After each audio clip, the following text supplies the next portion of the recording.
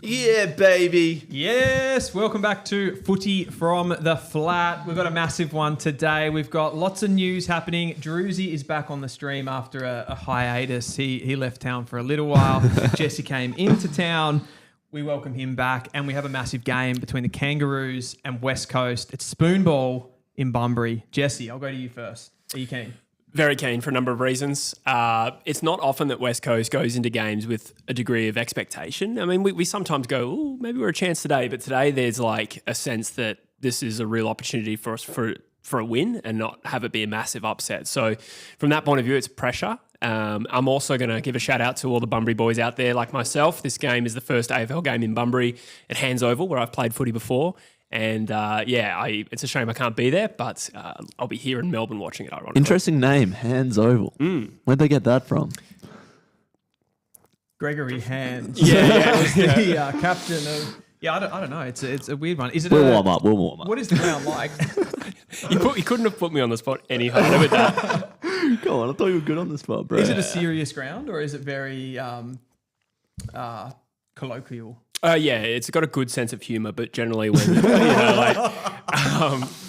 I think there's been some work done to it. I honestly I don't think I've been there for about 10 years because it's been a long time since I lived in Bunbury, but haven't set foot on it yet. Yeah, Only no. hands. Yes, Give that a warm up. We'll get there.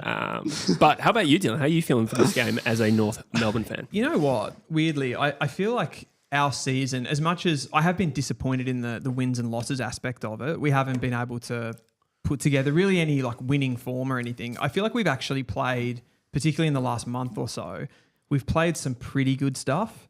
The draw against Brisbane sort of stands out. And then we obviously have the win against Richmond, which was like far from a dominant performance, but I think it's been decent. I think we're playing better football than West Coast.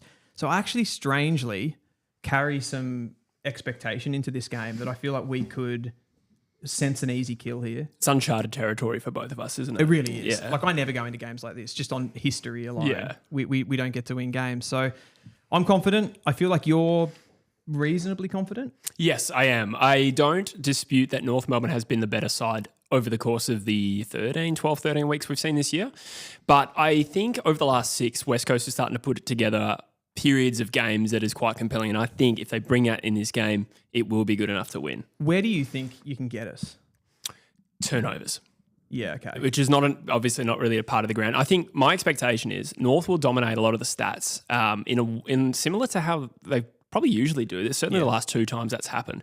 But I think back to the preseason game, and you don't want to extrapolate preseason, but in that game, North Melbourne had way more of the possession, contested ball. I reckon they smashed us, uncontested ball and clearances. But West Coast were able to prevent North Melbourne doing anything with it and came over the top and won a game that they probably didn't seem to play better in. So I suppose that's my prediction for this. As much as I said you shouldn't extrapolate the preseason, I reckon both of these teams will play like that today. And I'm optimistic West Coast will finish in front. I totally agree with you on the style of the game, not necessarily the result. I do feel we're one of those rare teams that actually scores more points in general from the clearance phase of the game. Like they're the games that we've really caught fire in this season. Like think back to the Melbourne game where it just kind of all comes together from centre bounce. I do feel like we can have messy entries and maybe you talk about that turnover game is probably an area where you can get us, but I don't know. I feel like I've said it on this stream for weeks in a row. Like I feel like West Coast just have so many older players that you guys are just carrying through. So I just think overall we're just going to like have too much, like with the likes of LDU and Sheasel and Wardlaw and these types of players, there's going to be too much quality in there. I think this is where I want to throw to Druzy. Hello. Because you're a neutral party in all of this. So you don't really have, I mean, you've sort of got a dog in the fight, the fact that you're a Freo supporter, which would make you anti-West Coast potentially. Yeah, I just want to see a good game. Fight Explosion said the spoon bowls always go hard. We got Pommy in the chat as well. And then King Kriller made a good point. They're actually like, for North Melbourne and West Coast standards, these two teams aren't in terrible form. Even though you lost to Geelong last week, Jesse, I thought it was a pretty valiant effort. A good first half against the Crows, and then you beat St Kilda the week before, and you just spoke about North's form, their deal. But no, I think we're in for a little contest here for sure. No one wants to lose at this end of the table when they're facing off against each other. So you really don't. I mean, the only example of, I suppose, like you wanting to lose the game is you guys do have a bit riding on finishing last, getting that number 1 draft pick, which then would give you picks 1 and pick 2. I think the way that this draft is shaping out, I think this comes into the conversation a bit, the way that this draft is shaping up, it's not necessarily like a massive advantage to finish bottom. Would you agree with that? Yeah, I don't feel at all as though I want West Coast to finish last. In fact, if West Coast lose today, it almost locks them into a wooden spoon at this point. That would put us 10 points behind the next lowest side in North Melbourne. So it's an 8-point game in terms of the battle for the spoon. But I think we've already won one. I don't know how many North have won with this group, 1 or 2. I'm sure both clubs don't want to win another one. You know, weirdly, as bad as this period's been for North, and there's definitely been a couple of spoons in there, I don't feel like there's actually been an enormous amount. Like I think about the number 1 draft picks we've had. It was the Horne-Francis season, and then I think we followed that up with another spoon. But we actually never got a number 1 draft pick in there. Was that the trade back with GWS? That was so we ended up giving up Horne-Francis and I suppose Cadman was the number 1 pick that year for 2 and 3 in that draft, which was Sheasel and Wardlaw. So we've definitely had a couple. I think for the amount of time we've been down the bottom of the ladder, we haven't had that many like number 1 picks, I suppose you would say. And you guys, like obviously there's differences in the history here, which you've identified for me on the notes, in that you guys actually won a flag less than 10 years ago. Yeah, where it's kind of Jesse wasn't happy when we were going through the show notes yesterday. He said, why does it say that these are the 2 least successful sides of the last decade? He really took that to heart. Yeah. It's half a decade. Come on.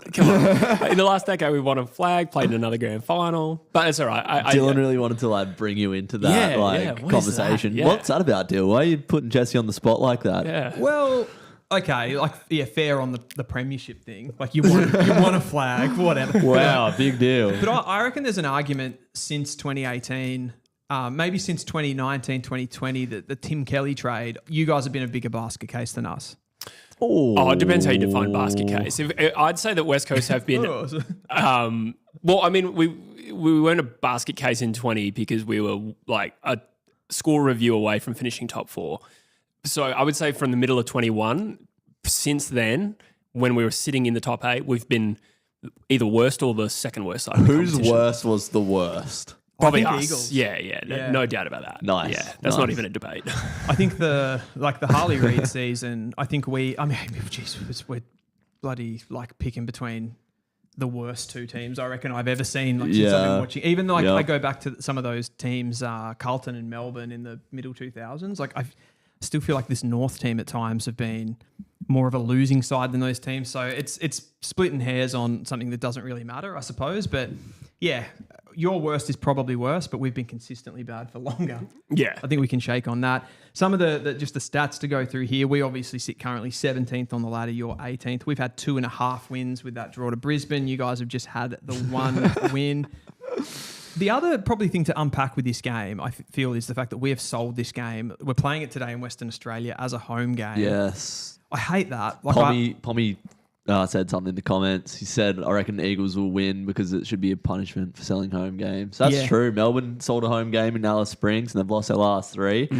That really must suck the life out of a club, I reckon. To be fair, when you show up to Marvel for a North game, it is a soulless experience. And not that you could speak to that, Dylan, because you don't go and watch your football team play, even though they're 10 minutes down the road. Oh, is that the question? Oh, just sort of wanted to leave that out there. There was a pause waiting for you to answer, so I guess so. I was waiting for him to actually ask me a question. Yeah. No, you could have clapped back, but you don't have a comeback. You have no leg to stand on. No, so. I suppose I don't. I mean, like, what is this? We're entertainment.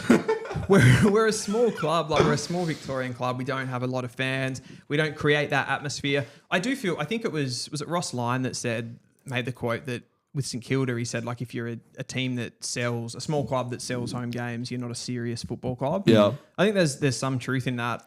It's probably, there's examples where it's worked for teams. I think the Hawthorn era, they always sold games to Tasmania. I think the difference there is that they did it on neutral territory, right? So like they're selling to a footballing state where they have supporters and the other team doesn't have an advantage. We're actually kind of giving West Coast a big advantage in this particular game. I never thought about that, about Hawthorn, but it always sort of seemed like it was a Hawthorn home game, even though it was away. They made it like because they were like sponsored by like Tasmania or whatever it was. And they do, to be fair, like strategically for them, they picked a state where they have a lot of fans traditionally anyway. So it sort of worked out and worked as a home game. But this is different, I feel, because we're giving we're playing our next 2 games right in Western Australia. We're staying over there. It's like for a young team. I feel like it's a big price to pay. We play you next week, Dylan. How exciting! Get a little Royal Rumble between us. Yeah, it's a bit of a true footy round robin at the moment. Yeah, I wish the Derby was the week after that. I do feel this back half of the year for North. I feel like we have an opportunity to actually string together some games. I know that like coming into the season, we had a tally set on winning like 7 or 8 games as the benchmark. And I feel like that's what North have to aim for. And it starts with this game today. I think in the back half of the season, we should be aiming to win at an absolute baseline 5 games. So we're like pushing towards like half of our games should be wins. Yeah, well, what'll today be? 3.5? Yep. Yeah. Yeah, you got time to make up. You could beat Freo next week because we're terrible off the bye, Dylan. We are notoriously bad off the bye. And it was only a couple years ago you upset the Dockers in Perth. North actually funnily getting upset at Optus because me and Jesse always take the piss out of each other, like probably the most when you lose it at home to North. I remember there was one in that's 21 like the game or 22. that you take the piss out of each other, is it? I was like, on the Eagles come down, I was a real staunch Eagles hater, and Jesse sort of resents me for it. But I think it was 23 when Griffin Logue went back and got that close win. And round 2. Yeah, Jesse got into me for sure. I have to take all the opportunities I can get. We only get like a couple times a year where West Coast fans can chirp up. Yeah. And I reckon round 2 is a good time to do it. I've been better though. I haven't been like... No, I agree. But I wonder how much of that is your character and how much of it is West Coast shitness fatigue. Like how much can you really like wring out that flannel? Well, like last week I just wanted you to win because like, Geelong is sort of relevant to us on the ladder. So it does have that. Like, I rather want to see you lose by like a big margin or get a win that helps us out on the ladder. There's no in between. But that's exactly the same principle I take into like Liverpool, Manchester United. Yeah. So if Manchester United are playing City, I'm desperate for them to take points off City. But literally anyone else, I want them to lose and embarrassingly lose. Is that a fair? Yeah. Oh, that's valid. I'm the same with Fremantle. No strong thoughts about them other than what benefits West Coast. And if it's a particularly funny loss that Fremantle can have, well, those are some of the moments of joy you can take when your team is rooted to 18th. How much joy did you get out of that St Kilda loss on a scale of 1 to 10? I actually didn't watch that game. Good. I think, to be fair, let's unpack it. I think also I'm quite invested in my footy tipping. I'm pretty high in the Bunnings Melville footy tipping competition. Shout out Bunnings Melville. Big flex. I can say which store it was now because I don't live there anymore. And I tipped Fremantle, so I was a little bit salty, to be honest. Yeah, I think most people would have. The chat's popping off. We got Mitch, we got Woody in here, Pommy. Pommy asked a good question. Do you feel like AFL clubs really distract from the basic of sporting economics? In real life, no one cares about the off-field, but win football games, members increase, crowds, etc. That should be the only focus. Like selling games, I think that's in light of. Like, yeah, surely just getting that right first should be the priority. I think that's where you see this area of the game is where you kind of see the difference between like the haves and the have-nots, because you don't see like West Coast don't need to do this obviously, whereas the teams that are looking to do it are generally speaking they are those like smaller Melbourne clubs. We talk about the Saints have done it at times. North Melbourne have done it. Melbourne have done it. Hawthorn did do it. Who probably don't necessarily fit the bill. The Darwin? Yeah. They are still selling it. I think that's also to do with the commercialization of that team across like the northern states in particular. So that's good business though. I don't think that's quite the same thing. But it's again it probably fits more of that Hawthorn profile where you sell it to a neutral venue to try to almost encroach on territory that isn't taken up by traditional AFL fans. So I think that's really smart. North have tended to I don't know, like North with their entire business of how they run the football club. I feel like we always are playing like catch up to different teams. Like even this doesn't seem like a very sound strategy. Like, it's cash in the bank potentially. It's not like, what are we doing? We're not buying into a new market, are we? We're not going to suddenly take over the West as a football club or something. It seems a bit just like a cash grab. So I'm not a fan of this at all. I wouldn't be surprised if West Coast and or Fremantle push for it a little bit because of the travel burden that both of those clubs face as well. So was that somewhat built into it? Was there AFL money involved in this to help out the travel for the two? I'm not sure clubs? if there was AFL money. I don't know. I know Freo in recent years have put a lot of sort of emphasis on travel and the effect that it has. I know someone that's done like research at Freo on that, the effect of travel on performance and that type of thing. So, we've got our next 3 games at Optus, and I think we finished the season with 7 of 11 in Perth. So that's definitely been a point to be made in this next 3-4 weeks. We got the bye this week, so we get a month in Perth, which has been unheard of. As far as these two teams go, back to sort of North and West Coast and off the economics of football, I was just having a look at some of the top-end draft picks. We talk about how these teams have been abysmal for at least the last 3.5 seasons. West Coast, since the start of 2022, have had 11 wins, and we've had 10. So that kind of just big numbers paints the picture, doesn't it? That's all you need to know. But the first round draft picks, you go through West Coast. So back in 2021, when that would be the date that I would set the rebuild of West Coast sort of starting on. You took Campbell Chesser in that draft as a first round draft pick. What is it with people in Campbell Chesser? Bro, he's not a first round pick, is he? Yeah, but I'm sure you go so through defensive over him, bro. Yeah, but how many years sorry, maybe we're derailing your point, but how many first rounders turn out to be bust? But Campbell Chesser, I just keep hearing that as a meme all the time. He's playing in the twos. Like, he's just not going to be... You took Jaden Pitt over Jack Darling. Yeah, all right. That's all right. And you can laugh about it. It's fine, bro. Continue. We can say that Jaden Pitt's a flop, but I don't know. That was a good draft that you got wrong, I think. Do you think, like something I keep hearing from West Coast fans, which probably Chesser fits into that bill too, it's like he was this sort of like didn't have a position. And you were not happy when they took Chesser. Yeah, but I just... It's the meme factor that I was questioning. Yeah, well, I can cop it, bro. He personally cops too much. Yeah, disproportionate. Right. Yeah, okay. It's not his fault. You shouldn't have taken him with the pick that you did. Do you think he's a write-off? I think that every time he started to get going, he's gotten injured. I think underneath there's a serviceable AFL player, but I think when you spend so many stints outside the team for such long periods, he's probably done. He's just come back into the Waffle side and played 2 okay games, so we'll see. But I think he's probably a delisty. Gotcha. I mean, he's probably like the Will Phillips to North Melbourne, really, how that's kind of turned out, which we'll get into later. But the next draft, you took Jimby and Hewitt, and I think that draft has to be a success. And then you go into Harley Reid, clearly the best player in that draft, and then into Bo Allen. So you've taken 5 first-round draft picks in that time. You juxtapose that against the Kangaroos. We've taken 9.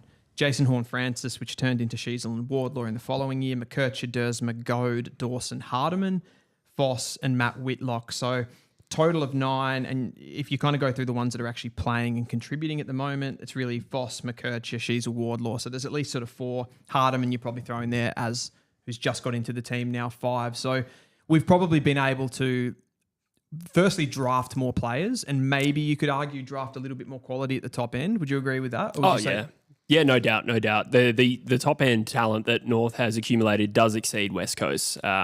Without going into a full analysis, I think some of West Coast's better picks have been later as well. Like Brady Hoff is an example, a really key player of this team already.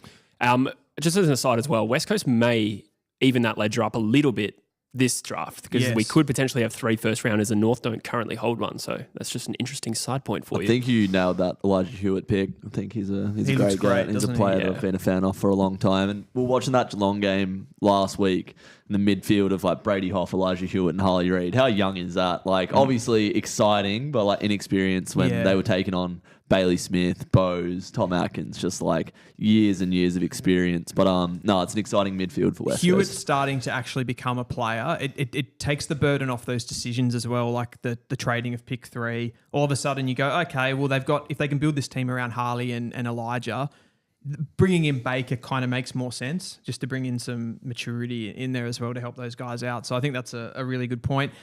Pommy just put in the chat before, who do we think wins and why? We're pretty close now to kick off. So I think we've sort of gone over it a bit. I think it was Muzzy. Oh, was it? I thought it was Pommy that you're right. that put that. But we'll offer a final prediction. I'm going to say North by 37 points. Wow. Really? Was that a wow? Yes, that's a wow. Big smashing at the bottom of the table. In Bunbury. In WA, yeah. One thing that should be said as well is this was true in the preseason game, and I've seen it about this game as well, is going to be a howling breeze, apparently, which will be a huge factor. Who wins the toss? Who makes the most of that? So maybe a blowout is possible. I'm going to tip West Coast by 11 points, having said all that. Yeah, I'm leaning towards West Coast, weirdly. The WA Really? factor. Yeah, I don't know. Well, this isn't really a home game for us. Yeah. It's not like it's a different ground. We don't travel. That's the advantage we have. But it's not quite the same as playing at Optus. I also think when these two sides play each other, the home and away factor hasn't mattered. You guys have won at Optus as much as we have. Yeah, and we beat you in Tassie last time. Yeah, didn't we win the first leg? Yes, yeah. Wasn't a two-legged thing, but we won the first game at Optus, and then you guys got us in Tassie. Yeah, like you said. I think it'll be either way, two goals. Actually, another thing is the trend with the last 3 or 4 West Coast North games has been one team has gotten out to a big lead and then been reined back in. In some cases, the team has come over the top and won, and in other cases, it's just been closer. But it could be one of those games where we see one team get out to a lead, but we can, in my opinion, expect it to be close. Get your predictions in the comments. Logan says, this is a game purely for Supercoach players and North and West Coast fans. Yeah, true football purists are tuning into this game today. You could argue it's not for North or West Coast fans either, but mainly just for super coaches. But I'm just looking at Mitchell there in the chat as well. I think you'd be shocked how many North fans there are in WA. Is that a thing? True. It's actually... Actually, that didn't even do it properly. Looking pretty blue over there. I know both teams wear blue. There's a Dockers hat. Love to see it. That is my memory of Bunbury. Like, North fans were well represented. I'll give you a theory as to why. Because it's north of Perth? Yes. What? No, it's not, though. It doesn't make any sense.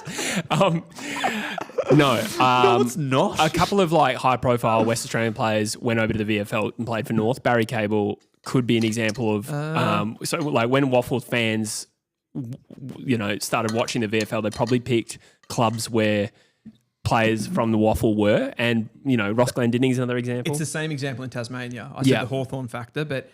Saints, Richmond, Hawthorn. That's where the majority of the Tassie guys went to play their VFL footy, and it's same reasoning. North were also the team of the 90s as well, so maybe there was some fans who started watching the VFL when it expanded and thought, oh, do I go for what was only West Coast at the time, or do I support this team that has this young Wayne Carey fella on it? I don't know. I'm spitballing at the moment, but there's a few reasons why that might be the case. I like it. The last thing to go over with these two teams is that 2023 draft. I just wanted to bring it up. Who would you take? Drew, I'll go to you, Drewsy, because you're the neutral. Would you take, not that this is the exact thing that they had to choose between, but would you take Harley Reid or would you take McKercher and Dersma?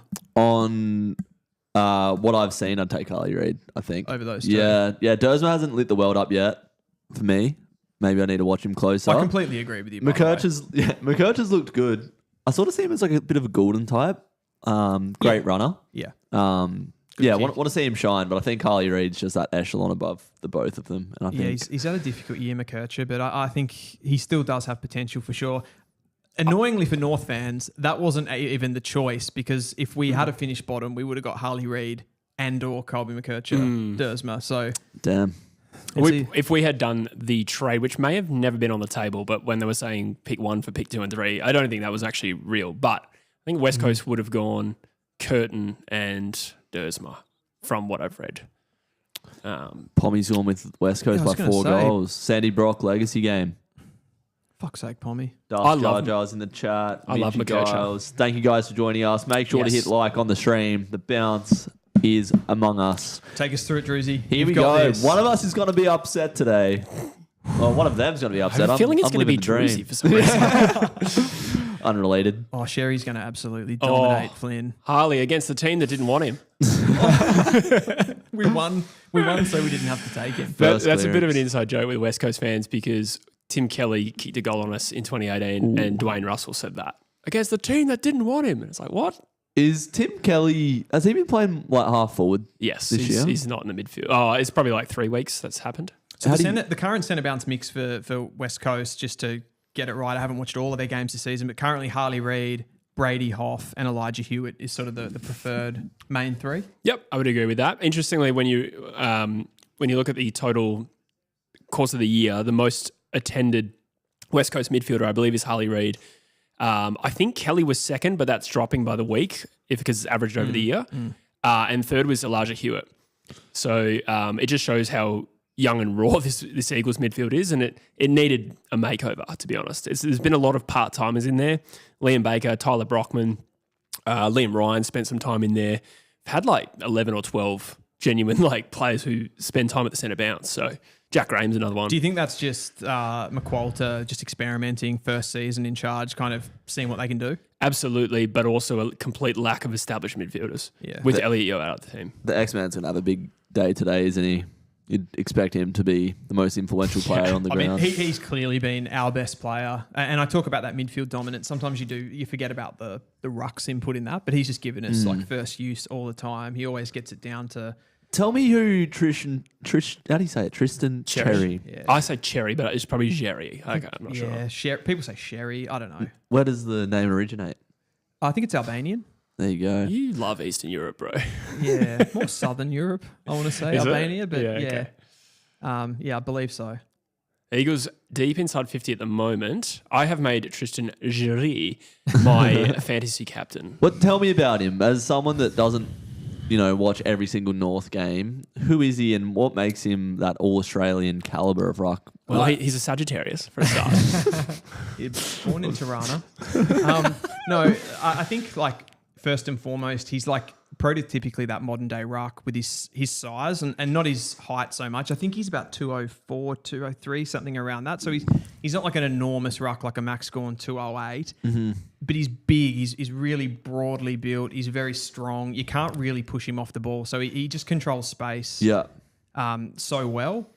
What I think is his main strength, though, in that midfield mix is how well he follows up. Nice. So he's not a one-and-done guy. Yeah. He's straight at you, at the opposition. He tackles really hard. He gets ground balls. And this year, I think he's gone to another level because he's been better at bringing the mids in with his hands as well. Like, he did dump kick a bit. He'd win a lot of clearance last year by just throwing it on the boot, and then we'd get intercepted and turned over against. But he's improved that a little bit. And he does do what those modern rucks do as well. Like, he gets back, takes some intercept marks. He's a pretty good target up the line for a team that doesn't have a lot of good key position players. So I think that's what he brings. I think he's now like a top 3 ruck in the comp for sure. Would you prefer him or Luke Jackson in the ruck? Just to bring a good question. Why? Yeah, good talk to the reason I bring it up is because everyone's saying like Cherry's the best ruck in the competition right now. And I don't know, I just prefer Luke Jackson personally. My boy. Yeah, sweep away marriage. In the back? Gee, that was soft. God, Cherry's... It was a bit soft, but possibly there. Cherry's taking Caleb a height Daniel hit was real very quick. small. Oh, it's Caleb Daniel. How do you mix those two up other than the helmet? It was a joke, bro. Oh, remember we make that was jokes? Good. That was good. Yeah, we make jokes. There's something we haven't touched on in the comments from AFL and NBA time. Darling against his old team. There is a no returns policy on that, by the way. 3-year contract, bro. Well done. You got a 3-year contract at North. Yes. Wow. Nah, I love him. Great servant of the club. Widescreen TV would take Jackson. It's good to know. Yeah, don't be hating on my talking points, bro. No. Like, in all seriousness, to answer that question, I think like you would absolutely take Jackson as a project. I think Tristan Cherry, without watching every single minute of Freo's games, I think Sherry's probably had a better, more consistent year. And that's all I'm going off for this season. But Jackson can do more than what Tristan Cherry can, right? In transition, particularly, and then what he can do forward. But I think Tristan Cherry, as far as like milking every ounce of talent out of himself, Gotcha. I think he's pretty admirable. He's playing at the peak of his abilities right now. You think? Absolutely. Paul Curtis is lining up for the first goal of the day, and it goes to North Melbourne. Kanga. I think there was a comment saying. My eyes aren't great, but it said that the breeze isn't too much of a factor. Well, Jai Simpkin just had a snap about 3 minutes ago, and I don't know if it was the breeze or just an almighty that's shank. just Jai. It's just Jai Simpkin. Okay. No, it does look a little bit breezy down there. Yeah, but I don't know if it's favouring one side. It might be blowing into a pocket, which makes it tricky. Paul Curtis has been a top 10 rated player in the comp this year? Yeah, he's been phenomenal. He had that suspension, obviously, which I think that's going to hurt him for the All-Australian team. But I think North fans have probably seen this coming for the last few years. Like he's been able to put together moments in previous seasons where he's shown all of that. Like he's so powerful. I think they talk about his bench pressing. Unbelievable. You just see him there coming through stoppage. Like the West Coast fans just had their hands all over him because he was just pretty much too strong. And he's pretty good in the air as well. Like he's that hybrid type. Definitely this season been one of the best small forwards in the comp. And how many goals has he kicked? Be big numbers, I reckon. I love Wardlaw. A tackle. Wardlaw versus Reid. That's going to be fun to watch. Jack Graham's been a good player for you this year, hasn't he, Jesse? Yeah, I mean, for the price, He's pretty much exactly what we would have hoped for realistically. That is way too easy for Simpkins to just walk that out of a stoppage. Is that Constantil. Little chip. That's a free. It's got to be front on. That's a free. Luke Parker sitting under it. Luke Parker's been one of our best players this season. Out of those 3 recruits, Caleb Daniel, Jack Darling, Luke Parker's been the one. Yeah. Really? Yeah. Well, he was like pushing selection on a very good Sydney team before going to North, wasn't he? You know, Jack Darling was like just playing because West Coast couldn't really play anyone else, and Caleb Daniel was a reject at the Dogs. Yeah. So it makes sense. Even that contest there, like we'd have players that would sort of just like turn their body on that, but he's like, I'm keeping front on, so I actually win the free kick and I'll take the contact. I don't care. Bang. And he's been so awesome for as a defensive mid. Parker kicks the second of the day. A fast start for North Melbourne. Well, West Coast had the territory early, and I thought the stoppage craft was looking good until I just saw Jai Simpkin basically walk out of that stoppage backwards with a blindfold.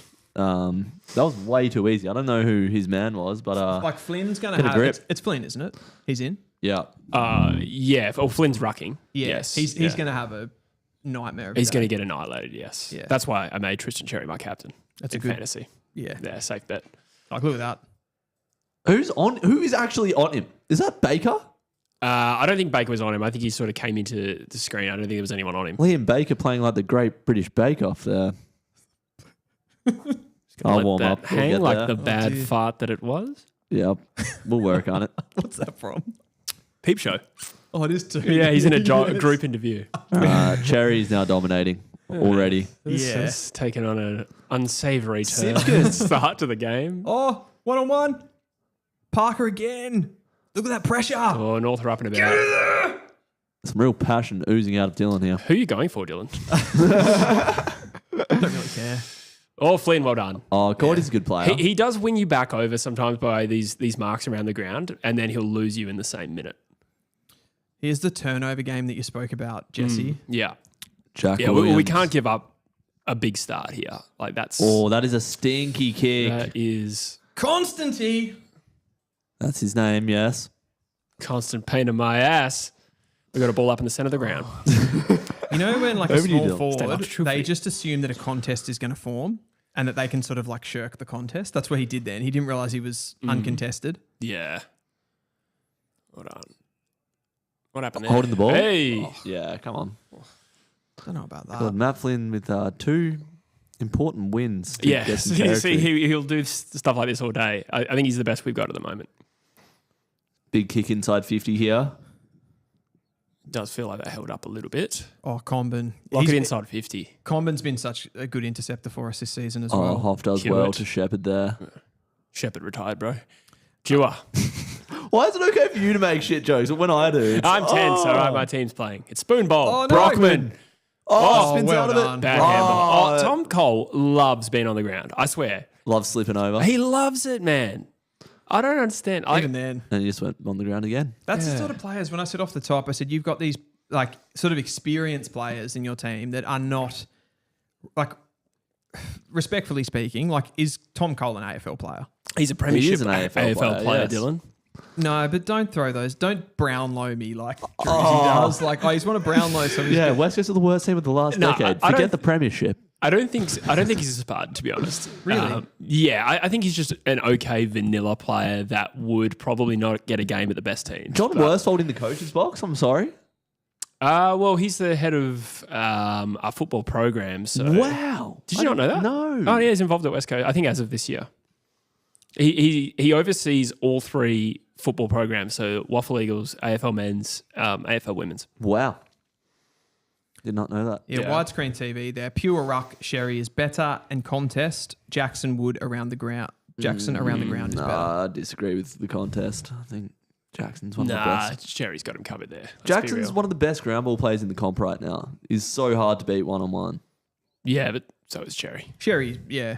Cherry's not a better ground ball player. That's not even a conversation. Well, ground ball and contests are not exactly the same Or thing. competing for a ground ball, I'd take Jackson every day of the week. Yeah, you'd imagine he'd be more limber and able to do stuff like that. Oh, he's definitely more Let's more stop athletic. He's got pretending more, that. Yeah, more speed and it's a silly conversation, really.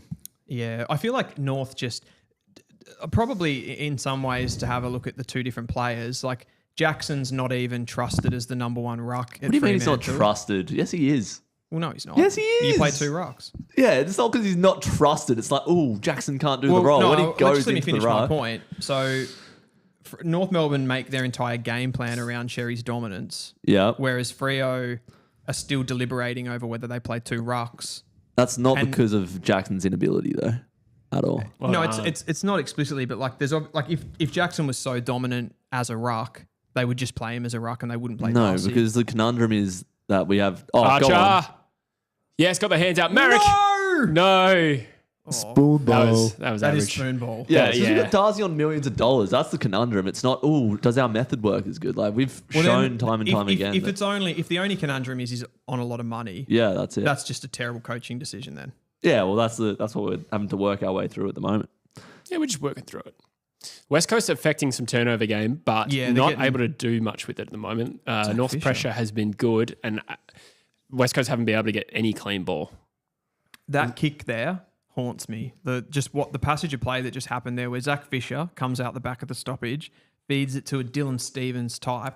You could replace Dylan Stevens there with Bailey Scott or Darcy Tucker, and then they just bomb it. You would love Liam Duggan.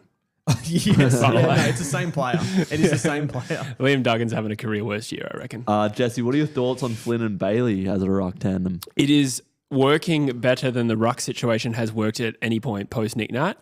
So it's the best we've got. I didn't believe in it when they first selected it, but it seemed to work briefly. Mind you, they are not going for it with this game. Bailey played waffle yesterday. That's pissed me off, that, from Fisher.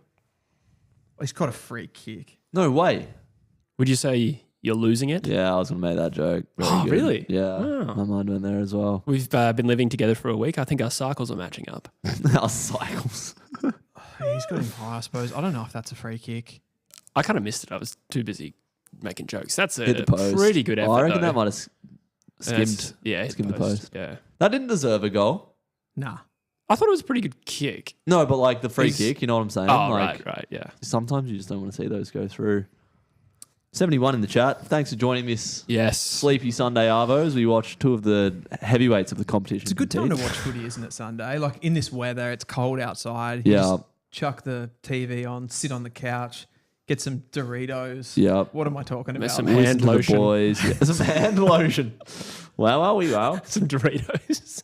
Some Spoonball What a combination. in Bunbury. Shout out to all of you out there. This channel over the course has had a lot of input from North and West Coast fans, probably because we've done a lot of draft content, both now and in the past, and me being a West Coast fan up until this point. So, Are you a West Coast fan? yeah. That's crazy. I like to keep it pretty quiet. Dewar has the kicking duties. Oh, do you? Is he playing a half-back, is he? He does, yeah. He's been more back and wing than he has been forward this year. God, I thought he was more Flynn wing. just... Is that Flynn or Archer? It has rotated a little bit this year, I think. I think against... No, actually, most of this year he's probably been behind in the back half, I'd say. Getting real frustrated with umpiring. I just watched the National Champs game earlier today, Metro and SA, and like the whistle was just going off like every contest, and it was really hard to watch and like get any flow in the game. And there were tons of 50-meter penalties and off the ball things happening, and I feel like it's carried into this game. It's a trend over 2 games. It's frustrating me. Back to you, Druzy. I just couldn't tell the difference between... was that Archer that had the ball before? Was it Archer? That was Archer. Yeah. Yep. He took the mark. And then they've just given the free to Oscar Allen. Really took the sting out of the game there. Wooden Spoon Data asked if I'm looking at changing the direction High tackle. because I said up until this point, no, it was a bit of a throwaway thing. Oh, Griffin Logue. What a player. What did you give up for Griffin Logue? Was it like future Late. second or pick 20 or something like I that? think, yeah, it was either late first, early second. I wonder what we Maybe did with pick that. 28 or something, was it? Yeah, we were gutted to see him go, but not missing him. No, well, he's not even been making our best team. That's crazy. We've been going. Oh, Archer! Speak of the devil. The better Archer.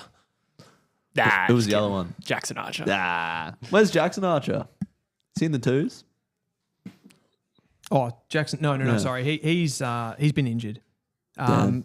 He did a really bad hamstring injury. I think he then came back, and I think he might have re-injured. North fans will probably pull me up on exactly what happened there, but I actually saw him the other day. I was walking past Arden Street, and he was doing some stuff like on his own. Yeah, just some straight line running type stuff. Yeah. So there's something going on there, but he'd be absolutely in our best team. Definitely our best like small lockdown defender. But that ball in there, like that's classic North. Like not being able to defend, that's so frustrating. Archer lines up for his 5th goal of the season. He's not a great set shot. And he shows it there. That's maybe the worst of the year. We were speaking about this the other night. I think Jason Dunsall said he could have kicked that, but he was just a bit retarded. He said that in his commentary. Oh, yeah, but Isaac Rankin. Yeah, what was it? So retard means to slow something, right? So I think... I can't remember exactly what he said, but it was something along the lines of he would have done that, but he's been retarded.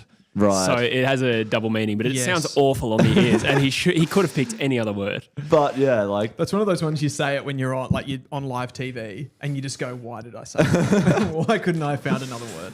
But, yeah. Nobody uses that word in normal context. Good mark, sir. That's a good mark. It's crazy to think that the joke's gone, never mind. I was going to say they've managed to get Harley Reid's brother in the draft as well. But Curtis over the back. Gee, that was close. That was kind of close, yeah. He's kicked it. End-to-end stuff there for the Roos. Curtis plays particularly well against West Coast. Ooh, Harley's a bit sore. I imagine most of the North players play well against West Coast just because it's Got that. They're on the same level, but I imagine it's the same for you guys. I know too. what you mean, but I feel like he's a factor a lot. Like there was that game we beat you in 23 and he kicked 4 1/4, I reckon, and he nearly won you the game. And I want to say around that, he's just generally kicked a bag against us. I think against, like, this is just my opinion on watching North for the last few seasons, but pretty much every team we play, forwards that aren't, and I think Paul Curtis is different now, but forwards that you don't really have in that top echelon, they come up and play really well against North. Yeah. Like we play Carlton and Jesse Motlop types, Zach Williams all of a sudden starts to look like he's a 50-goal a season small forward, you know what I mean? Just because of the quality. Agreed. Although, to add some nuance for West Coast, when Brady Hoff's playing back, he actually does do a great job of shutting down opposition forwards. So that's not something that happens to us every game. I've just, for a while, even before, now Paul Curtis has a bit of a profile, but now... Yeah. Sorry, 2 years ago he didn't, and I've known he was good for a while. Yeah. If that makes sense. Speaking of good players, here's Liam Duggan with a Get him on the kick ball. down that could go over the back. Ooh. Here's Hardiman. Hardiman's done really well this season. I think like North fans were keen for him to get in the last couple of years. Finally has, and he's just a bit of a goer like that. Oh, that was over the shoulder, Ryan's surely. Dangerous. Oscar has a bit of a gallop, and the kick is a little aimless. They're working hard, North. I was going to say, look how high constant he's getting. He's been in that D50 like plenty of times. Curtis again. North's best really shining here. I think Cherry and Curtis have been rather large. Wardlaw hasn't really got near it. Particularly Cherry. Oh, he's just a cherry Sheezel. on top. Yeah, Sheezel hasn't had much of an impact so far. That's true. I haven't actually noticed him. Oh, that's a great. Have they paid that? Looks I like think that's it. a mark. I would say that though. I don't know when it actually bounced out. Yeah, no, my prediction is looking pretty solid. Did you tip North? No. I was being sarcastic. But what I did say was there has been a trend of one team getting a bit of a lead and then being hemmed in. So I'm not losing faith entirely yet. And with this breeze, who knows? But obviously it's looking pretty one-sided at the moment. Where's Sheezel? He just kicked that ball inside 50. Oh, yeah. Someone he just said, missed did he that. get off the plane? That would have been a pretty big goal, to be honest. So I'm glad that Zohar missed that, just in case it wasn't clear. Yeah. Duggan taking the kick in. That's good for you guys. Safe pair of hands. Experience. He's a little bit... Another one that with Duggan, like, I think Jai Simpkin's probably a better player than Duggan, but kind of like one of your main leaders in the team. And you just look at Jai Simpkin and his performances when North really need it, and they just don't really stack up. Yeah. They're just those like underwhelming leaders and kind of show the recent history that both clubs have had. In fairness to Duggan, I wouldn't have said that was true of him last year. I'd say there's been a clear regression this year. He looks pretty rattled every time he gets the ball. He's always been a pretty iffy ball user, but it didn't matter as much as it is mattering now. But he's not Zach Merritt, is he? No, God, no. Like that's as far as like Or you is know. he? Cripper. Cripps. Nah, that breeze is definitely having an impact. Just Paul not Curtis, because of well he done. missed, but because of the way the ball hung in the air there. Chabi Joe would love to hear your views on Marek and where he's at now that he's been moved to half-back, Jesse.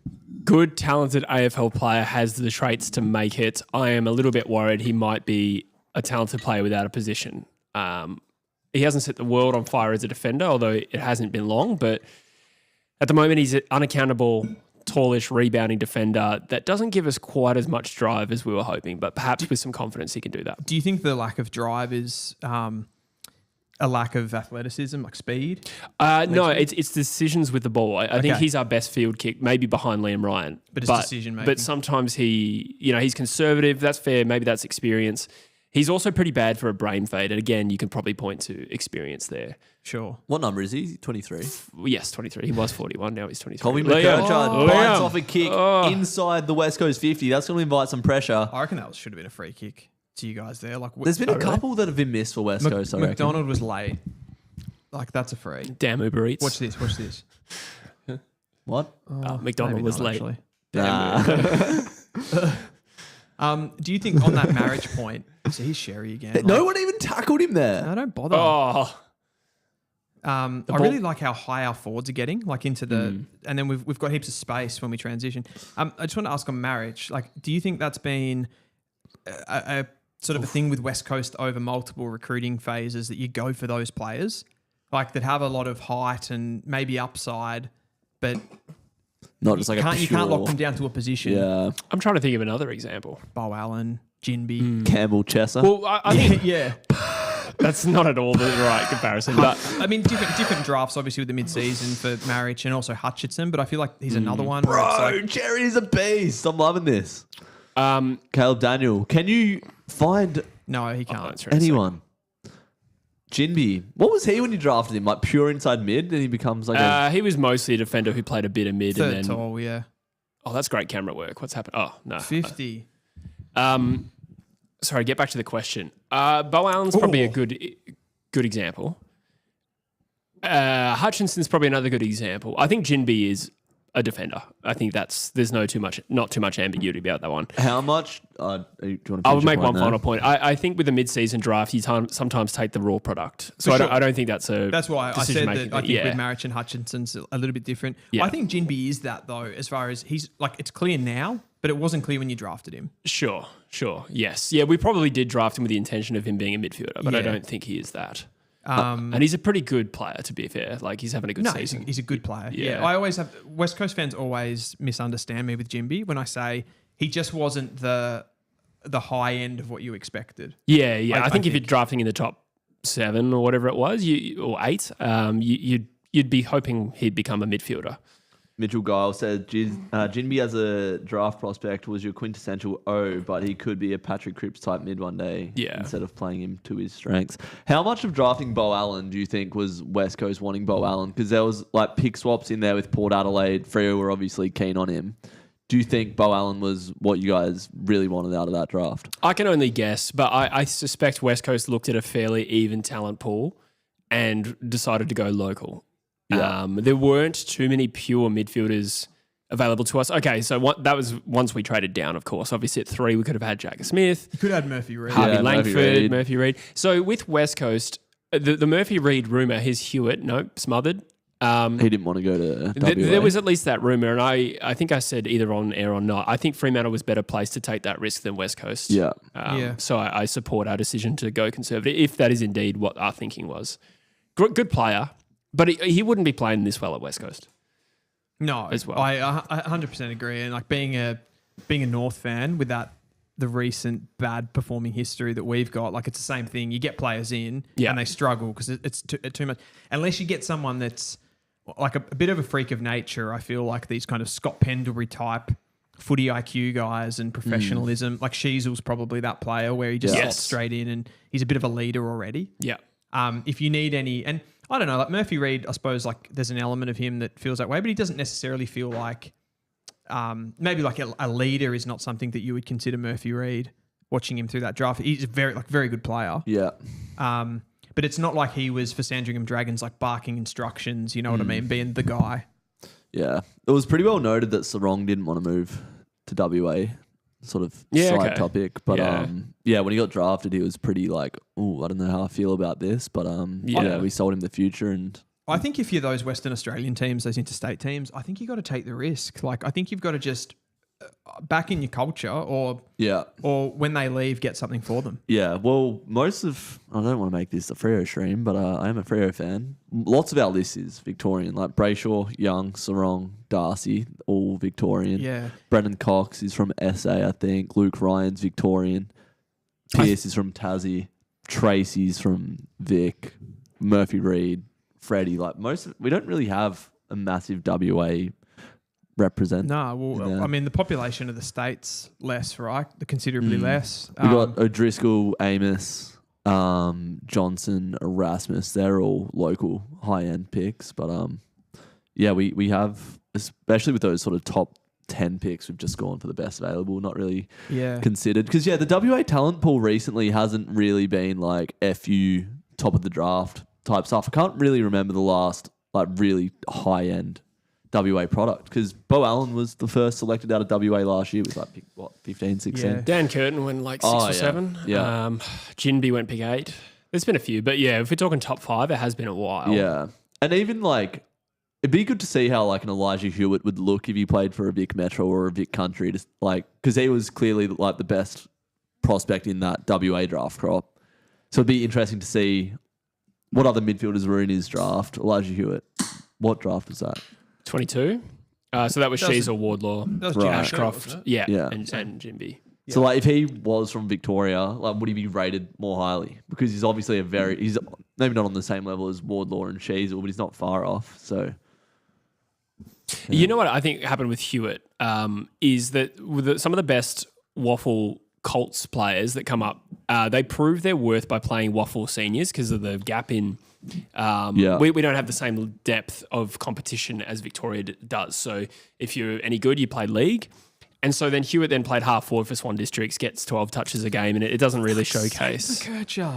Ali Reid's battling in there. We got 1:44 to go in this first quarter. West Coast have been teasing the rim of the outside of the 50-metre mark. Jack Graham, how's the ball use? Just that final kick has been good, isn't it? Not even bad, horrendous.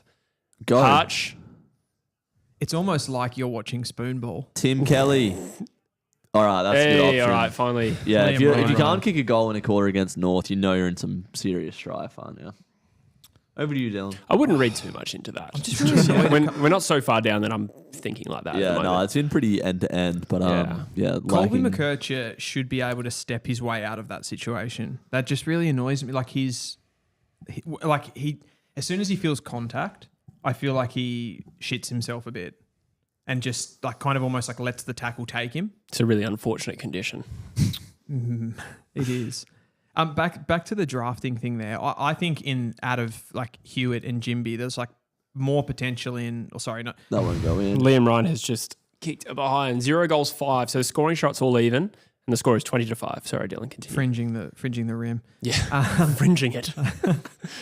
Is that a verb? Oh, sorry, 20 inside 50s to 10. That's interesting. In favour of? God, this really West is Coast. a Spoonball. There's a kick in 10 Ball! metres. It was already a ball up. If I hear another North Melbourne fan say that Tom Powell's been one of our best players this season, I'm going to scream.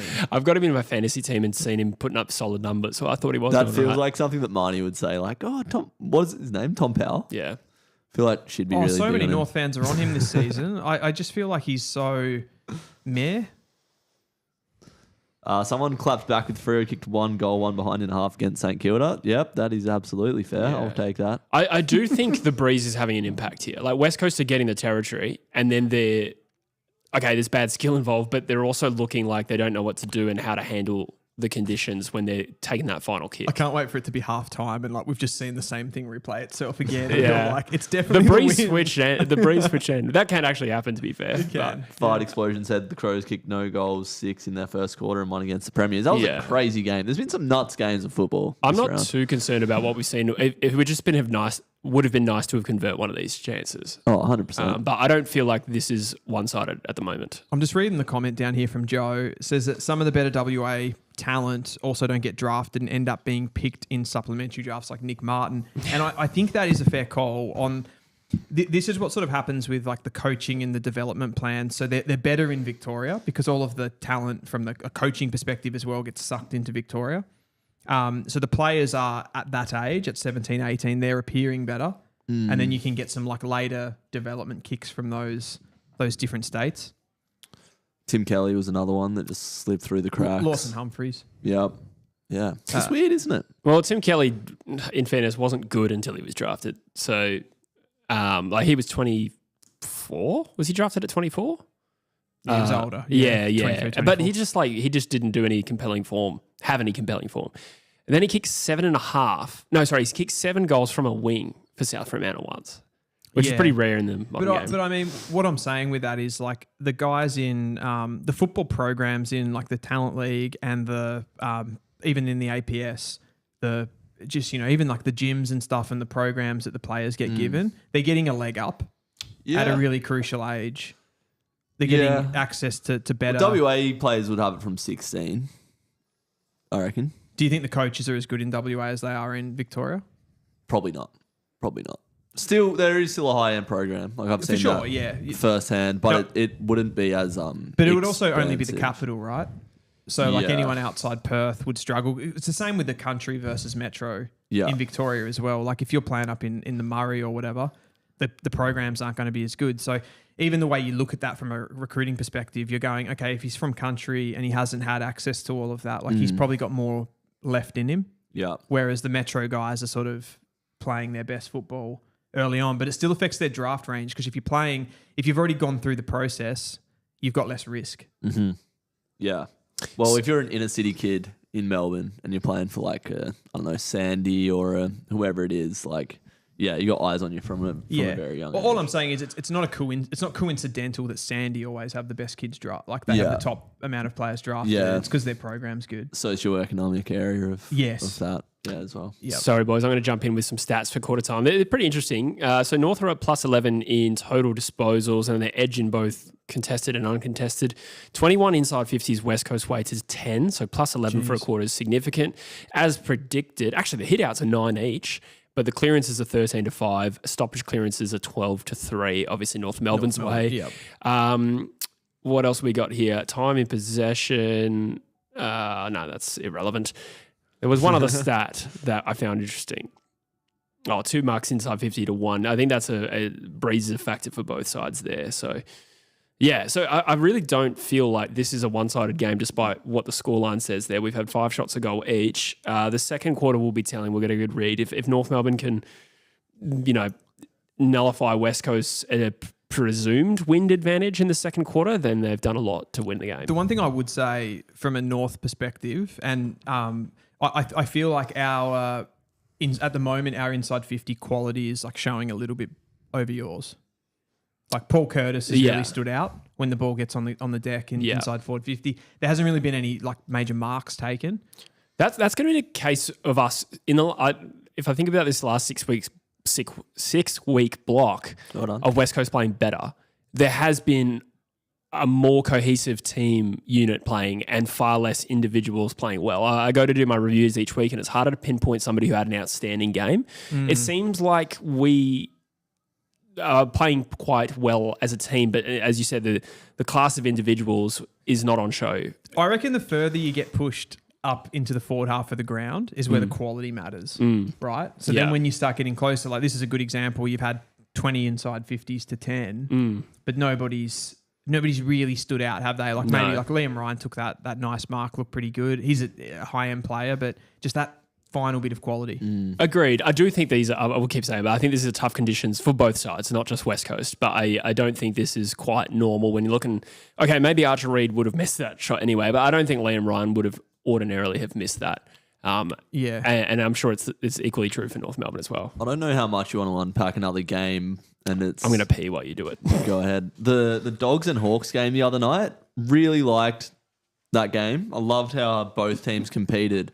It was just that last kick for the Dogs all night, the way they sort of moved the ball up the ground. I was watching it with Jesse. It's like this crisscross fashion where they'll have like 2 players sort of hit up. One will either take the mark or one will crumb. This is the Dogs going forward. Yeah, but like once they got inside 50, like West Coast here, they just couldn't get that last clean disposal. Last thing going. Yeah, it was Sam Darcy comes back in and fixes that up, though. You think?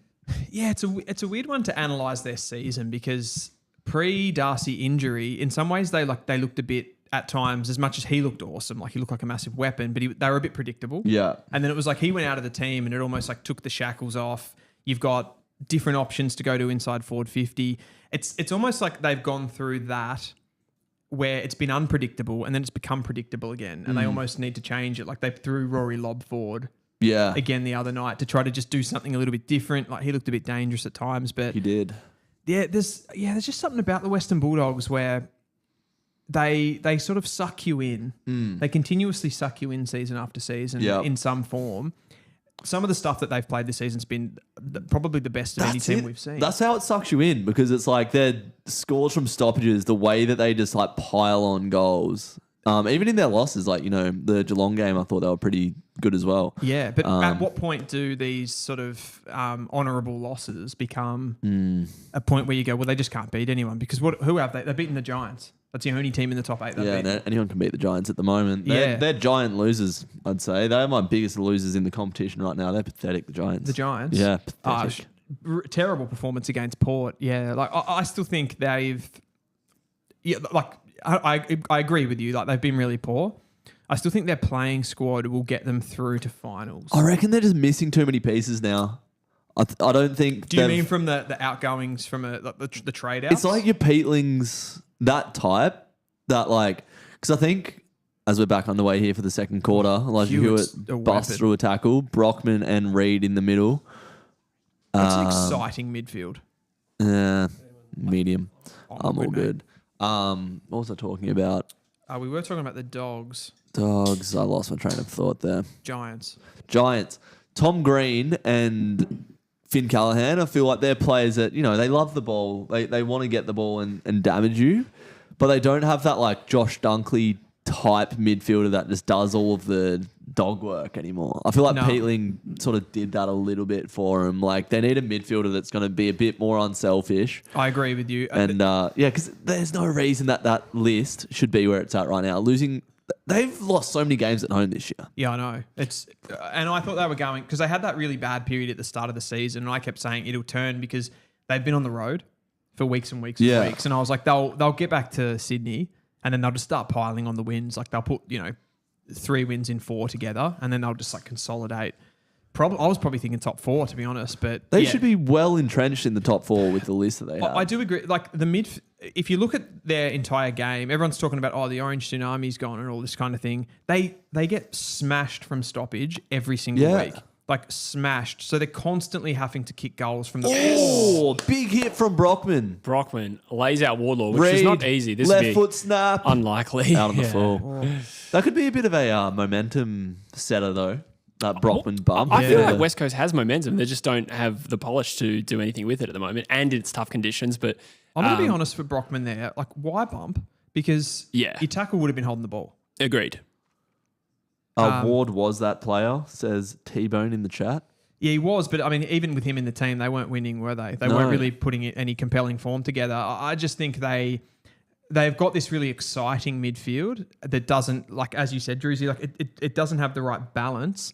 They're getting, like, they're one of the worst teams in the competition from stoppage. Like, it's not just like, they're getting beaten a little bit. They're like bottom 3. Yeah. I don't know how much drafting would have rectified this in the last 3 years, but one thing I noted was when Taranto and Hopper left, I expected with every draft GWS to go midfield heavy. Okay, they took an academy player in Ralston, who I think is fairly decent. I haven't really tracked him.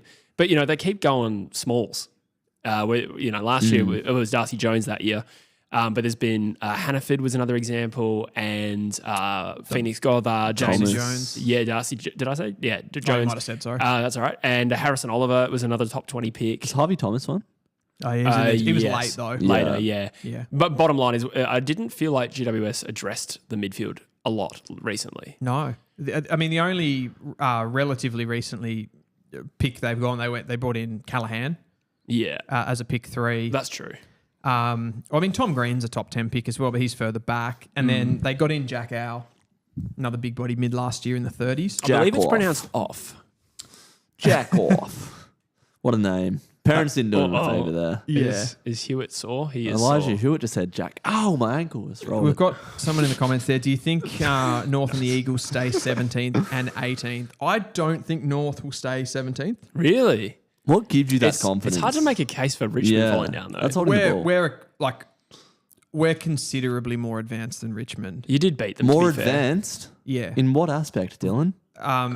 Just the player age of our list. What, younger? They're playing a considerable amount more like debutant year players in their squad at the moment. Their forward line the other night was Thomas Sims, Jonty Fall, Luke Traynor, and Sam Lawler. They're all in their first season. They're all Tom Lynch in there as well. Yeah, but that was 4 of their 6. That is a lot, yeah. On field forwards. They played Traynor in the front half, and it was like, that's an incredibly young forward line. Like, we're not there. I mean, I'm not bragging. We've been like a bottom 4 team for the last 10 years, essentially. But I do think we're more advanced, and we'll catch up to them as the season goes on. That I still don't think that's been a successful season. How much younger are Richmond than North? Because me and Jesse were talking about this the other day. They still have Vlosten, Broad, Bolter. Hutchinson, sorry to cut off. We never get shots at goal. That is 20 metres out directly in front. You're going to lose this game bad if you keep kicking like that. Yes, agreed. Yeah. Vlosten, Broad, Bolter, still very solid. Think Seth Campbell's been a really good player for him this year. Taranto's come into some form. Presti's come back and looked pretty solid. I know they got sort of Presti is a embarrassed. real wild card. Like, I don't think anybody expected this from Prestia. Yeah. But like North don't have those types. No, we don't. Which is why I sort of lean towards Richmond a bit. I think like so Taranto, for a Taranto type player, we've got LDU who's better. Yeah. We've got who'd you say? What about like Broad, Vloss, and Bolter? You don't have that. No, that the defense is definitely where they have us. Yeah. But our midfield's much better than theirs. Like we've got Sheasel, we've got Wardlaw, whereas they've got. I say like better. It's not necessarily like better talent because they're young guys coming through. Like they'll have Houghton, they'll have Smiley, they'll have Lawler. But we've got Sheasel, Wardlaw who had taken 2 drafts ago. Yeah. McKercher who's taken 1 draft ago. So we've got like a bit more advancement on them there. I think the maturity of the players, like they've got Prestia and Taranto and Hopper, but we've got Simpkin, we've got LDU. You could probably throw. I mean, Powell is mid-ish 20s now. Yeah. Not that I rate him, but I don't rate these Richmond. The guys we're talking about from Richmond, like Taranto's not that good a player. He is having a good year though. He's having a good year. But he's not a high level player. I think though when you're looking at these rebuilding sides, of which there's probably 3 genuine ones, and we're covering them all at the moment. The depth of senior players and the relative quality of those senior players is pretty important as to how competitive they're going to be. And I think that is a big reason why Richmond look so much better than West Coast at the moment. Because of those. Yes, but I would agree West Coast is further advanced in the rebuild, to be honest. By the way, this is the first time I reckon in 10 years West Coast will go into a game against North as the younger team. Yeah. There's 12 players under 50 games. By contrast, getting back to Richmond, I feel like their spread of age and experience, it has set them up really well, and it's probably something I underrated at the start of the year. Yeah. Which is not to say that I necessarily think they'll finish higher than North. I think you make a good case for it, and you did beat them. So out of Richmond, North, and West Coast, who would you say is best place in the rebuild out of those 3? Richmond. Yeah. But so this is the double-edged sword of this, right? I'm saying North are better this year than Richmond. They're better placed than we are in the entire rebuild. I think they've done it better, but we're better now. That's all I'm saying. I suppose you beat them head to head, so you can't argue with yeah, I mean, they've got half a win more than we logic. have. All I'm saying is we'll win more than 1 game more than them for the rest of the season this year. I think that you mentioned it, Jesse. You said you were surprised how well they've done. I think that's because a lot of those older guys were injured last year too. Yeah, 100%. So you're looking at their form from that year and you're going, well, they've probably just got worse. They've cut deeper with Baker and these kind of guys. But I think where Drewsy's right though, the area of Richmond where they are more experienced and better than us, it's that back line. Nankervis was pointed out in the chat as well. Yeah, Nank as well, for sure. Like, again, I think North Melbourne have a better ruckman than Nankervis. Like, Sherry's better than Nank if you're going. Jack Williams has kicked our 7th behind. I reckon we're at 25 inside 50s to 12. This is absurd. This is a strange game. Joe points out there too, like a great leader. Yeah. And I think that's where it's different to Sherry. Sherry's a better player. Need to see some 6-pointers go through here, Jesse. Oh, is that what you reckon? Yeah. Oh, I guess I agree. Who would you rather, Prestia or Parker? Oh, who has more footy left in him? Who's younger? I think Parker is a year older. Yeah, but Prestia considerably more injury prone. Yeah. Yeah, it's a tough one. I think it can be contextual. I'd probably go Parker. Parker's probably the leader that North need. And a bit more I wouldn't swap versatile. him out for Prestia. But for where Richmond is at the moment, I probably wouldn't swap the other way either. I think of those three teams, like throwing West Coast into the mix, your rebuild probably looks the most like disjointed and a bit rudderless. That sounds harsh. It is harsh. Like as far as you can't exactly see when you can kind of point to an area where West Coast's rebuild started, but it's hard to figure out exactly what the plan is, which is agreeable with ours. There's been a change of administration, which makes it a little bit messy too. Yeah. So, what was plan A under Nisbet and Simpson, Pike and McQualter and Matthew Clark as our list manager may have a different plan. It feels like we're cutting a lot harder. It feels like we are exposing the youth a lot more. And we've actually had some bad luck with our three best players have missed a lot of footy this year, and we've banked heavily on having Jake Waterman, McGovern, and Yo available. I think we're actually like the improvement we've shown in the last 6 weeks. I think is a credit to us, considering how overexposed this team is. To be honest, yeah, I feel like it's as much as I do agree with you on what you said about Yo. I feel like it's a little bit hard and McGovern, like the older players, but it's a bit hard to say like you banked on Yo being available. Like I know he had a solid year last year, but like Yo, even in his best years, was half a second away constantly from getting an injury. Like he's the most prone to soft tissue player, for sure. right up there with Dion Prestia. Yeah. Oh, I agree. But the reality of the situation is we didn't have another Yo, or the other one was Shuey, and he was arguably worse for that. Yeah. So it's just the situation we're in. I'm very surprised that you kept Sheed. That was just purely his contract expired at the end of 25. So you just okay. I don't think we've extended him recently. Right. I think he signed a big deal and then fell away. So we're saying Richmond best placed, North next, and then West Coast. That would be my take, but I don't know if Jesse agrees with that. This might be a bit of blind optimism and faith, but my belief is that sometimes the bigger and successful clubs are the ones you can trust to get out of the mess a little bit more, which is where I derive a little bit of faith in us. Like we're going to be all right. And Richmond's a bit of both. They're a big club, proud history, a lot of successful people still involved at the club. So culturally, they're still strong. There was this 30-year era where Richmond was a bit of a basket case. So we'll see. I wouldn't trade us for North at the moment. But again, that is very hard to separate, me being a fan. No, I do agree that the depth of talent is better.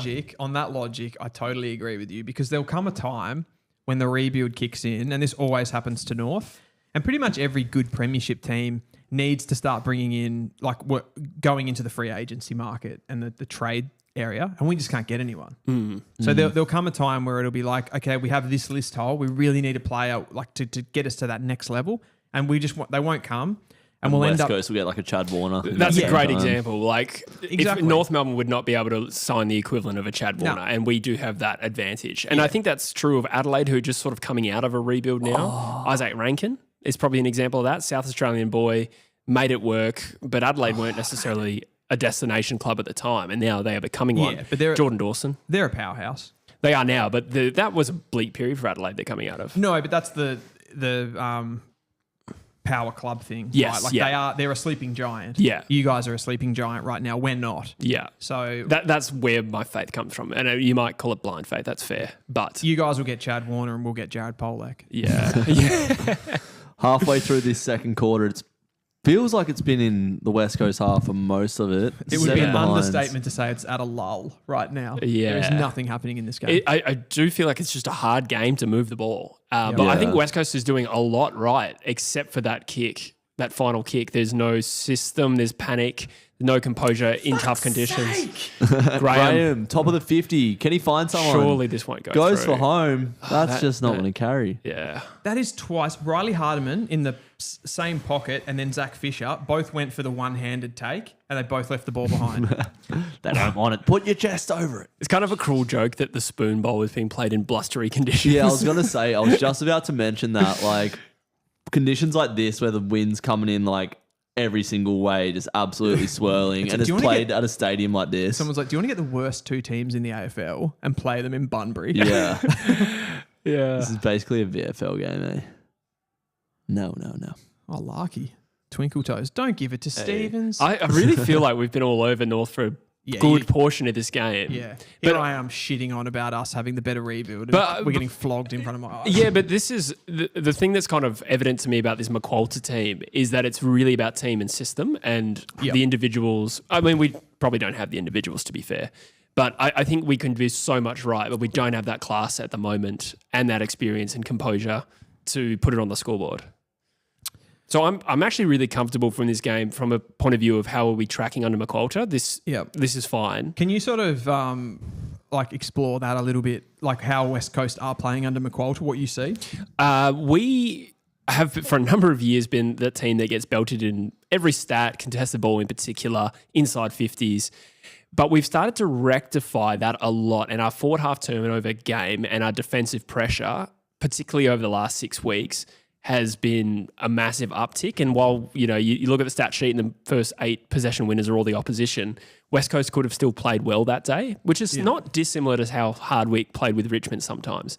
Like you think back to that Richmond midfield, who were their leading possession winners? It was generally Hooley off a half-back flank. Yep. Dusty would have 20, Cotchin would have 23, Marlene Pickett might bop up for 21. I feel like we are showing that a little bit or echoing that a little bit. So you think he's trying to bring that Richmond era? 100%, yeah. That's where a lot of his coaching background is, right? He's interim coach replacing Hardwick. Yep.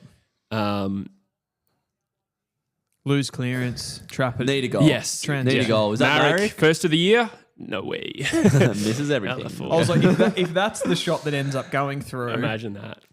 Oh, man. This is cagey. Yeah. I mean, look, momentum will shift, and the longer we spend not scoring, the more it's going to bite us in the ass. Darth Jar Jar says 7 frees to West Coast in the quarter. I haven't actually noticed that. Look, 32 inside 50s to 13 is absurd. That is absurd. And we haven't kicked a goal for 32 inside 50s. We're approaching, I can't hear the commentary, they might have mentioned it, but this must be close to a record. Liam Baker goes inside 50. Liam Ryan. Good defense. Cripps, he's got this. This is Cripps. He's got it. He's kicked a behind. I knew it. 13 more of those, baby. This game needs a goal. I don't know what I was expecting coming here today, but fuck me, just kick a goal. That'd be great. I reckon that's Sheasel's second possession. Yeah, I haven't noticed Sheasel. Oh, great God, chase. You guys are tackling well. See, that's part of our brand. We don't do a lot right, but like the unselfish like team stuff that we do has come a long way. Yeah, we don't like that. Yeah, good. We're more of a share the ball around, lots of kicks. Yeah. High disposal. The North Melbourne are out here. Curtis has some options. That is that Zerha 44? Yeah. I don't understand how the wind is making them not be able to control the ball. Oh my God. I think, that was a bit brave by Graham. I think it's a combination of breeze, but also the implied pressure, because both teams are pressuring pretty well in this game. And I think both teams are pretty inexperienced and young and a little bit just constantly under the pump. That's the trend I'm getting. They're going to show this. There's been no control. They're going to show this footage in like prisoner of war cellars. Like, make sure you watch this. Don't take your eyes off. I don't mind this. I reckon it's been a stinker round of footy, and I'm enjoying this contest because it feels like the next goal is really important. And it feels like there's jeopardy on the game in general. That's true. It means something as opposed to like that yesterday fixture, those 3 games. Oh, it was awful. I stayed home most of the day and just watched footy, and I was like, this sucks. You also squeezed the West Coast reserves versus Perth Demons game in there. And that was the worst of the lot, which might surprise you. But Perth Demons, my waffle team, played the West Coast Eagles in the waffle, and it was just something else. Yeah, it's crazy how much the quality of competition drops when Freo aren't playing. No rebuttal to that? All right. Oh, no, I just let it hang again. Going from the poll, North Melbourne got 57% of the vote. West Coast got 43%. Yeah. I would expect most people to tip North, to be honest. Oh, Carlton Essendon's on tonight as well. I forgot about that. It'll clash of the Titans. How funny is it how far Essendon is ahead of Carlton? But I think people will still tip Carlton, if I had to guess. There's so many teams in the competition right now that haven't beaten anyone. You've got, on some level, the Gold Coast. They've beaten one top 8 team. Yeah, I guess the Dogs are not in the top 8, and they beat them, didn't they? And they beat Hawthorn. Gold Coast, have beaten 2 teams in the top 8, but not big contenders either. Adelaide, yeah, I would agree. The Crows hadn't. So the Crows kind of nipped that in the bud, beating the Lions, but they'd only won 1. And then Dogs were the other one who were in the 8. Yeah. Aren't in the 8 anymore, but only beat the one team. And then you got the Dons who are mathematically in the 8, really, if you take into consideration the games in hand. They haven't either. What are frauds? Yeah, so what do they Carlton? I suppose Collingwood's only lost 2. Oh, Brockman, good, don't argue. Ugh. This is like watching Div 12 Rezzies, honestly. It is not. It is. Someone just commented, you guys are making this game sound interesting. I'm sure it's fingers and eyeball stuff. This is not a good game of football. Yeah, the intensity's high. I know you guys both have horses in the race. This is a masterclass. But I mean, I think this is the fun. Jack Williams, keep him in the team. Please just kick a goal for the sake of the great game we all love. Jack Williams, he's not a sexy player. We won't produce highlights, but man, he gets the job done. And he did miss one earlier, but I really like this kid. And he's just taking a great grab. Luke McDonald, what Daniel do you Busher. do? What is it that you do? Daniel Busher is in the chat. Hey, g'day Bush. Can't hang around, but love how professional the set looks. Can't help but miss someone being half cut, dropping C-bombs. So this game should have been Jack Williams has kicked Cleveland. the Eagles first. Hey! Football. Pommy and Oz says this game is like in the 90s when you've played with yourself to the pics off your nan's shopping catalogues. It does the job, but 2025 has so many better alternatives. What the fuck? What comment is that? I need to read comments before I actually read it out loud. You paused at a really bad time there. You played with yourself to pics of your nan's shopping catalogues. Yes. That's nuts. That could have been What a an lot worse. outrageous comment. Love that from Pommy though. That was good. Well, I looked away and I saw numbers 52 to 141. Please tell me that's not the pressure rating. 52. No, it can't be. This game has decent pressure, if nothing else. I don't think our pressure's been that good. Yours has. 52 though. there's jubilation in the chat for that first goal of West Coast going through. Yes. Now Finally. the floodgates Come on, open. boys. Yeah, this is getting concerning now. Tristan Sherry needs to heat up. West Coast is doing a lot right, and I'm pleased. I want that on the record. Not stoked. Come on, Is that on LDU. the That's ball? you. That's you, LDU. Oh, he didn't want it, Dill. Your man didn't want it. He doesn't want it. He's walking out of the contest still. That's LDU. That's your man. I'm more of a Taranto man. Liam Ryan flower bags it inside 50. Fuck, man. That was Kirch. poor. That was Come really on, poor. come Can on, we let's go. just show some quality at the professional level here, boys? The thing is, though, I think like when you watch a game like this, I think they're out here. it actually doesn't matter. The quality on some level doesn't matter. What are we talking about here? Did Sandy Brock get a hand to that? These are tough conditions. The fact that he got a hand to that by accident shows that the ball is swirling. He did that like it was smart though because he knew that it was coming in that area and he just went, Yeah, just put the arms up. that was important. The quality doesn't matter if the game matters. Yes, agreed. It's like a grand final. You know what I mean? I don't care if it's a good game. You just care about the result. Yeah. This is basically a grand final. Then the quality should be high, bro. I must such admit, a I dug-in am probably more looking less at the result, to be honest, and more at the way we're playing. And if You we like how you're cracking in. yeah, I think it's the cracking, and it comes off the back of years where West Coast didn't crack in, to be honest. And we actually got by with polish. We've actually inverted what our brand is. Yeah, well, you guys used to be under Simpson. I remember you were like the uncontested team. You were Yes. sexy with the ball on the outside. Yeah. High uncontested mark team. And then all of a sudden, you kind of low key, even under Simpson, you became this really long, direct team that didn't really get a lot of touches. No, we sort of try to use our aerial prowess Yeah. to, as Simpkin takes a mark inside 50, this could be a big kick. Yeah, I mean, the best example of that was when we beat Collingwood at Marvel 2022. I reckon we had less than 30 inside 50s. I remember that game. We kicked like 14-3. I watched that game. What's that like Irish pub down on Chapel Street? I don't know it yet. You might know it. Not 5th province in St Kilda. No. It's on Chapel. Anyway, there's like an Irish pub there, and I watched that game there, and it was awesome. Wait, what game was it? Sorry. West Coast and Collingwood, The 2022. No, it wasn't a final. No, it was round 4. It was just a big upset win. Right. Weren't you guys like the only team that Has he missed that? beat Collingwood for the start? Probably. Yeah, Collingwood made a prelim that year. Yeah, and they won a bunch of games in a row, I think, at the start of the season maybe. And you guys were like the only team that had beaten them in that run. And it was Rogue Riot will remember. He's probably in the chat Someone's still. questioning the conditions. This would probably be worse than playing in rain, I reckon. Like, Yeah. I remember a game at Box Hill last year. It was in finals. I forgot who they Box Hill's a played. shocking ground too. It's just like when the wind is just like completely altering how you kick the ball. It's altering the ball drop. Yeah. Like it can Yes, blow yes. from your hand by the time it hits the leg. You know, I mentioned Giggity. before I talked about the guys taking it with one hand. I reckon the ball is actually swirling just for handball receives even. Yeah. 100%. It's brutal. Let's blame it on that. Bunbury locals. Yeah, I hope it's that. Hey, Marek. Good grab. If we can get a late one here, it'd be huge. 7 points of difference. 9 scoring shots to 6. Yeah. I think someone put the pressure rating in the comments there before too. I think it was like 180 to 200. So Yes. Yeah. Thanks for that. Oh, Hutch. that's gotta be Oh. high. God, he did just... Caleb Daniel just like lunge over someone? That was a... So you got to hit those handballs, don't you? That's not that hard.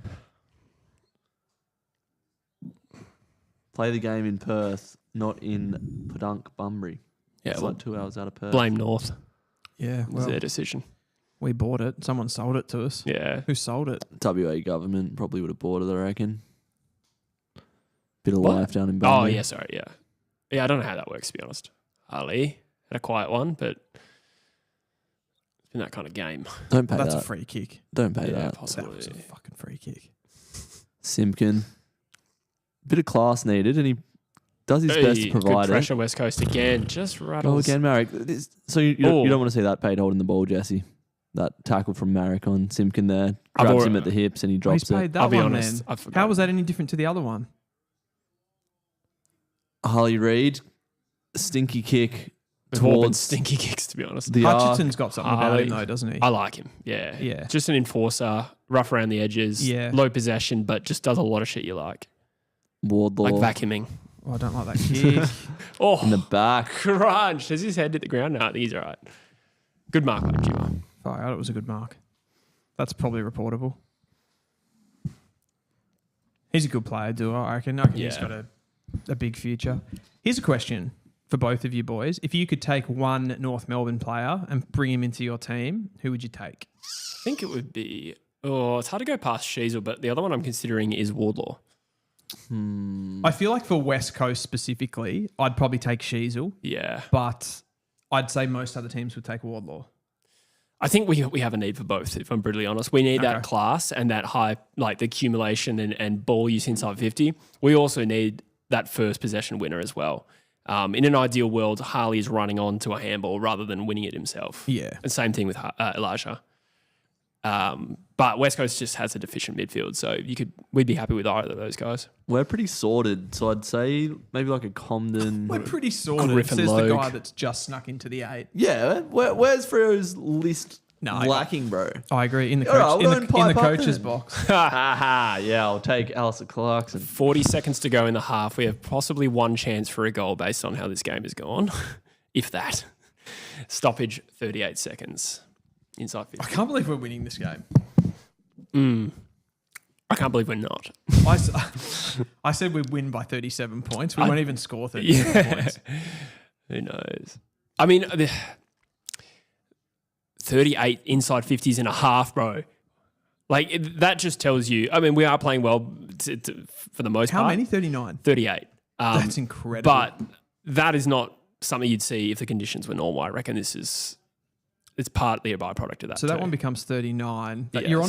you're on for 80. I don't. Just about. Yeah, I don't remember seeing 80 in a game. I don't think Sydney had 80 when they scored 205 against us. I think that was like 77. Or I reckon something. they would have had low inside 50s and just scored. Yeah, like, true. kicked all the goals. Yeah, basically. a lot of centre bounces in that game. Yeah. Can we? No, it's too late. All right. Oh, don't give it to Caleb. What a great half of football that was. That was incredible stuff. But you know what, boys? I liked it. I liked it too because it's interesting. Yeah. It's a small margin. I think the better team is losing Oh, are they? for that. Oh yeah. Wait. No. Yeah. I think I deluded myself into thinking we were winning for a minute there. Yeah, like I think West Coast were the better team in that half. You guys have the ascendancy, but you're behind on the scoreboard. I'm concerned that for all the effort we just put in there, I'm worried we're going to gas. There'll And be yeah. So, and North probably have the polish to, at least relatively speaking, to get a couple Yes. of goals and just make There this. is no polish in this game. We need to hit the front pretty soon, to be honest. I'm disappointed with our midfield group. I feel like with the dominance that Tristan Sherry has in this one-on-one battle, we like the guys like LDU has been pretty quiet, pretty poor. I think Shees has been pretty poor. Wardlaw cracks in, but he hasn't really.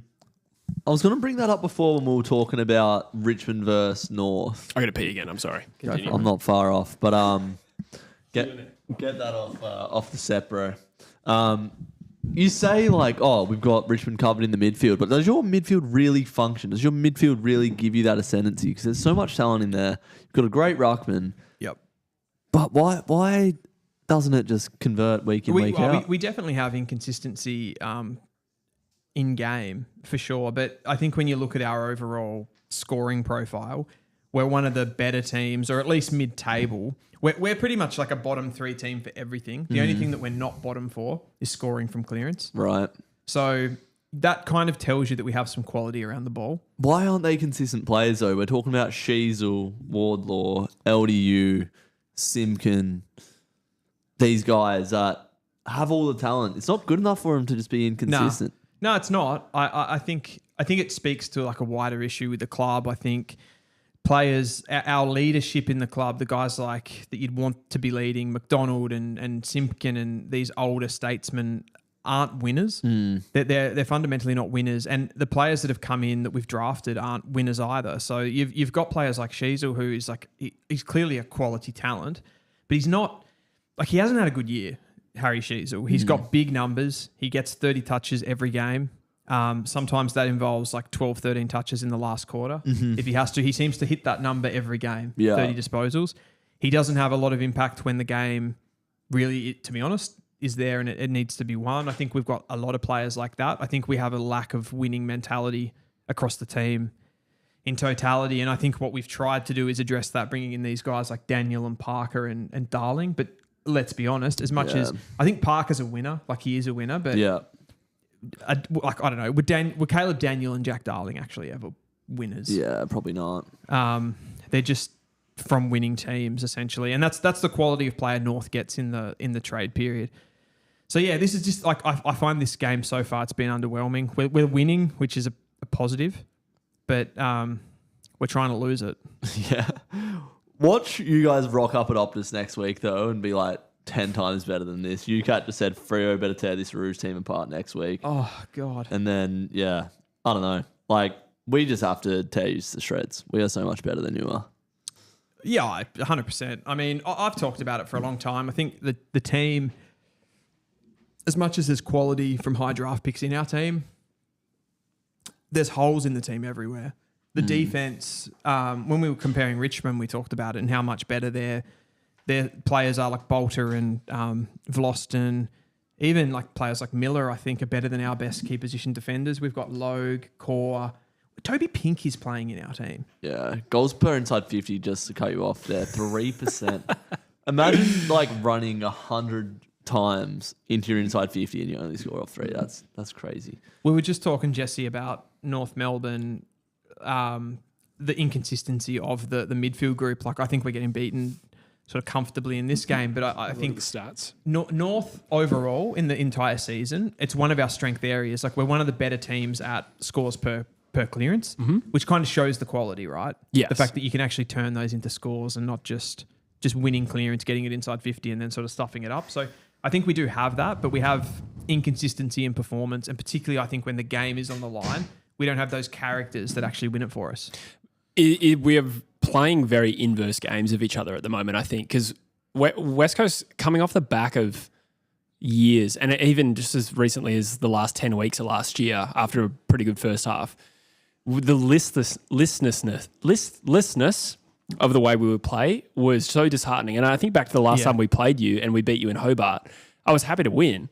I didn't walk away from that game feeling any more comfortable about the direction we were in. No. But by contrast, we could well lose this game, and I still have my doubts we're going to win it as well as we're playing for part of it. But there's a lot of character and team unity on show at West Coast, which is probably by contrast a little bit lacking by North in this game. And I would agree that the talent is superior at North. The depth of high-end talent is superior at North, but it's system as much as anything. Yeah, for sure. And I think that's frustrating for North fans because clearly I think the talent is there, isn't it? Like you look across the team and you're like, okay, this team's now ready. Coming into the season, I think there were people that said we could make the top 8. Yeah. Based on, and like I never thought that was going to happen. But there is a lack, just a universal lack of winning mentality in this team that's really hard to place your finger on. It's like we get into a game and the game starts to be played and they just go, there's just a point in the game and they go, I guess it doesn't really matter if we don't win this game. Like it's not that big of a deal. We've lost, 80 of our last 85. So what's another one? And I don't know if that kicks into West Coast mentality, maybe because like overall you guys are a bit more of a successful big club that goes out of you. But I just feel like there's such a culture of losing that it almost doesn't matter. Each game doesn't have a purpose that it has for other clubs. Yeah, I do think we see that, over the last 20 years in the AFL. Like the biggest example of this, I think, was the Melbourne Football Club. They've won a premiership since, so things can change. But I think back to them, like I got on bigfooty.com around 2009, and I remember how obnoxious Melbourne fans were about, we've just drafted Cale Morton. Oh, we've got Jack Watts now. Oh, Tom Scully and Jack Trengrove, come on down. Yep. And none of those guys fired a shot. And that was a bit of a broken football club, and I don't think North is in that position now. But I think it's a great example of sometimes the access to the draft is only a very small, well, I wouldn't say very small, but it's at most 50% of the equation. It's hard for me to say if North are in that position now. I think certainly at this point of the game, they're getting out hunted by a team that has pretty much made, would you mind getting one for Dill? Thank you. Pretty much made attacking the footy, making the contest their entire brand because we don't have much else, to be honest. We are a talent deficient side. There's a huge talent deficit in every game we play at the moment. Right. But I think it's so weird to be having this commentary. We're 7 points down. But I think North have been brought a bit of a lesson here in how hard you need to play. I think we controlled the game for the first 10 minutes. Yeah. And since then, we haven't offered anything. Yeah. It could be enough, though. Like, West Coast is not... I don't have a whole heap of faith that we're going to continue this for 4 quarters. If we do, I think we win. But I don't really think it's going to happen. I think it's really going to come down to who takes their opportunities. North took their opportunities in the first quarter, and that's enough to still hold the lead at halftime. But that's what is so frustrating, right? Because this happens regularly. The only difference between this game and a general run-of-the-mill game that we play against a Sydney or a Carlton or whoever it is that absolutely flogs us is when they get the opportunities that you guys have had, they put us away. So if we were playing Carlton at Marvel today, they just would have kicked 10. It'd be 60-20. Yeah, it's basically that's it essentially. You guys are beating us up around the ball just as much as they do at times, but those better quality sides would just kill us. Yeah. Maybe I was going to just say maybe that's also part of our mentality that we see you as a little bit weaker. I don't know. Yeah, probably. I mean, both teams go into this game thinking this is a gettable kill. I don't know about easy kill. I never thought either side would belt the other. But, sometimes you see this with two sides that meet with a rare opportunity for a win, and it really just comes down to who wants it more. Did we want to escape the North and West Coast Spoonball here and address some massive trade targets that are starting to be spoken about? We've just had a bit of a buy round. Nazai Wanganeen Miller has gone back to South Australia. A lot's been made of him hanging out with Jace Burgoyne and Jason Horne-Francis. I think Naz will stay. What do you reckon, Dill? Yeah, I mean, I suppose like most of with Nasiah Wanganeen-Miller, it's not really one of those ones where it's club needs player, we're going after player. It's just attacking the fact that he's South Australian, and he's very, very, very good at football. He's a top end player. Yeah, absolutely. Yeah, any team, he would make any team better. I think he's he's a rare talent. As far as do I think he will go? You know what? I actually don't think he will. I feel like what St Kilda are building there, I think they have they've got this sort of camaraderie in that small club mentality that they have similar to North, and they're sort of building something there. So I don't see him wanting to jump ship on them. It does feel like they are building something there. Another big fish they're looking to land is Tom De Koning, who Max Gawn the other day said could be the GOAT ruckman, has the full package. His form ever since Carlton's form has been down, and all this talk about TDK's contract, $12 million is being thrown up at St Kilda, a massive deal compared to what Carlton are offering him via reports. It just looks like his head's dropped a little bit at Carlton ever since, I reckon, particularly in that GWS game. He just didn't want it for mine. But do you think TDK to St Kilda is a done deal, Jesse? And what does that do for the Saints? I kind of want to reframe this question and put it to you guys as well. If you're TDK and your location's not really a factor here, which club out of St Kilda and Carlton would you have more faith in getting to where you want to go? I reckon St Kilda are a better place. I think you would, again, this comes back to that earlier conversation though, right? Do you trust the club in Carlton, the big club? Do you go with that, or do you trust that? Should you though? Both of them are unsuccessful in the last 20 to 30 years. Yeah. None of them have won premierships, so you're not banking on recent history. But Carlton have a bigger fan base. They have more resources than St Kilda. Do you have no confidence in that Carlton club dynamic? No, not at all. And I think you look at the St Kilda sort of coaching that they have there. Some really high-level guys. Ross Lyon. I think it's Corey Enright there. Yep. I'm probably missing a couple. There's Robert Harvey involved as well. So they've got some really great footballing minds there that I think are going to move the needle for St Kilda in years to come. And I really think we are starting to see St Kilda. I think the big question emerge. there isn't about the big club, small club thing or the who do you think's better placed though. This one's going to be a pure money decision because Carlton have got themselves into that situation financially where they've got so much money tied up in certain players. You know, we talk about this and overpaying players. This is that example where it's caught up with Carlton, putting too much money into lower end players, Zach Williams, these types that they've recruited from other clubs. And now it's the bubbles burst, really, hasn't it? Because isn't he going to be offered something like double the amount of money that he would be on at Carlton if he I think it's like $5 million more for the same amount of time. That's a huge factor. It's a massive factor. It's like, in some ways, it's the only factor when it's that amount of money. Yeah, I agree. If the gap is that wide, yes, that is probably the only factor worth really considering. There's another side to this, though. Why is St Kilda doing this? I'm not at all discounting TDK's talent, but it almost feels like St Kilda kind of want to land a big fish for the sake of it. A little bit with this. Given the ruck is not really a position of need for them, I would have thought Rowan Marshall is perfectly acceptable. I don't really remember how old he is, but still. He's 28. 28. That's still, I'd say that's still young enough. Look, Finn Callaghan makes sense for St Kilda, I think, as a point of difference to that team. TDK adds a point of difference, but I wonder if this is a bit of a Sean Darcy, Luke Jackson scenario here. Yeah, could be. And you don't want to get tied up in that one. Mind you, as a Freo fan, you'd probably prefer Luke Jackson. Yeah, I'd prefer like a single ruck. So, yeah. To be honest. There was just a news article that flashed up that said, Harley Reid still happy at West Coast. I'm glad that's breaking news. But he is one that seems to be happy at West Coast. Jesse, you're probably best placed to talk about this one, but I think every club in the AFL would be stupid not to throw their hat in the Harley Reid ring. Hawthorn, Geelong, Richmond, Essendon all circling. I think it's more likely that he sort of stays in the short term, but what do you make of that? I think it's inevitable that Harley's head is going to turn at one point. I think he's too much of a superstar and he's going to have too much opportunity to stay a one-club player at West Coast. I've never really felt too worried about the fact that he'd leave early, although we did start the season poorly and there was some doubt around that. But for me, I think an important thing to say here is respectfully, and we've probably, given a clip to a few clubs here, but I'm not concerned about Essendon chasing Harley Reid. Yeah. I am concerned about Geelong, Hawthorn or Collingwood because they tend to get the players that they want. But I think Harley's a winner. I don't think he's desperate to get it back to Melbourne. Mm-hmm. I think he's going to have the money he wants at West Coast. I think he wants to play for a team where he can build a real legacy and win premierships. And with all due respect for Essendon, they're a proud club with a proud history.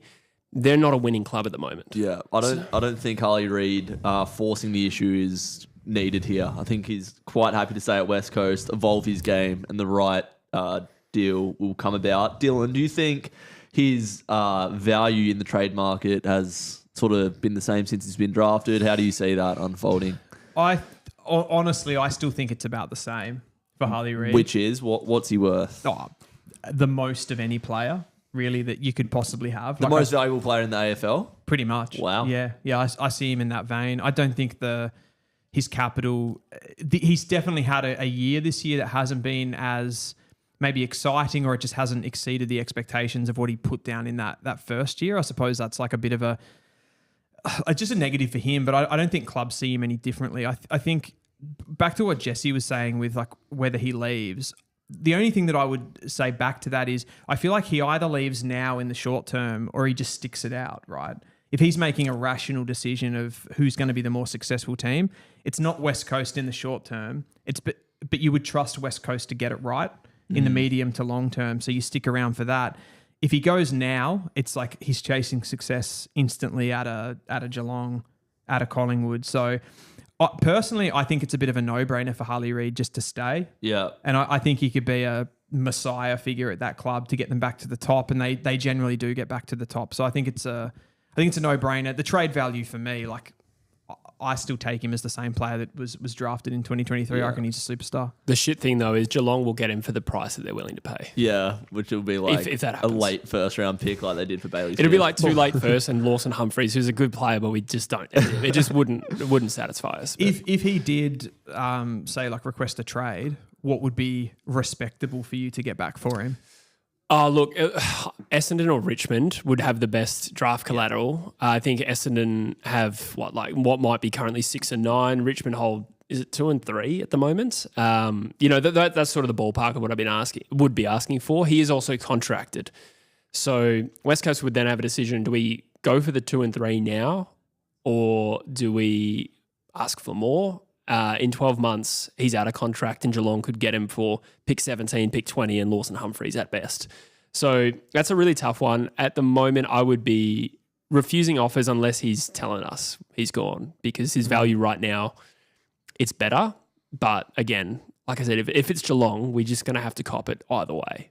Jen Will pipes up with it. Geelong will get TDK and Harley Reid. That would be quite a handy coup to revitalise that. There would need to be an investigation into the salary cap. Absolutely. I've seen crazy things down at Geelong. That wouldn't surprise me. What is surprising me, right, is this Cozzy Pickett, Luke Jackson dynamic stuff. Because they are both at the height of or they're just breaking into their prime right now. We're really scratching the surface of what we're seeing with these two players. And as much as I would love Cozzy Pickett at Freo, and as much as I would hate Luke Jackson to leave, and I would love both of them to be at my club, I just think stay and play your best footy where you are. Like, I don't like players, sort of like I was alluding to there with Harley Reid, like forcing the issue to get the move. Like, I don't think Cozzy Pickett, I don't know what his life situation's like, but he is Melbourne's most important player right now, all Australian form, linked back to WA. And it's been spoken about for years that he'd move, but I just want to see Cozzy play his best footy. If he does come to Freo, I'm over the moon. The Jackson stuff doesn't really make sense to me at all. Do you see either of those two moving, Dill? So when you say you're kind of just saying more broadly that you don't think that they should. Yeah, just stay and play your best footy, I think. It's such a weird thing with the AFL. I've said it tons of times on this stream, so I'm probably just repeating myself here, but I find it so weird that players don't want to almost... Like it's almost like football's a secondary thing and like where they live and stuff like that. I kind of feel like you've got that window of like 10 to 15 years to play and just concentrate on football for that time. I know people have like serious circumstances in and around that, of course, like with family and stuff. They might have illnesses in the family where that changes. But for the most part, I think most of these people, the players are just leaving for just mummy and daddy's sake. Just to be closer to home. And I feel like you would like to see them just kind of stay and concentrate on. It's almost a worry for me that they want to come home based on their like the competitiveness and stuff like that. Do I think this is going to happen? I think Cozzy for Jackson would just be a straight swap with maybe some weird late picks. I feel like that would be such a win for Freo. We want Jackson, man. He played on ball against Gold Coast and dominated as a just on baller with Darcy in the Cozzy Pickett, though, like I think that position that he plays is so important to be able to like he's getting like 25 touches and kicking 3 goals. Yeah, him and Shea Bolton in the same team would be a nightmare to ridiculous. defend. We'll revisit some of these trade targets. The second half of the Spoonball is about to get underway. Get some more trade targets in the comments down below. How does the game unfold from here, gentlemen? More farts? I think that as well as we've played from an intent point of view, I just don't know if we'll have the polish. We need to get in front pretty soon, I reckon. How much time does Liam Ryan spend around the ball? Are you happy with it? Would you like to see it more? I think it's been a win for us, for a team that is really deficient in the midfield. Do you want to see it more or less, or are you happy? I think the balance is right. Yeah. He's actually, since he's gone to the midfield, his radar in the forward line has been shocking. You wouldn't think it today. Hutchinson, run into it. I got the Stephen Milne bounce. Oh, he did. This is just that kind of game, isn't it? He weirdly then looked like a tractor trying to turn, and it was like he's a pretty athletic guy. Yeah, that's his main attribute, really. Yeah, just making crops. We got R1 FTZ asking about the Eagles' first selection, CDT and Josh Lindsay. That's not a bad suggestion, but I kind of also want to walk away. Yes, we got a free kick. I want to walk away with Fred Rodriguez somehow. Yes, we got a free kick. Yeah. Harley Reid with the free. 8 more of these and we'll hit the front. Dogger is not leaving. We don't want Cozzy. I'm going to reframe that as Dogger is not leaving. We do want Cozzy. They're going to drive a hard bargain for Cozzy, though. Yeah. Like, I don't even think 3 first rounders really does it. Like, what are 3 first round picks when you're losing a player of Cozzy Pickett's talent? Yeah. 3 first rounders. I think it would get it done. It couldn't get much better than that, could it? Yeah. What else would you give? That's it, yeah. 5? But if I'm a Melbourne fan, I'm not happy. Harley has kicked a behind. Oh my God. Fuck. Tough conditions to kick. I don't think you can blame that one though. That one looked like a pretty stock standards drop punt. Griffin Logue definitely has the right to get into Harley Reid because he's such a good player. Yeah. Griffin Logue loves a bit of yap. Oh, yeah. God. As far as the draft for West Coast this season though, like I think Cooper Duff-Tytler's a no-brainer if they end up with that pick 1. I do think Josh Lindsay is a good shout for you guys. Just the ball use factor, like you don't have those players as much as you at the moment under McQualter playing a brand that doesn't really rely on that. Is he a genuine midfielder? Is my question to you. Well, he's not playing as a genuine midfielder right now. He's playing as more of a halfback distributor. But I think he definitely can. Like he plays midfield for the Falcons. He played for Country yesterday. Played as a halfback flanker. Like. He's just so calm on the ball. Like I equate him to like a Scott Pendlebury type, the way that he can sort of manipulate time and space. Probably better than anyone else in the crop. He doesn't necessarily have athleticism, but he's just a footy IQ player. And I think you lack those guys. Yeah. No, that sounds great. I just, with pick 2, I really want to be looking someone who can play at the centre bounce consistently. I suppose that includes CDT. I don't think if you drafted Josh Lindsay, I think the best thing for his development would be to pop him at halfback. Yeah. Early days to begin with. Yeah, early days would make sense. Wooden Spoon Data says, at this rate, the Eagles will pass the Roos on points early in the 4th. Sean Cox, my brother, says, what a game. Hey, shut up, Sean. I swear there are more North Melbourne fans at the game than Eagles. And Darth Jar Jar says, this is going to be like the 2019 Derby where Freo kicked 2 goals and 30 points. Oh, yeah. I remember that game. That was sick. You were at that game. What one was it? Sorry? That was the one we annihilated. Oh, I don't think I was at that one.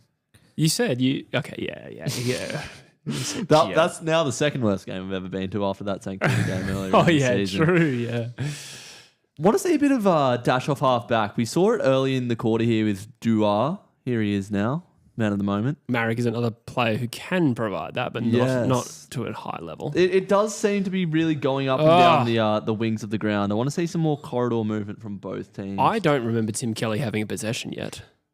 I think he did in the first quarter. It's been a while though. Tim Kelly's been caught in possession.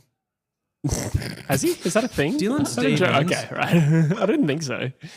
He's got 3 kids. Wouldn't put it past the West Coast player. 2006 called it. One of his jokes back. Yes. We had fun. Yeah, we're having a good time. I'm having a look at some of the... Chris Connolly's a shit coach.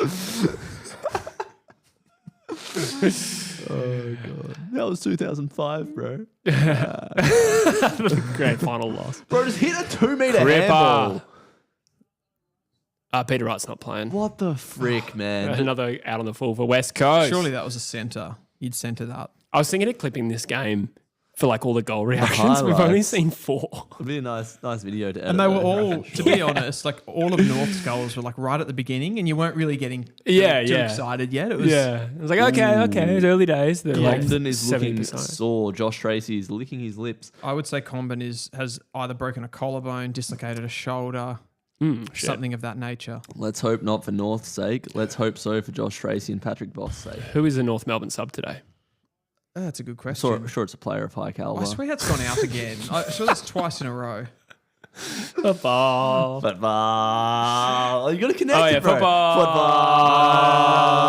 Yes, we're so back. Does football get any better than this? Is this the worst round of the season, says Earl the sweaty shirt? I actually think that's a shout. And a great name. It has been a stinker round. The first 2 games were decent, even though Friday night was pissing down rain. Thursday night was... the Adelaide game was incredible. Yeah. Brizzy Adelaide. Yeah. I loved that. Other than that, though, I think, as I said, the quality seriously drops when Freo aren't involved in the round of football. Yeah, true. Melbourne Collingwood will be a good game tomorrow. Now, Dylan, you have... Oscar, sorry, I have to watch this go through for a touch behind.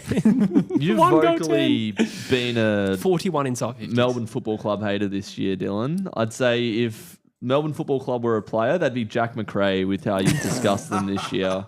Or Caleb Daniel. I haven't been on the stream the last 3 weeks, and they did lose to the Saints last weekend, so maybe you can just like completely debunk my point. But have you earned a bit of respect for the D's in the past couple months?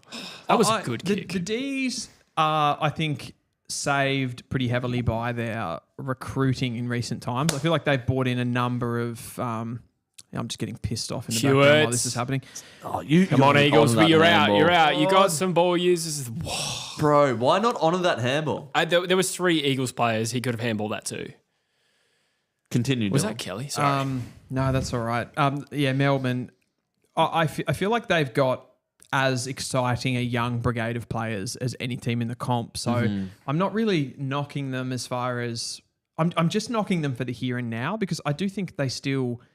Oh, for fuck's sake. Come on, Eagles.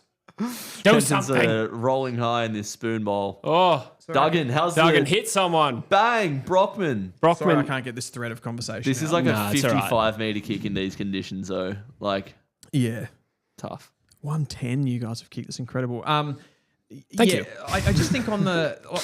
I like that... I feel like in the last month, they have changed the way that they've played a little bit. Like, they're doing a bit more high handball. The game plan under Goodwin is shifting a little bit. But this is a disappointing season. Like, I had Melbourne fans saying that they could go back into the top 4 at the beginning of the season. Well, the top 4 is a bit audacious. Sorry, Tyler Brockman is lining up to hit the front. This is for the clip jersey. Oh, well, this he's not going to kick it, is he? Well, yes, probably not. But Tyler Brockman has kicked. It's a good pass. No, that's a point. Man. Fuck. Sorry. What exactly... I suppose my question back at you, Drew, is I think they're 5th bottom, the Ds.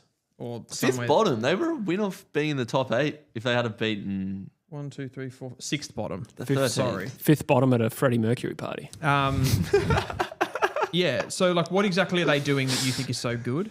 No, I just think we've spoken about them on the stream this year as being a basket case. And I just don't think... Well, I have had them finishing in the top 8 this year. I don't think they will, but I don't think they're as far from it as you've given them credit for this year.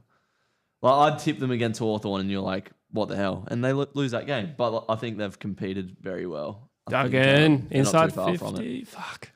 Yeah, I mean... I don't think them going up against Collingwood tomorrow, they'll show up and just get rolled over. I would not be absolutely shocked if Melbourne win that game.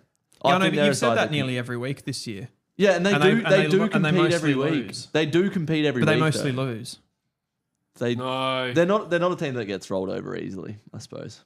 What's happened there? Yes! Jack Darling, still playing for West Coast, I reckon, shoves Tyrell Dewar, who was never getting to that ball, and it's a 50-metre penalty. I was about to say, North Melbourne cannot get the ball past halfway.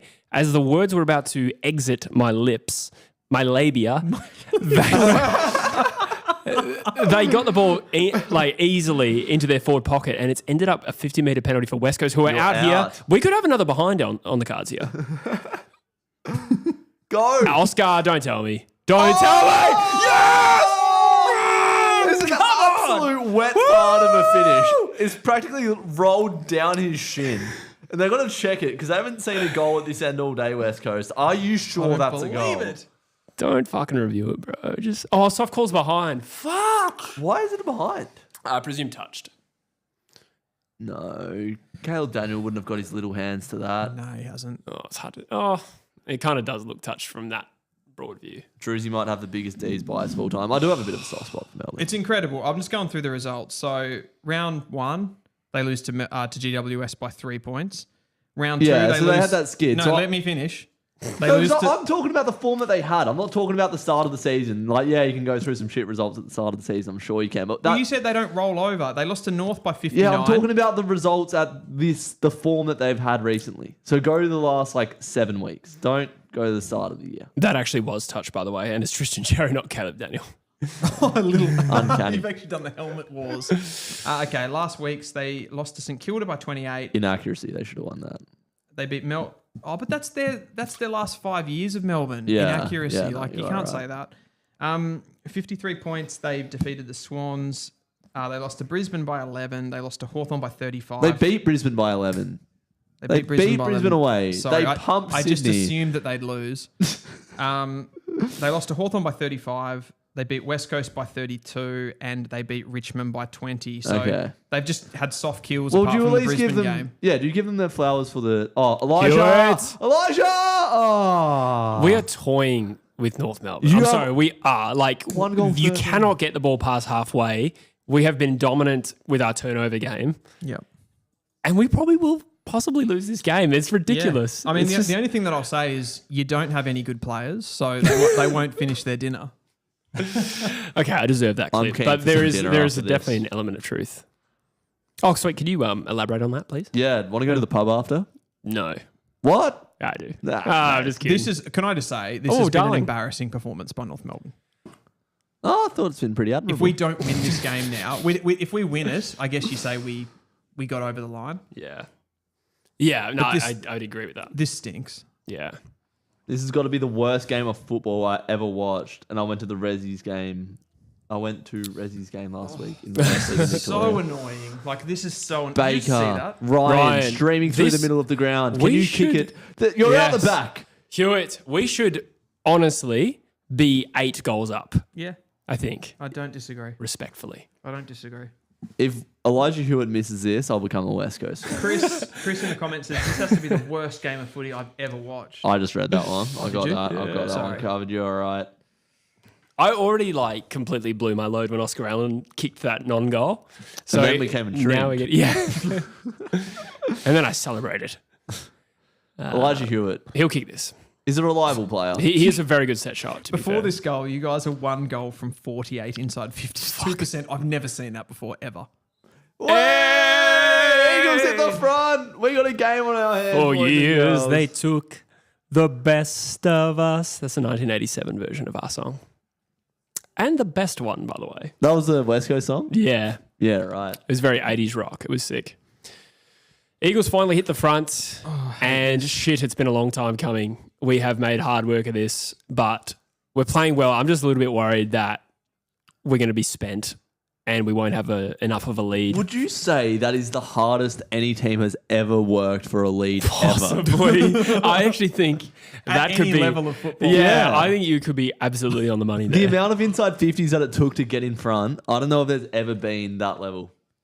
This is really living up to the hype. This is a record-breaking game. Can I just say that us trying to work the ball, because we had to do that in this game a lot, run the ball out of defense. Our running, distributing defenders are the worst play. They should not. None of them should be playing AFL football. Zach Fisher, Dylan Stevens, Caleb Daniel, get out. Say those names again. Sorry. Zach Fisher. Yeah. Dylan Stevens, Caleb Daniel. They're just turning the ball over constantly. Oh, Hardeman that time. It is a hard game for those players, to be honest. I don't know Especially for Hardeman. Yeah. Free kick West I think West Coast, yes. I don't think we have the equivalent halfback flankers turning the ball over because, to be honest, it hasn't lived in our back half. No. But I think that if it did, we would have the same issue. Comden. Is it Comben? I always get Comben, sorry. Comben. Yeah. Looks like he's gone off as well. So not that West Coast have some really menacing key forwards at the moment. He's our best defender, though. Yeah, that doesn't help, does Yeah, it? it doesn't help. You've doubled your goal per inside 50 rate to 4%. Fuck. Rate of improvement, though. 103 watching the stream. Thank you guys for tuning in. Make sure to hit that like button. Thank you. Also subscribe to True Eagle, my Eagles fan channel. God, I can't wait for you to break this game down, Jesse. Liam Ryan. Surely not. Can he kick it? That looks good. That'll go. He's kicked it. Come on. And the Bunbury faithful are up on their feet, cheering as Liam Ryan kicks the third goal of the elite sports game. This is Harlem Globetrotter stuff. This is the Harlem Globetrotters if they went to the Paralympics. I don't know if you can say that. Can you not? Oh, you did. Well, you laughed at it. So. 49 to 18 inside 50s. Cancel And me. I think 2 out of these 3 quarters might have been... I won't say wind because I do think it might be swirling and it's hard to track. It doesn't look like it advantages a particular Yeah. team. I just think it's a mess. Yeah. Real I think goal you're right, fest to now. be honest. God, Comben's back on. Oh, Or was that they're just showing the incident? Yeah, so he's been subbed out and Right. Hanson Jr.'s on. Oh, Sorry. yeah. This probably is a game for Hanson Jr. God, I'd love to Yeah. see more contests and defense. There's too many goals going through. Shut up. If anyone's got any idea what happened to Comben, to me it looked like a shoulder. He's had shoulder issues in the past, so... Don't like to see that. Oh, Jack Darling in the ruck. Hello. He still beats Flynn. And turns the ball over. I tell you what, Elijah And you still Hewitt, win the good clearance. game. Yeah, Elijah Hewitt and Brady Hoff having fun out there. He's actually had plenty today. Oh, this is so embarrassing. Kicked right to where you want the footy to land. Come on, Harley. Ollie Reed's resting forward. How's the pressure? Go on, Finn Foss. O'Sullivan, ball you out of the back half. Bit of poise. Music A bit to of Dylan's composure. eyes. For fuck's sake. This is where the ball has broken down for North. They do look a little bit more out. Well done. Another spoil, but they win the ball back North. That's Edwards on Larky doing a good job. Yeah. Larky's shit. Larky shit. Wow. Yeah. The toys are out of the pram. Yeah, I'm loving this. Yeah. Honestly. I feel like that's not the first time I've heard you say that, actually. Yeah, I've said it a few. I haven't said he's shit. That was... Yeah, that was no. true. He's not like... I mean, okay, objectively, like, you can't say that. It's game day. It's game day. When you're watching your team play, you can't be held to the things you say. Yeah. Like, too literally anyway. I'm underwhelmed by Nick Larky. The goals, I know the goals are there, but I think someone's got to kick goals, don't they? Like someone will kick goals. No, not in this game. That's funny. Oh, put me out of my misery. I just want you guys to kick a bunch of goals now. Just end it. Stu, you don't want that, Dylan. Same. You're a sucker for punishment right now. God, just send us to the bottom of the ladder already. Who are you guys got tonight? Should we look at the Blues or live ladder? Dons? Oh, that's a strong I think grab that's by going to be a Oscar. good game. Oh, captain, my captain. Oscar, Someone deep in the inside goal 50. square. There is somebody there, but it's not a great kick for his advantage. And Jack Williams has the chance to extend the margin to 16 points. He's taken a mark, 15 out. Great grab. Great player. Currently motioning Jesse's jocks as West Coast look to kick 3. I may never die. Yeah, Yeah. neither. Despite my vitamin C Larky deficiency. has lost at least 3 games off the top of my head from his own boot. I'm not exactly sure what that means, but yeah, I agree. He probably has. I've just had a Dylan good has- amount of beers as well. Sorry, continue. Dylan has his eye on some draft content after this game, looking at pick ones. No, looking at pick ones. Richmond, you mean? I wouldn't go that far. Richmond have our pick. Yeah, Yes! that's a goal as well. The Eagles extend the margin to a tantalizing 16 points. It's raining goals. Hallelujah. In a game like this, it's 16 points is raining a lot. It's not game over, but it's a lot. I thought you were going to join me there. I don't know the lyrics. Yes, you do, bro. Yeah, everyone it's knows the raining lyrics. goals. Yes. How hard is it? Pretty half-mast at the moment. We're playing pretty well, but I'm not fully there. North should be losing by more than 40 points. Totally agree. This sucks. No. This is great. So I just want to revisit my prediction. I said West Coast will win, but North would have more of the footy and more clearances. And it checks out. Well, yeah. It's closer than I thought. I thought we'd get belted in those stats, but it's fairly even. Cherry and Curtis have been the only ones today that I can see actually give a shit, to be honest, Dylan. Why is your club such a basket case? There's no excuse for this. I don't know if you recall, Druzy, but we traded away at last year's draft. We, for some reason... Tackle. Oof, no, why can't they play football on the field right now, Dylan? I don't want to hear about draft decisions. I want to know why Luke Parker is. It's a greater problem. By Liam Duggan. It's the problem with our club. We have no idea where we're at ever. Sheasel, kick inside 50. This could be a big moment. A goal for North could really swing the momentum. It's close enough where if North score, mind you, we've just won a free kick. I'm sorry. No, it's not party time at all for West Coast. That's not a free kick, by the way. Bust out the red panties. West Coast are home. Yeah, is that a thing people say? Yes. We're not getting back from here. Conor McGregor. It's good. Well, it's such a... Oh, Luke McDonald's playing. I don't know. I think North could get 2 and this game is back on. Parker. They're getting there. Go on, North. Do something. Good kick. Oh, they want the cheapie over the back. Who's that waiting for it over there? Constanti just wants the cheap one. Doesn't want to work hard for it. He just says, I'll let you guys fly and I'll just wait if it falls to my feet. Tell you who does want it. Tom Cole. Oh! He also wants to be on the ground. Bodies are flying everywhere. Jai Simpkin, the captain. Can he bring them back in it? Oh, he's not even made the distance. It was Liam Duggan-esque. Similar player. Good use of great foot. kick. That is a great kick in this game. And Elijah Hewitt finds it. He's really having a breakout. He could have he could have career best numbers actually, Elijah. I don't know, like 22, 21 would probably be his best possession count, but he'd probably be like 17 at the moment, I reckon. It's embarrassing because I was talking about LDU, Sheasel, Wardlaw. He's at 21. And we're just getting Elijah Hewitted. He is better than any of our mids. Getting Jack Graham'd, bro. 50 metres. We actually are getting Jack Graham. Is that a good thing or a bad thing? It's not a good thing, Jesse. It's definitely not a good thing. That's got to be a free kick, doesn't it? That's absurd. He tried to kick him. Are you a Star Wars guy? I think we talked about this. Simpkin. So I've seen the original, like episode 4, but I'm not. God, you're old. No, I'm just kidding. Don't kick a man while he's down. Yeah. Well, you say that, but North have a shot on goal here through Jai Simpkin. I really do think the momentum of this game can change. It is such a crap game. For sure. And it's close enough. And North, as you said, probably have the talent. So this is a big kick. Your boy Rogue Wrights just jumped into the chat here. Come on, Dylan. Let the hate flow through you. Jai Simpkin, Dylan, get up on your feet. Your club has kicked a goal. Come on, Jai. Come on.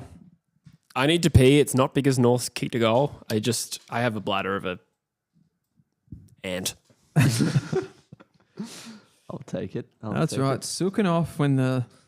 Yeah, classic West Coast fan, leaving it 3/4 time. We just have to win this game now. That's the only thing that can save this. You said Nick Larkey sucks 5 minutes ago, Dylan. What's happened to that? I think he's underwhelming. I've said that sort of relatively consistently, though, haven't I? Like, not that he sucks. That was too much. Who's someone that you can't criticise at North? Is it just Cherry and Wardlaw? Is that it? There's nothing I could say negative about Tristan Sherry. Yeah, I mean, Wardlaw has played such little footy for us. Like, I don't think you could criticise. You can't criticise what Sheasel's done. Yeah. Oh, this year you can't you? I suppose you can if you're hypercritical. It's his 3rd season. I think that has to be taken into consideration. Like, how many 3rd-year players are truly winning games for their team? Look at Caleb Daniels' meters gained, leading the field here. Oh, yeah, but what's that given us? Like, you get meters every time you pass the ball forward, right? Oh, Jack Williams outmarks Griffin Logue. That's embarrassing, Griff. Is Clarko in risk of getting the sack? I thought North were better under Ratton. Was Ratton at North? Yeah, he was. When was that? When Clarkson first had the Hawthorn racism issues, he came in as caretaker. Yeah, right. After St Kilda. So, how much time does he need? You couldn't possibly say that we were better under Brett Ratton because we've been poor the whole time. I think the criticism of Clarkson would be fair to say that, what's the style? Oh, Jack Williams has absolutely sprayed that like Jesse's toilet bowl right now. That has gone out on the full. We have no identity, and I think that's been consistent under Clarkson. You could argue if you were majorly supporting Alistair Clarkson, you could say that that's because he hasn't had continuity because of some of those issues. But yeah, it's not. You don't really see an identifiable brand, really. People talk about North Ball. I kind of think North Ball's a bit of a... It's a deflated ball. It's a bit of a crock of shit, really. It's an old ball that you left out in the paddock in the rain for too long, and then you sort of find it under a bush. Yeah. There's my North Ball. And it's sort of all hard and... Yeah, a bit of mould on it. A bit of mould. It's turned into a rock. That is North Ball. Speaking of turning into a rock, I'm very pleased with the scoreline. Right. Elaborate. God. It's only football. This is still absolutely anyone's Is 44 game. Hutchinson? Yes. Did you just draft a Hutchinson as well? No, McCarthy. Similar names. That would have been the classic goal that we get. Yeah. 18 scoring shots to 7. Were you disappointed not to see McCarthy actually debut today? No, to be honest. I think, if I'm not mistaken, he had to return to Victoria midweek for family reasons. I'm not sure if that was a factor. But I do think... Oh, good mark. Great kick out of halfback. That has been the story all day. West Coast intercept game, which I highlighted at the start of the game, not to be a know-it-all. But this is something I'm just really pleased to see West Coast has been able to do. We've even done it in games where we got belted. Flying Ryan in the back, surely. I feel like that had to be a free... there's been some... If you get hands to it, is it fair play? Yeah. Oh, you mean free to North? Yeah. I thought that was a free, but he must have got close enough to it. Let's have a look here. No, he didn't. He didn't touch that. Should have been a free. Yeah, Cherry says, I'm a dominant ruckman, sends the ball 20 metres forward, and Tom Cole sits under it. Yes, the known goal kicker. He's backing himself here. I like Tom Cole. 17-7 scoring shots. Yeah, thanks, Caleb. This is not going to be a goal. A waffle game is better than this. No, I watched the Eagles and Demons yesterday. It's not. Far out. The under 18 South Australia versus Vic Metro game was better than this. Was it? I don't know. Vic Metro were fairly bad in that game too. True. So. What about WA versus Big Country yesterday? What did you see? Yeah, that was cool. The load up from Tom Cole from 50. Has that gone through for his 5th goal at AFL level? Back to 17 points. Move. Well, I was aware of the sound being too loud, so that was the way. Level. There's that C grade waffle player you were talking about. What do you think now? Yeah, that's changed. That's flipped that. He's taken a mark and kicked a goal. Is that a good game, Tom Cole? Oh, he's been. Yeah, he's okay. He's okay. He's not going to. If he's not someone that you would sort of say is on the precipice of AFL, I don't know who is. Was that? Sorry? If he's not someone that you would talk about as being like on the precipice of VFL, right? AFL, I don't know who is. Yeah, I think he's a bit more of an intangibles player, a bit more defensive, doesn't have any great attributes, but just gets his job done. He's okay. Like a VFL player. Nah. I think he's a journeyman, but he can play a role in good teams. Like I said, I admit he wouldn't get a game. Who's lower on the pecking order for West Coast than Tom Cole? I think Tom Cole has been better than Liam Duggan this year. I know that's not a high bar, but I'd say on performance this year, I'd say he's been better. What about Hunt? Oh, probably similar. Probably right in the same bracket of not one of our best every week. Because I'm not just having a crack at your guys. Like, we have them too. I've said, like, McDonald. I know. I'm just having a bit of fun. Yeah. I don't fun. think Cole's a spud, that's all. Okay, fair. But I'm not going to say that he's a star either. McKercher, Sheasel, the young North Guns linking up, kick into the pocket to Curtis. That was a really low percentage kick, I thought, even though it's worked out. In a normal game, it probably wasn't. But in this game, like, you want to get as close to the goal as possible. Yeah. I think Curtis polished that turd a little bit. Yeah. So it's a turdski. It's a turdski. Turdsky. Polish that turd. I've got to try to get excited for this. Like I'm annoyed at this. How Curtis this has- That looks big kick. good. That Ooh. looks really good. That's a goal from Paul Curtis from the pocket. He's a gun. He's a star. He is a star of He's the a gun. competition. That's what happens when your best players link up. Sheasel, McKercher, Paul Curtis, one of the highest rated players in the competition right now. He was a big factor in that That was first quarter. mainly about Curtis, I feel. That play. Yeah. Well, he's been the one today that's looked... Oh, you don't want to see Elijah Hewitt with the physios. He's just come into form, looked good. 27 seconds left in the quarter. Just rest up, Elijah. We want to see you out there. We've got 126 in the chat right now. Probably this record-breaking numbers for Footy from the flat. It's We've linked massive. up for the first time. First time Mate. we've been on stream with Jesse together. It's you guys. Yeah, we're very happy with the product that we've got coming on. And, of course, producer Vicar behind the camera making it all happen. This is the first of many. Shit game, but good content with good people. And that's what it's all about. I don't know. It's a shit game, Jesse.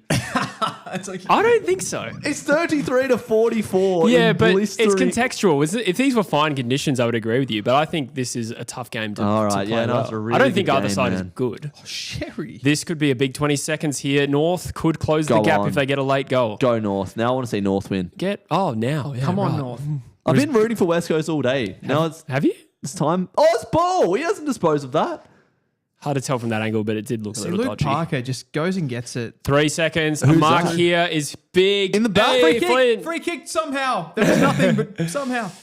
There we go. It's set up for an all-time classic here in Bunbury. 11 behind separate these two sides. That was an important late goal for North, and then Yeah, it maybe was. a little bit of momentum, but the Eagles would be pleased at the three-quarter time siren blue when it did. Have we said Clash of the Titans today? No, that's a That missed is opportunity. ridiculous. Yeah. Road Riot brought it up. Yeah.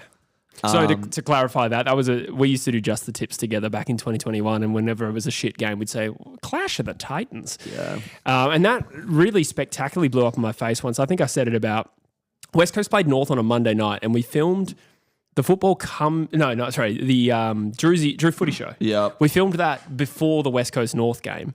So we reviewed the round, and then I think I said I'm sure West Coast is going to beat North, so it's fine. And sure enough, North Melbourne upset West No, Coast. I reckon you're making that up because I did the Drew Footy show that week with Caden. You weren't on it. You're right. I am mixing it up. It must have been my video. It definitely happened in a video that I filmed before.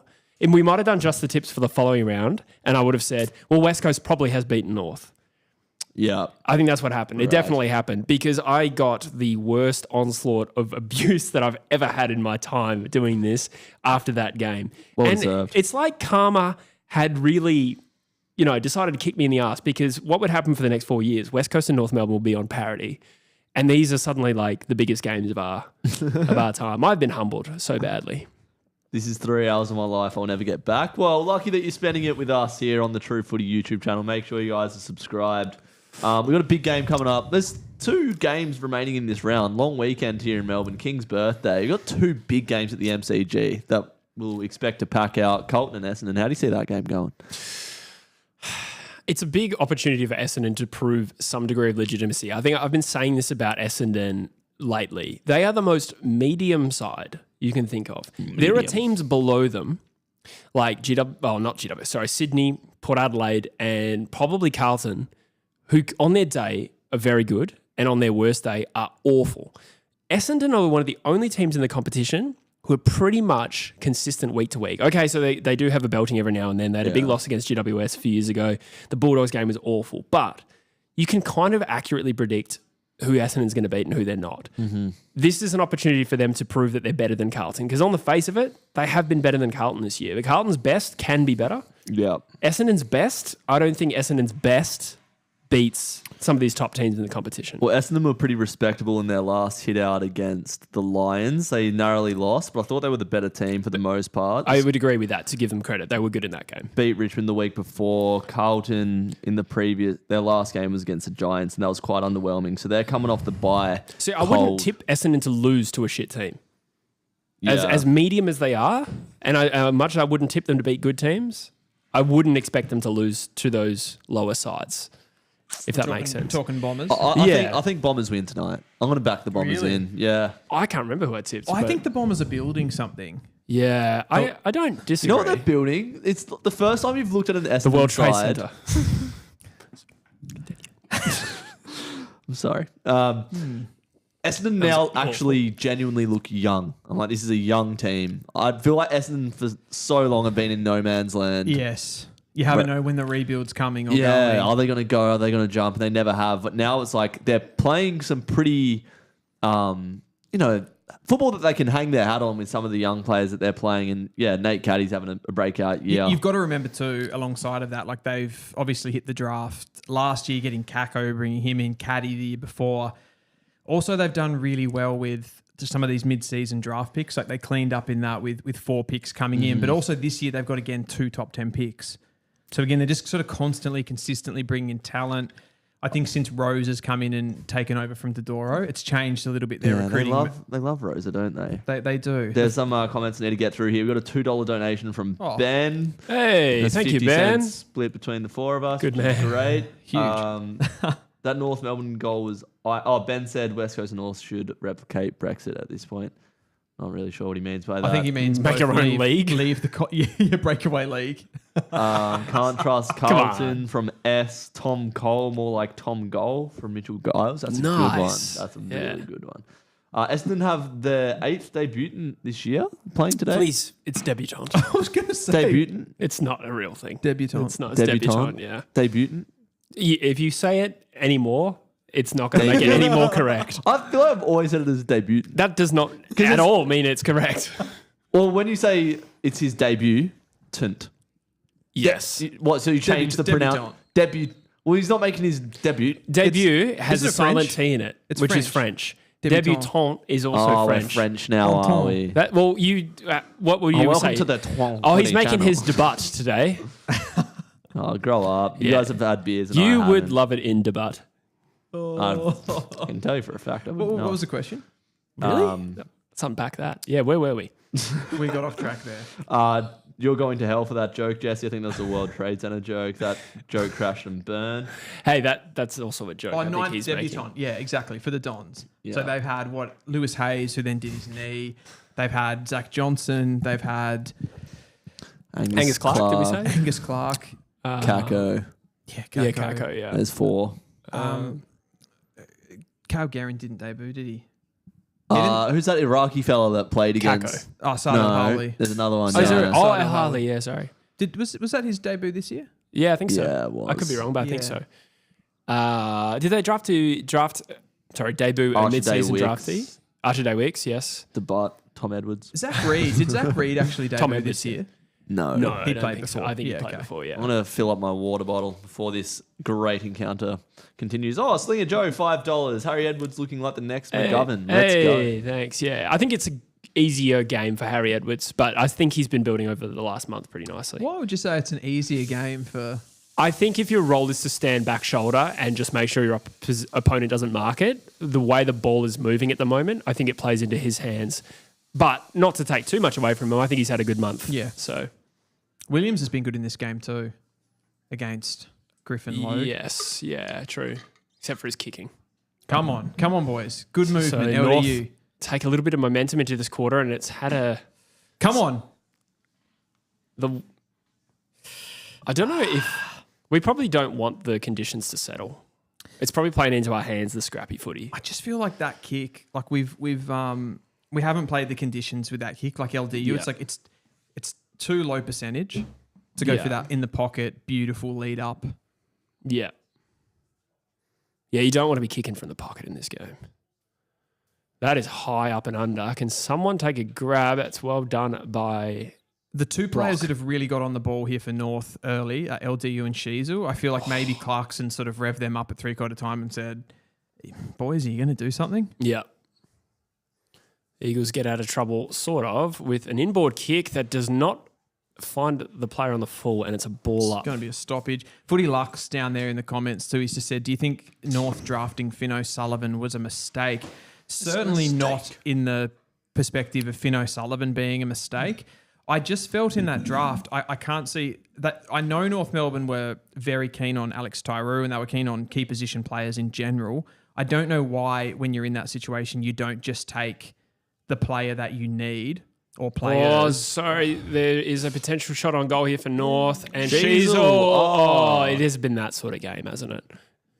For West Coast anyway. That's only North Melbourne's fourth behind. Sorry, continue. That's that kind of conversation is a wider one as well. Like, do you guys think when your team's in that situation, you've been to several drafts in the past, you've done your midfield run and you come into a new draft, what would you do in that situation? Would you take the player that you need, or would you take the player that is ranked the highest? Specifically in North situation, I think there's an argument to go the tall that you want. It was also unfortunate for North. It was probably the hardest draft ever to trade into. West Coast did a very questionable trade of their own, but I think... As far as splitting the pick, you mean? Yes, and I think even just trading back in, I think North tried. Yeah, they did. With every club from past St Kilda or something. Well, I can't remember exactly what the thing was, but they tried very hard to get back in. But then why not just take the player you wanted? Yeah, no, I agree. Harley Reid just took an incredible mark and then kicked it down the full. Uncontested kick on the wing and kicks it on the full. Yeah, it's been that kind of game. How many goals are left in this game? That's a good question. 3. That's exactly what I was going to say. 3 goals. If North kicks them all, they win. If West Coast kick 1, they're probably home, if we're even correct.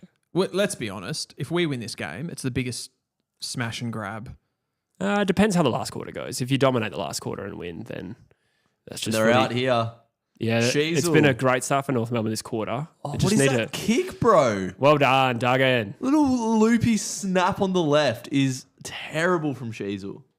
West Coast need to get some territory here because it's a bad kick. Oscar, has he done enough? He has not. But it's all right. It probably is a professional free kick there. Yeah.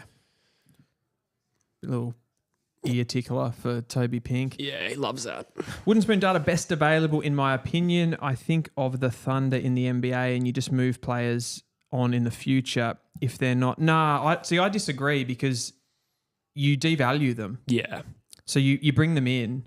Oh, the lucky bounce, but well run onto there. And the Eagles, with their pressure, they have been great at that all day. Lock it up. Do you guys, let's look at a couple of players there in McKercher and Dersma. Dersma's been playing predominantly VFL for North Melbourne. Do you think now he gets a You're pick not getting 3? You're not getting the first rounder back for Dersma now. Not even a first rounder. Probably not. So then there's my argument. Yeah. I don't think anyone's given up a first rounder for Dersma right now. Who would? I think I think if a top 4 club thought he was gettable, they would offer their first. So I still think they'd offer a first, on but it wouldn't be a top 10. Yeah. Okay. So there you go, still. But yeah, I agree with your point. Elijah Hewitt's back out there. They are depreciating assets. That kick will work. Unless they're playing that well. Kick down the wing. Great kick by Brock. That is a feature of his game. For a tall 198 centimetre Jamie Cripps. He's got so many targets to go to. It's a good kick too. Not quite. Sends it to Reid. Is that a free kick there? It's hard to tell. McKercher gets a handball away to Spud McDonald. Goes with a handball over the top. Stevens doesn't want it. He wants a palmy at the ground. That's what he wants. Stevens should work. Oh, that's incorrect disposal. North might have got it. No, they didn't. Oh, Dylan Stevens. Speaking of first round picks, we gave up a first round pick for Stevens. Wasn't it one that was you had to trade though? We had to trade. Yeah. We didn't have to pick Stevens though. Yeah. But you are kind of forced a little bit into that. Are. Yeah, that's a tough one. We got given 2 and the whole industry, the league complained so hard because we got those 2 end of first round picks and we traded them for Zach Fisher and Dylan Stevens. What were you complaining about? Sorry, Jack Graham has loaded it up to the goal square. Can Brockman do something here? No. Hoff's overrun it. It's force a stoppage would be our best. Oh, no. Hoff. Hoff. Oh, he's just... No hassle for Hoff as he goes out to Brockman from the boundary line. Can he sink him? Bang! He kicked it! Come on, Eagles. Sorry, Dylan. Yeah, you were saying? That could be game. What do we say? 3 goals left in the game? We're 3 goals down? Yeah. I don't know if I'm tripping, but here it does look like the wind's settled a little bit, which I think does just open the door a little bit. Harley Reid would beg to differ with that kick he had not long ago. Yeah, true. I forgot what we were talking about. But the Eagles have opened up a 16-point lead, which in this game is significant, and it took so long to build it. But to be fair to them, the intensity hasn't dropped off. Okay, there was a brief patch there where North... I think we started well, but... You did, yeah. I think since West Coast worked into the game, it has been a touch wood, but it's been a 3.5 quarter effort. Great or 3/4 effort out of Brockman. Oh, there's no excuse for North in this game. I don't really know how to paper over the cracks. Yeah, no, this is terrible from North, mate. Sorry, I don't mean to be smug, but I'm sure you appreciate that. You should enjoy yourself. These wins, we haven't won yet. But does this win it just happens so rarely? Sort of make up for the last couple of weeks, Jesse? Does it feel like a body of work in Adelaide in the Geelong game to now get this result, or is this just a result in isolation? Call me crazy, but I am still just concerned with the way we're playing, and I think we could lose this game, and I won't lose too much sleep because of the way. Like the endeavour throughout this game and the brand we're playing, the skill has been awful, but it's about the bigger picture for me. And like I said, the thing about the Simpson era West Coast or the late Simpson era West Coast was that there would just be drop-offs and no identity, and we'd be awful. If we play like this for 4 quarters and it's been a pretty full effort so far, and we lose, I will accept that. I was comfortable with most of our losses in the last 6 weeks. The Adelaide game, we looked really good for a half and then fell away. But other than that... Just talking about that change... touched. Just that change from, you talk about like the last 6 weeks compared to some of the footy under Simpson. What do you put that down to? Do you think that is just a change of the coach, or do you think it's like personnel that you've brought in to make it more stable? I think it's a combination of both. Now more so than ever, we have less Simpson era players in this team, and I think the younger players are naturally more adaptable. Some of them needed a few years to build that fitness. There's not too many first year players in here. We've got like second and thirds and fourths that are now adding a lot. Baker and Graham have come from a Richmond system, which is probably aligned with what we're trying to do. So it's a little bit of that. But credit to McQualter, the spirit at West Coast seems really high. The unity, I think, is on show here. And this is a team, like when you work for each other, the game gets so much easier, even if we don't have the talent of some other teams. Yeah. So I think credit to West Coast, honestly. I 100% agree. You've made all of my comments about our quality at the beginning of the game look pretty stupid. And you talk about those rebuilding models.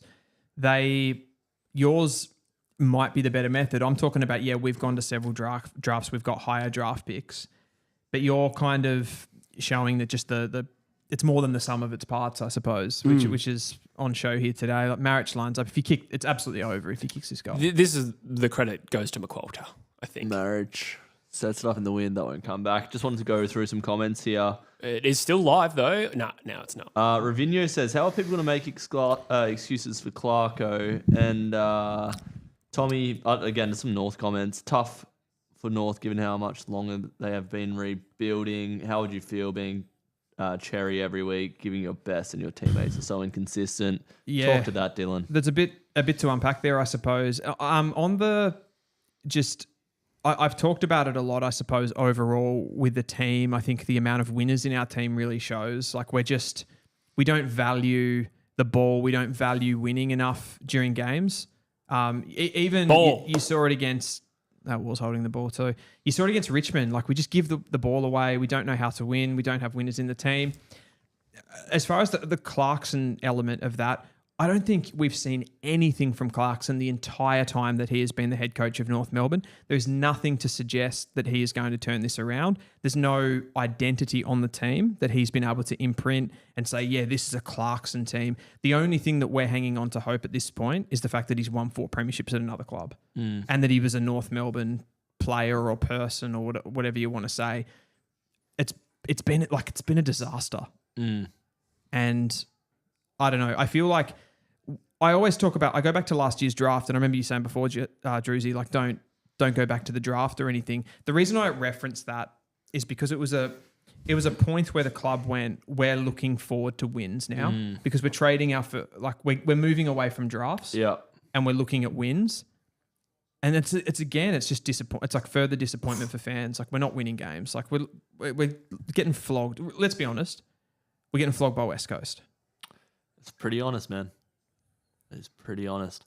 What about the point that who was it that made this? And Pommy's prediction is looking good. West Coast by 4 goals at the moment.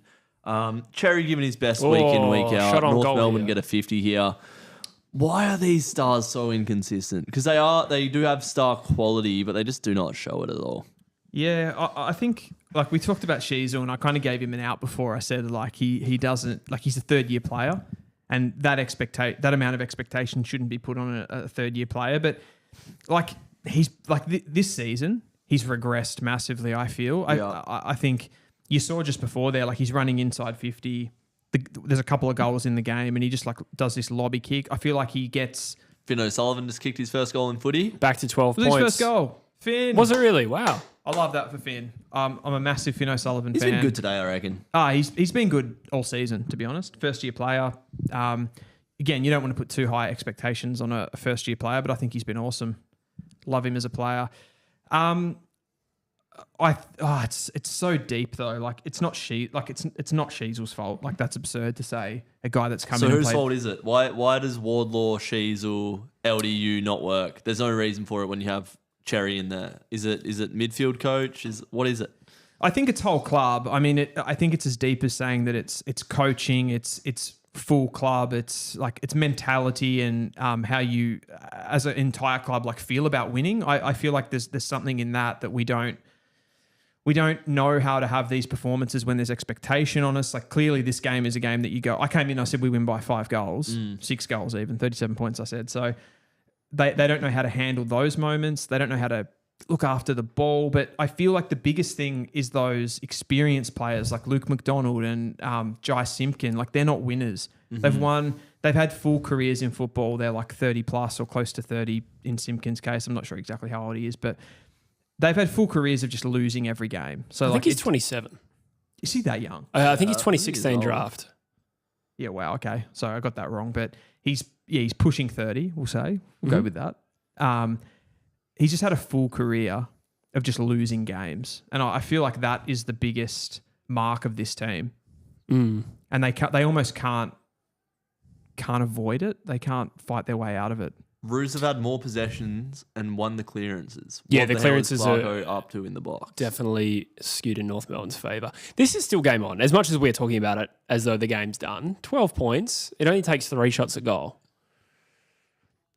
So why is this happening? Why are we seeing North win the clearances and have more of the footy, but West Coast are on top? I think a big element of that is Tristan Sherry, to be honest. So he's winning clearances, dumping the ball forward. Oscar, sorry. Turns around. Cripper, get out of trouble. No, it's a good tackle, though. Good tackle. Yeah.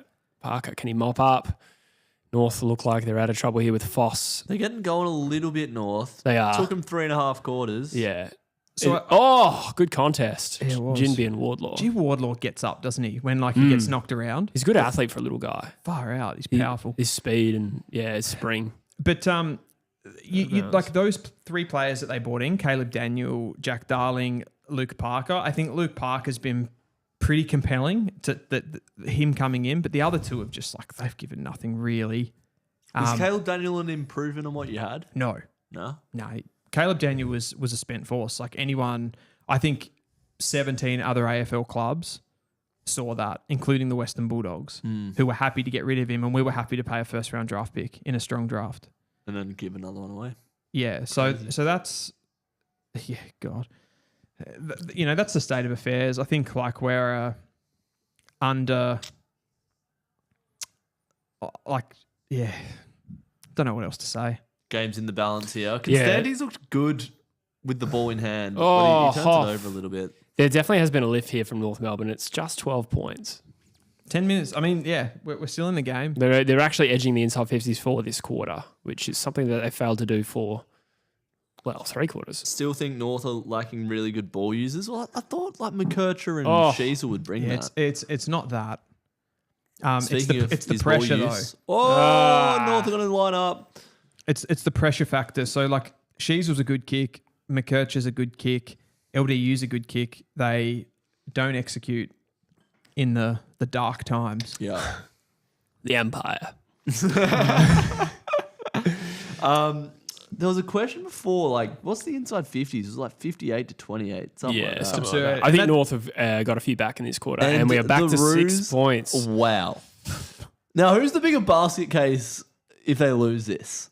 Because the inside 50 dominance you have had, Dylan's had his therapy session talking about how shit the Roos are, but they're coming back here. This is classic Spoonball. I'm not there. I don't want to lose this game, don't get me wrong, so I don't want to make it sound like a cop-out, but I've seen enough from West Coast in this game already to make me just feel comfortable, big picture about where we're at. Mm-hmm. I don't want to lose. I don't think this is basket case. You're right. Maybe I have had too many beers. This isn't basketball, Drizzy. All right, that's the first thing you need to understand. We have been, we could be spent from 3/4 of intense pressure and not being quite good enough to put it on the scoreboard. Mm. And if we just fail to run out this game, it doesn't really change my mind about the direction of where we're going. How pissed would you be if you lost from here? I wouldn't be pissed. I would be gutted. I don't think I'd be angry. I don't think you can fault the effort, which is generally where anger is derived from. How much does this game show, though, that getting yourself into a hole like these two clubs have is such a disaster? Because it just becomes, like, winning becomes so hard. Yeah. Like, here we go. North are all over him this quarter. Yeah, they are a bit. I don't know if... It's hard to tell if the breeze has eased up, but if it has, that could be a reason why North are now... We're different though, Jesse, because like this now, the fact that we're getting on top here, it's pissing me off. Yeah, I can kind of get where you're coming from. Where's this been all game? Yeah. Yeah, I get that. Like I'd imagine if you come over the top and win this, it's not going to be the satisfying win that you'd hoped. There's a couple of roos out on the fat side. I'm just going to send it to This game deserves to be a draw. I think it deserves to be a draw. I feel like West Coast, to be honest, deserve to win. Curtis goes a good player. Fisher, he'll finish. Oh, how's he not? Smothered. Didn't pick that up on the cameras. Liam Baker down the wing. Out on the floor. I just had this thought, like we're talking about North Melbourne, like, we're back in this game and like we're not going to win. You very well could, Dylan. Well, there's no way. I don't know. I've got a bit of a bad feeling lurking now suddenly. just the trend of the game. We kind of stopped that turnover again. Oh, I say that, but we've just done something good there. We will not win this game. Harley Reid. Oh, it's got to be a high tackle. I've got a tinkle. As soon as... I'm sorry, I've got to pee so much. Go now because you got 7 Yeah, minutes. but we have the ball. I'll commentate. I generally pee when the opposition is taking a set shot. I want to see what happens. I want to see what behind we can muster next. God, they've made me nervous now. Now I've got to nervous. I hate this. I said this at the start. Every game we play, some team gets to a lead and then the other team hems them in. It's happened twice in this game in both directions. You were so right about this game. Yeah. It's pattern recognition, bro. Oscar flies. That would have been a big mark. And now North rebound. Oh, boy. Colby. This is what we want to see Colby doing. Run him with the ball in hand. Yeah. Get it back. Get it back. Go over there. He's so good. Oh, you've given it to Wardlaw. He's fallen over. Back to his feet. Fisher. Could he bomb from it? 45. Could he level the scores? No, he's missed. Oh, he's hit the post. Shit, this is actually a thriller now. Handy point. Was that a sneeze? Or was that like I think it was a scream, Druzy. a squeeze? That was a sneam. It was a sneeze scream. Go for your wee, Jesse. I'll whip your boys home. Thanks, man. what are the comments saying? I saw Jared Polak in there. Graham, long down the line. Exactly why Dylan hates Fisher. Yeah, fair. Oh, no North player wanted it. No one went for the ball. Bro, look at that boundary. It's like a straight line. It's like a straight line and then... That's gross. I would hate to play on a ground like that. I guess with the animals you guys are playing on. There's a big deck. Our home games, yeah. At what is it again? Bennett's Wood. Yeah, that's the one. Deakin Uni. I'm out for the season though, unfortunately. Are you? Yes. That's it. Yeah. Season-ending operation. Mm-hmm. This is big though. What are we at? 5 points. 6 minutes to go. Kick in it, Dylan. If you kick a goal, you go ahead. It would be... Oh, McKircher's getting going. He is a bit, isn't he? Spud McDonald. He gets it in. Oh. Edwards. Oh. Lucky. No! Oh, good tackle from Jimby. Kelly can't pick it up. Lucky. Stevens. Oh. No, it was definitely touched. He touched it. I'm 99%. Sun's in her eyes. She's got sunnies on. Yeah. She should have seen that, though, I think. I reckon she's going to call it a point. I think everyone in Bunbury saw that. Soft call, yeah. Soft call touched. Was a soft call to not just go off your own instincts, love? She may as well check it, though, to be fair. No, well, you see it's touched. Why check it? Really? Yeah. It's touch. You can see it's touch. It's a big moment, though. Why not just check it? That's what it's for. You want them to just get it going.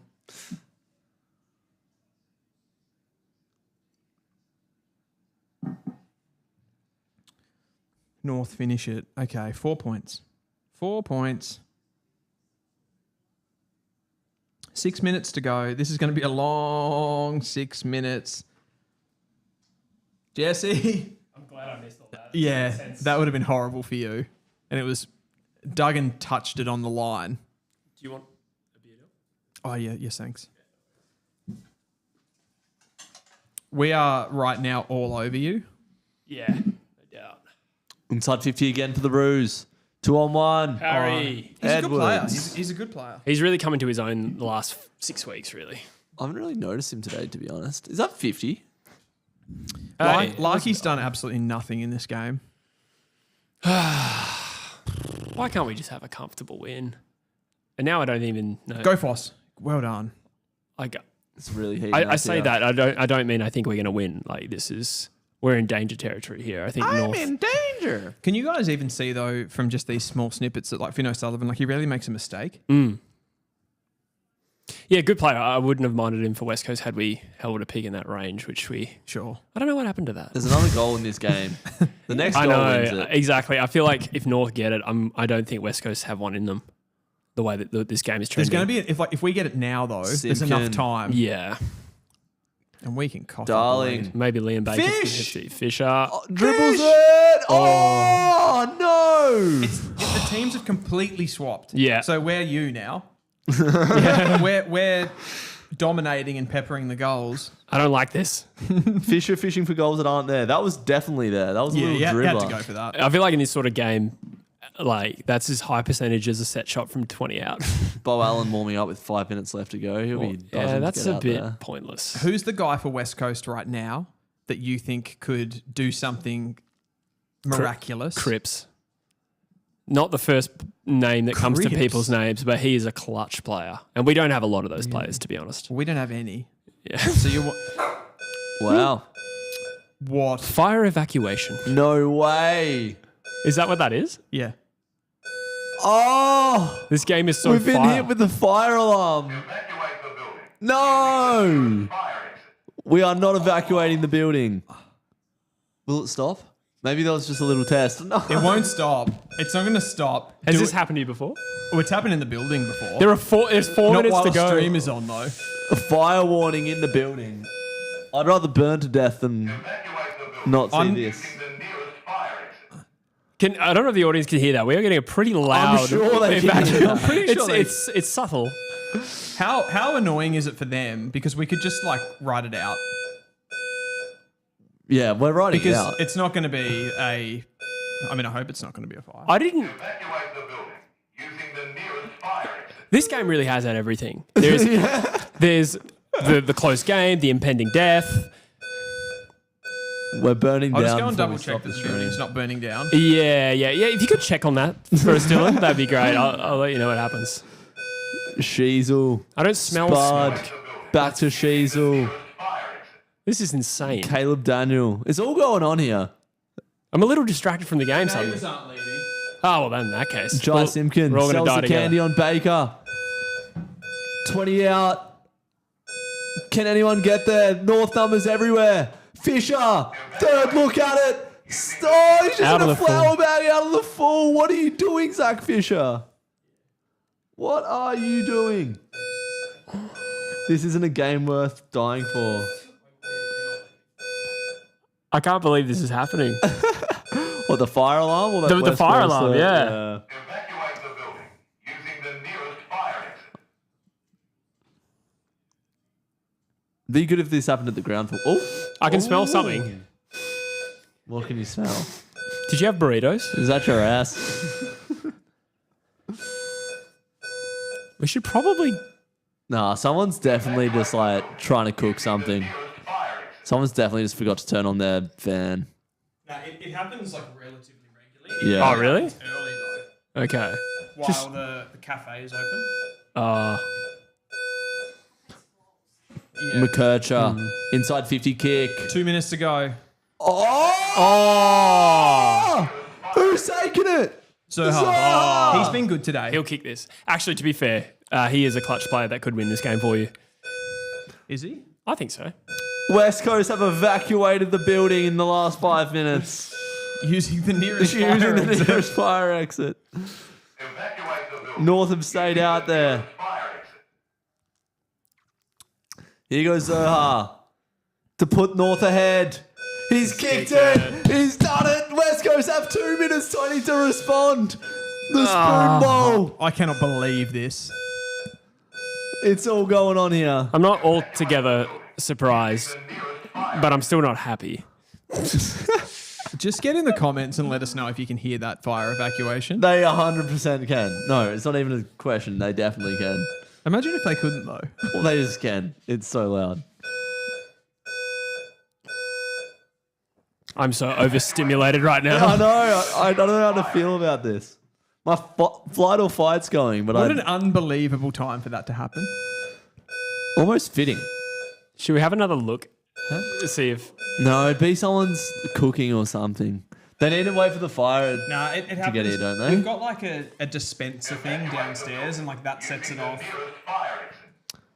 Well, 2 minutes 20 left remaining. Left remaining. Jesse is gutted and frustrated. I'm overstimulated. That's why I can't speak right now. I'm upset that we're losing.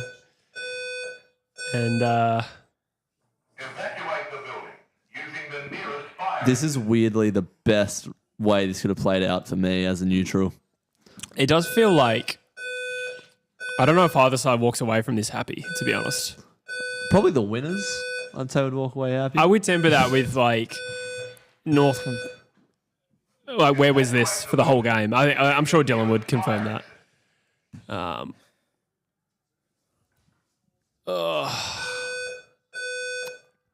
Marek. Reed Reed dropped spent it. it before he had it, and we got another ball up. Minute 50 remaining. Evacuate the building. Everything excellent. This is pure stress. I'm not talking Tight about the finish footy. and house burning down. Can't get any better, says Pommy. We could die. Hoff. Rush kick forward. Spud McDonald takes on the tackle. It's got to be ball. No, he got rid of it. Oh, we needed to Can you stop the imagine the handle. Rich- Richmond ground. fans right now death riding us. Oh, Zaha's taking another grab. Just hold it up. The match winner. Kicks it into the pocket. I don't know who that is. Who's 46? That's Robert Hansen? Robert Hansen Jr., yeah. He was a sub. He came on for Combin. Evacuate the building using the nearest fire. Someone's commented, cortisol.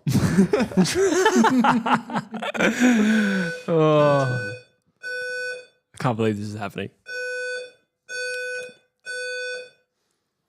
You can hear the Oh, yeah, I can hear fire that. brigade.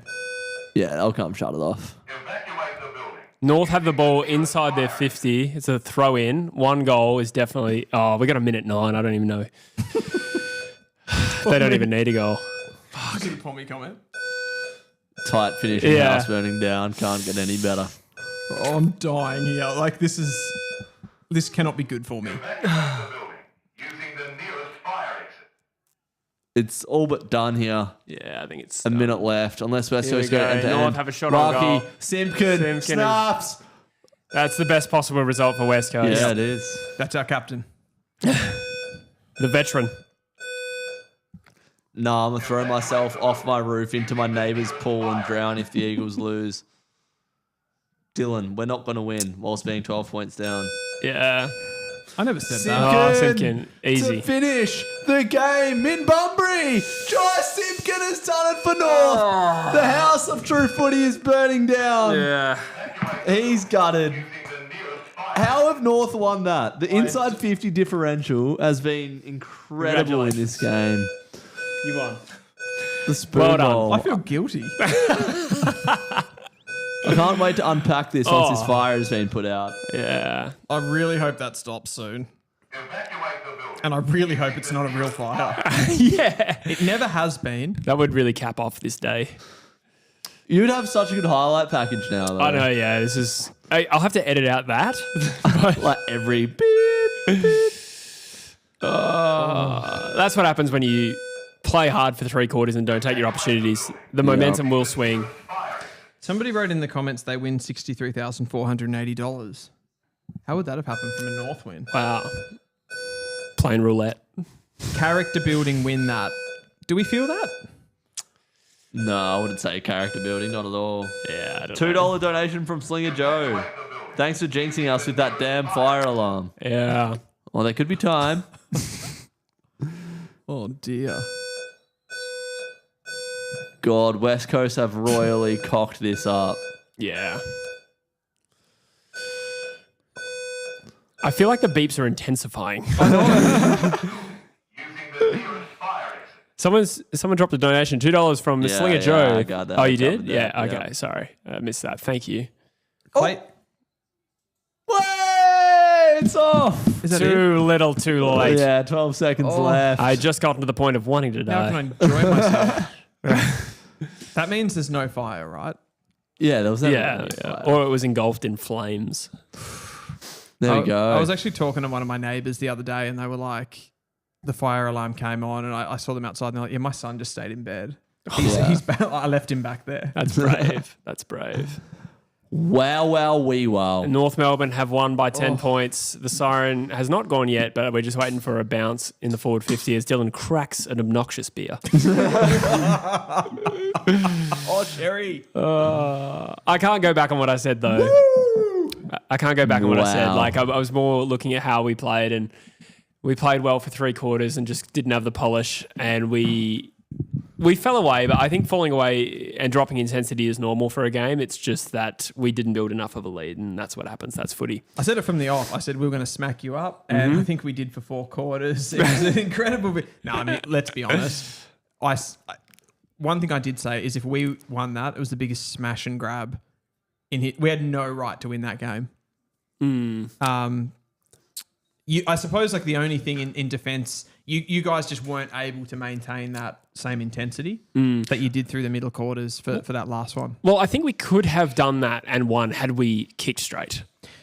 You know what I mean? Like if we had more polish and for kicks. sure. You could have been 8 goals up, let's be honest, at one stage of that game. I suppose like the fact that you did miss a lot of shots on goal, would you say that you're probably as a unit, your inability to be able to like grab hold of the ball and just keep hold of the ball is probably not there? Yeah, well, some of it was conditions. I think it's also true for us that we don't have the composure or the confidence at the moment. And it was a fairly high pressure game, maybe not super high. But you like being honest, like better teams than us, and including North Melbourne, would have done better with their opportunities. What did North kick? 9 goals, 8. West Coast goal efficiency was 9%. Yeah. 63 inside 50s. Yeah. What was ours? To 41, 22% for North. Yeah, it's not too bad, I suppose. It's not good, but it's... On the whole, though, I'm not too disheartened. I really obviously wanted to win, and I'm flat that we lost, but I feel like polish is an easier thing to fix for us than, prolonged periods of listlessness, which we had become accustomed to as a footy club for a few years, though. I think we have taken steps, but we are probably locked into the wooden spoon now. It's a gutting defeat for you. That was right in your hands for 3.5 quarters. Yeah. Other than the intensity, was there any other positives to take from today? Any performances that stood out as a West Coast fan? West Coast? Well, I don't know what Elijah Hewitt ended up on, but I did note he was probably going to have his most prolific game in terms of possessions, but I don't know how much he played in the last quarter, to be honest. 22 disposals. I think he was on that at 3/4 time, so hopefully there's no injury concern there for Hewitt. Yeah, he did come off, didn't he? He was getting worked on, but he had a great game.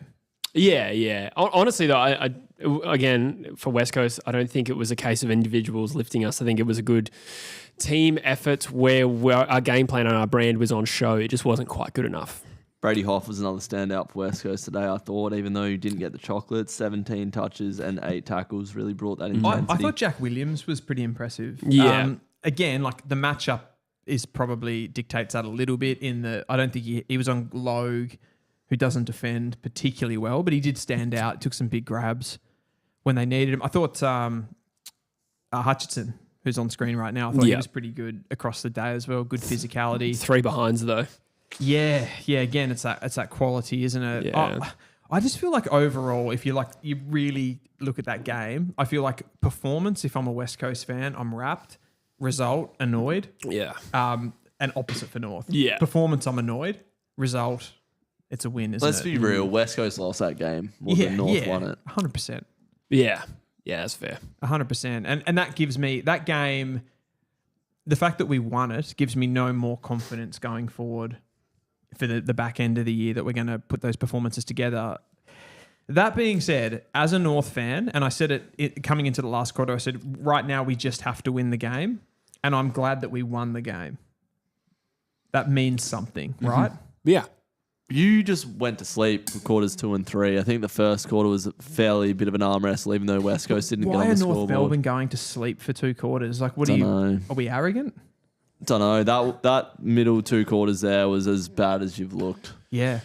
Well, I would say even the second half of the first quarter, Yeah. like West Coast ended quarter time with 21 inside 50s to 10. It was like the first 10 minutes of the first quarter, we were pretty good. Yeah. You could argue we were the better team. And then from that point until the beginning of the fourth quarter, we were listless, as you put it. And we could have been down by 10 goals. It was an absolute bath of clearances in that last quarter. I can't remember what it was, but it flashed up in that last quarter. It was like 13 clearances to 4 or something, maybe even worse than that. In our favour? Yeah, sorry, in North Melbourne's favour. Yeah. Which, again, I expected. I said that at the start of the game. But West Coast just... I think where West Coast plays its best footy is obviously like when we've got territory in our forward half because we intercept so well. But the ball wasn't in our forward half in that last quarter, which made it hard. Yeah, for sure. I think in that last quarter, the quality of clearance went up for North Melbourne. Yeah. I think that it was Tristan Sherry a lot taking the ball out of the ruck, bombing it forward, and then you guys are getting it in that sort of back quarter area between the 50 and the back flank and just like slingshotting really fast, and we couldn't really keep up with you at that point, but it kind of flipped in the last quarter. Yeah. Even that one where Sheasel ran in forward, when he did that dinky little weird kick, like that was a good entry. As far as it should have been a good entry from the centre of the ground anyway. I thought McKercher was massive in that resurgence there, the run that he provided. Yeah. Him and Sheasel just getting to the outside and showing their class with the ball in hand was important for the win there. What a result. Yeah, I mean, you've got to take that. I'm just going into the comments. Oscar Allen is going to leave this shithouse. Probably shouldn't have read There's a that. lot of angry West Coast fans in the chat. We are a proud Yes. bunch. What's up with Constantine? Is he a forward tagger or can he genuinely not get the ball? That's from Fart Explosion. I don't know. I thought Constantine was okay today. I didn't think that was one of his poorer performances. I thought he was pretty solid. Yeah, particularly early in the game. I don't know if you guys noticed how much North Melbourne's like forwards were getting up the ground at the beginning. I didn't notice that as much as the game went on. They weren't able to sort of control that. But yeah, the main thing that I'm taking from that overall performance isn't any one particular player. It's like we won. You just got going in the fourth quarter. You just actually finally showed up in the fourth quarter. Is there anything you want to review from a West Coast point of view, Jesse, to close that out? I think we covered it. I think the endeavour and the effort, it's really hard to fault. I think we ran out of legs in the last quarter. I don't think any team truly plays 4 quarters of relentless footy. So you just got to be able to take yourself. No, there's ebbs and flows all the time, and you got to be able to capitalise when you do hit the front. At 18 points the margin, I almost felt like we probably, based on the game and the conditions, felt like that was enough. Perhaps they felt the same way because we got a bath after that. So it's as cringy as as cliche as it is, that's a lesson for West Coast. I am still comfortable with where we're heading as a group. Last year, I was definitely a lot more bleak towards the back end and how we finished it. By contrast, this year, we only have the 1 win. I don't feel that way, albeit, you don't want to be another 2-win season or have another 3-win season. So we're going to have to get some premiership points soon. Does that performance for you say anything about what West Coast maybe need to do in the off-season with trades or in the draft particularly? Like, do you need a certain player? I think it underlines some things I already believed. So midfield, both the ability to win a clearance. We got a lot of smaller ragtag midfield options or a couple of 20-year-olds in there. So a genuine midfield accumulator, someone with some polish. We already knew that. I don't know if Cherry's hit-outs necessarily killed us in this game, but we do need rucks in general. But like ball use and class and polish has been an issue for us all year. I'm less worried about that. Joking. No way. Well, they've sorted out the issue, and now the issue's back. So Yeah. they sort of sort out the issue. That's again. never happened before. Okay. Evacuate the building using the nearest fire exit. Yep, it worked. You can turn it off now. Wow. If you're just tuning in now, This happened with 4 minutes to go in a very close game. I don't know if North was in front when it happened, but bizarre. It felt like when the fire alarm came on, the tables turned in the game. Yeah, what are you playing at? All right, it's off again. All right. Is it? Maybe. From a neutral point of view, that was a true Spoonball today. Terrible, and then turned it back on. Terrible ball use, skill, terrible, turning the ball over left, right, and centre. But yeah, West Coast were up for the fight for the most part today in terms of their intensity, the way that they tackled, just that polish in front of goal, like you said, Jesse. And then we expect a lot more from North Melbourne, and I think we saw what we expected from North Melbourne in a bit of a purple patch at the end, which eventually won them the game. That's how I would summarise that. Is there anything else you'd want to close out on that game, or should we continue with some big trade? I'm pretty keen for some beers instead. No, I'm just kidding. All right. I would be keen to talk some trade because I want to, as much as we won that game, and I'm happy that we won that game, I sort of want to erase it from my memory. Yes. Because what did we just watch? The Spoonball. That was Spoonball. Peak male performance. So we've discussed Naz, TDK, Cozzy, and Dogger. I suppose what leans into that is the Sean Darcy discussion. Now, I don't think he's a player that wants to necessarily leave Freo, but with TDK leaving the Blues, maybe Carlton could look for his services. Melbourne looking for that heir to the throne of Max Gawn. Richmond, West Coast in need of a ruck, and potentially Adelaide. I don't see Darcy going anywhere but Geelong. If he is to go anywhere, that's where I see most likely, but we're just going to have to see how this season unfolds. I'm going to throw it back to you quickly, Drews, here. Like, how good do you think Sean Darcy actually is as a ruck? Because I think before Luke Jackson went to the Dockers, I thought he was he's not a generational ruck, is he? He's not that type of player. I don't think he takes like a lot of contested marks around the ground. He's not a big... See, in 2022, which was his best and fairest year when we made finals, he was that player. He could take marks around the ground. You could put him forward and he could take contested marks, but in the last couple of years, through injury, he hasn't been able to provide that for us. So all he is now is a tap ruckman. Against Gold Coast, he played 50% game time, all pretty much in the ruck with Dogger crumbing at his feet. So, look, he's a handy ruck, but yeah, I don't know if he's where we want to head in the future. But I don't see a move happening, to be honest. In the 2024 season where Freo were probably the most, I think they were breaking records for clearance numbers, just pure clearance output, not necessarily scores from clearance, but he was a big part of that, right? 100%. Yeah, great tap ruckman. Yeah. No doubt about it. The way he competes for 4 quarters in ruck contests is good, but as soon as it exits that phase of play, you're losing a body around the ground. You do. So you're pretty much saying that's Geelong or bust. Or he's from that Geelong area. And yeah, I would like to see Sean Darcy get traded out personally because we've got Luke Jackson. If Jackson is to stay, we obviously spoke about him before, but we need to generate a little bit of capital if we're trying to get Cozzy Pickett over the line. So I wouldn't hate seeing Sean Darcy walk out of our doors. Do you think there's an argument that the Cats would actually look at a player like Sean Darcy and go, it's not really in our DNA? Like we've always had that.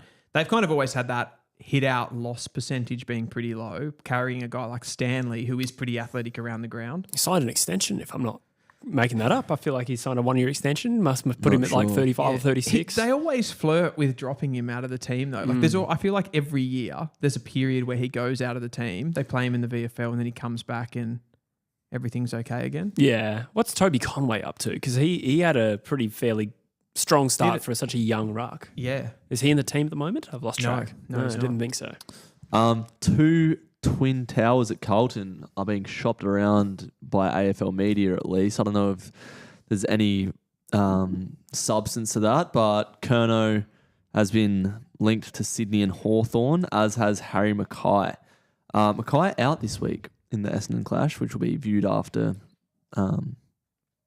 which, yeah, if this is a video, would have already happened. But, yeah, what do you make of Mackay and Curnow? I think they'll both stay, surely. If I'm Carlton, I'm desperate to keep both of them. Yeah, really? 100%. Yeah. I think with Carlton as a club, I don't think there is the same value for high draft picks. You know, they don't have that proven ability to nail them. I'll throw this back to you. Who would you rather keep, TDK or Harry Mackay? TDK. Yeah. So I would agree if it's a choice, but is it a choice? I suppose you could say that maybe Carlton can't match what St Kilda are offering. Yeah, from that premise, and that's a fair point. But I suppose the root cause of Carlton's problem in not keeping TDK is the salary cap, right? Yeah, which Harry Mackay could free up, and then they could potentially say to TDK, we can offer you more money if we're able to get him off the books. I think the other thing there is just globally, I think the way that the game is going, do you need two key position forwards of that quality of Curnow? I think you definitely need one of them, but do you need two of them? And is it wise to keep that much capital in that area of the ground when other teams are maybe dispersing their talent in different ways? It depends what you do with that capital. I'm not sure I trust Carlton to take those picks to the draft and nail them, to be honest. Yeah. But look, I still think two key forwards is ideal. I mean, there's so many injuries in our game. Like, how many times are they going to play together every week? I think there's to allow for that. And certainly at West Coast, off an era where we had some dominant key forwards, they usually traded weeks where they were dominant, and it just gave the opposition defenders an extra person to think about. So from that point of view, I think there's logic to it. But like you said, if it comes down to a choice between there's the opportunity cost of TDK, that does change the equation for me. Yeah. I just feel like maybe they could float one of them, and even if it maybe attracted one of the other big fish that we're sort of talking about here, in like if a Harley Reid's on the table, if a Zach Butters is on the table, maybe that moves the needle a little bit for a player that would be elevate them as a club better. Agreed. I was just thinking like a first rounder for Harry Mackay. I think that's a real not a win. And then particularly in this value. draft, which looks a bit more. Yes. So a bit of a ruck merry-go-round with Darcy, TDK, Jackson. Another one that you've got listed here, Dill, is Rowan Marshall. Could we see movement there, or I think so? Rowan Marshall is more around, I think, the TDK conversation, and contractually, I think his contract might be up at either the end of this year or the end of next year. Right. I don't think there's any particular links to any other clubs, but could you guys see him? I don't know. Could you see another club, maybe like, again, a Geelong who doesn't have that sort of primary ruck, going after someone like that, particularly if they could get him at like a discounted rate? I feel like there's a couple dominoes that need to fall first. I don't see Rowan Marshall leaving this trade period personally. I don't think that'll Imagine happen. if the Saints didn't get TDK and then they also lost Rowan Marshall. And then we were saying, like, did they really need TDK? And Desire. Yeah. One of the biggest fish, which we haven't discussed yet, is Zach Butters. Now, I think he's gone on record to say that he will see out the end of his contract, which runs to the end of 2026. But Vic clubs are sniffing, particularly the Bulldogs, from what I've heard. But pretty much every Victorian club would be silly not to throw your hat in the Zach Butters ring, because he's one of the best players in the comp. Yeah, I think I said either last week off camera or on camera to you, Dylan, this would be the biggest recruit the Western Bulldogs have ever traded for, I would have thought. I don't think there's another example that comes close. I mean, the only Tom Boyd, maybe? Tom Boyd was, I think he was big, like not as in the player. Yeah. But it was the moment, because the Western Bulldogs had gotten fed up with that Giants recruiting model, which was like they saw as like stealing all of their players. They took their captain in Ryan Griffin, if you remember back to the beginning of that. And I feel like the Dogs Callan with Ward. Boyd, Callum Ward as well. So they wanted to get one back on them. So they specifically went after Boyd, and they probably even paid a bit too much. But the only other one I can think that you would throw in that same category is like an Adam Treloar, who came in. I think he was like I know he was maybe wasn't at the peak of his powers, but he was one that was caught up in that Collingwood sort of salary dump period, wasn't he? Where they had to get him off the books with Brodie Grundy. Yeah, it was. That was probably the turmoil was more around Collingwood's treatment of Treloar rather than the Bulldogs. And the component of it was being able to absorb the salary as well. And if I'm not mistaken, evolved fairly late in the piece. So I would contrast that to being able to land like a big fish that Collingwood, Geelong, Carlton presumably are interested in, you know. For sure. And again, it comes back to that conversation around the small Victorian clubs. And would a player like Butters, he grew up supporting the Western Bulldogs. I think that's the biggest link. The fact that he's from that western part of Melbourne. He's from Bacchus Marsh, which is country west.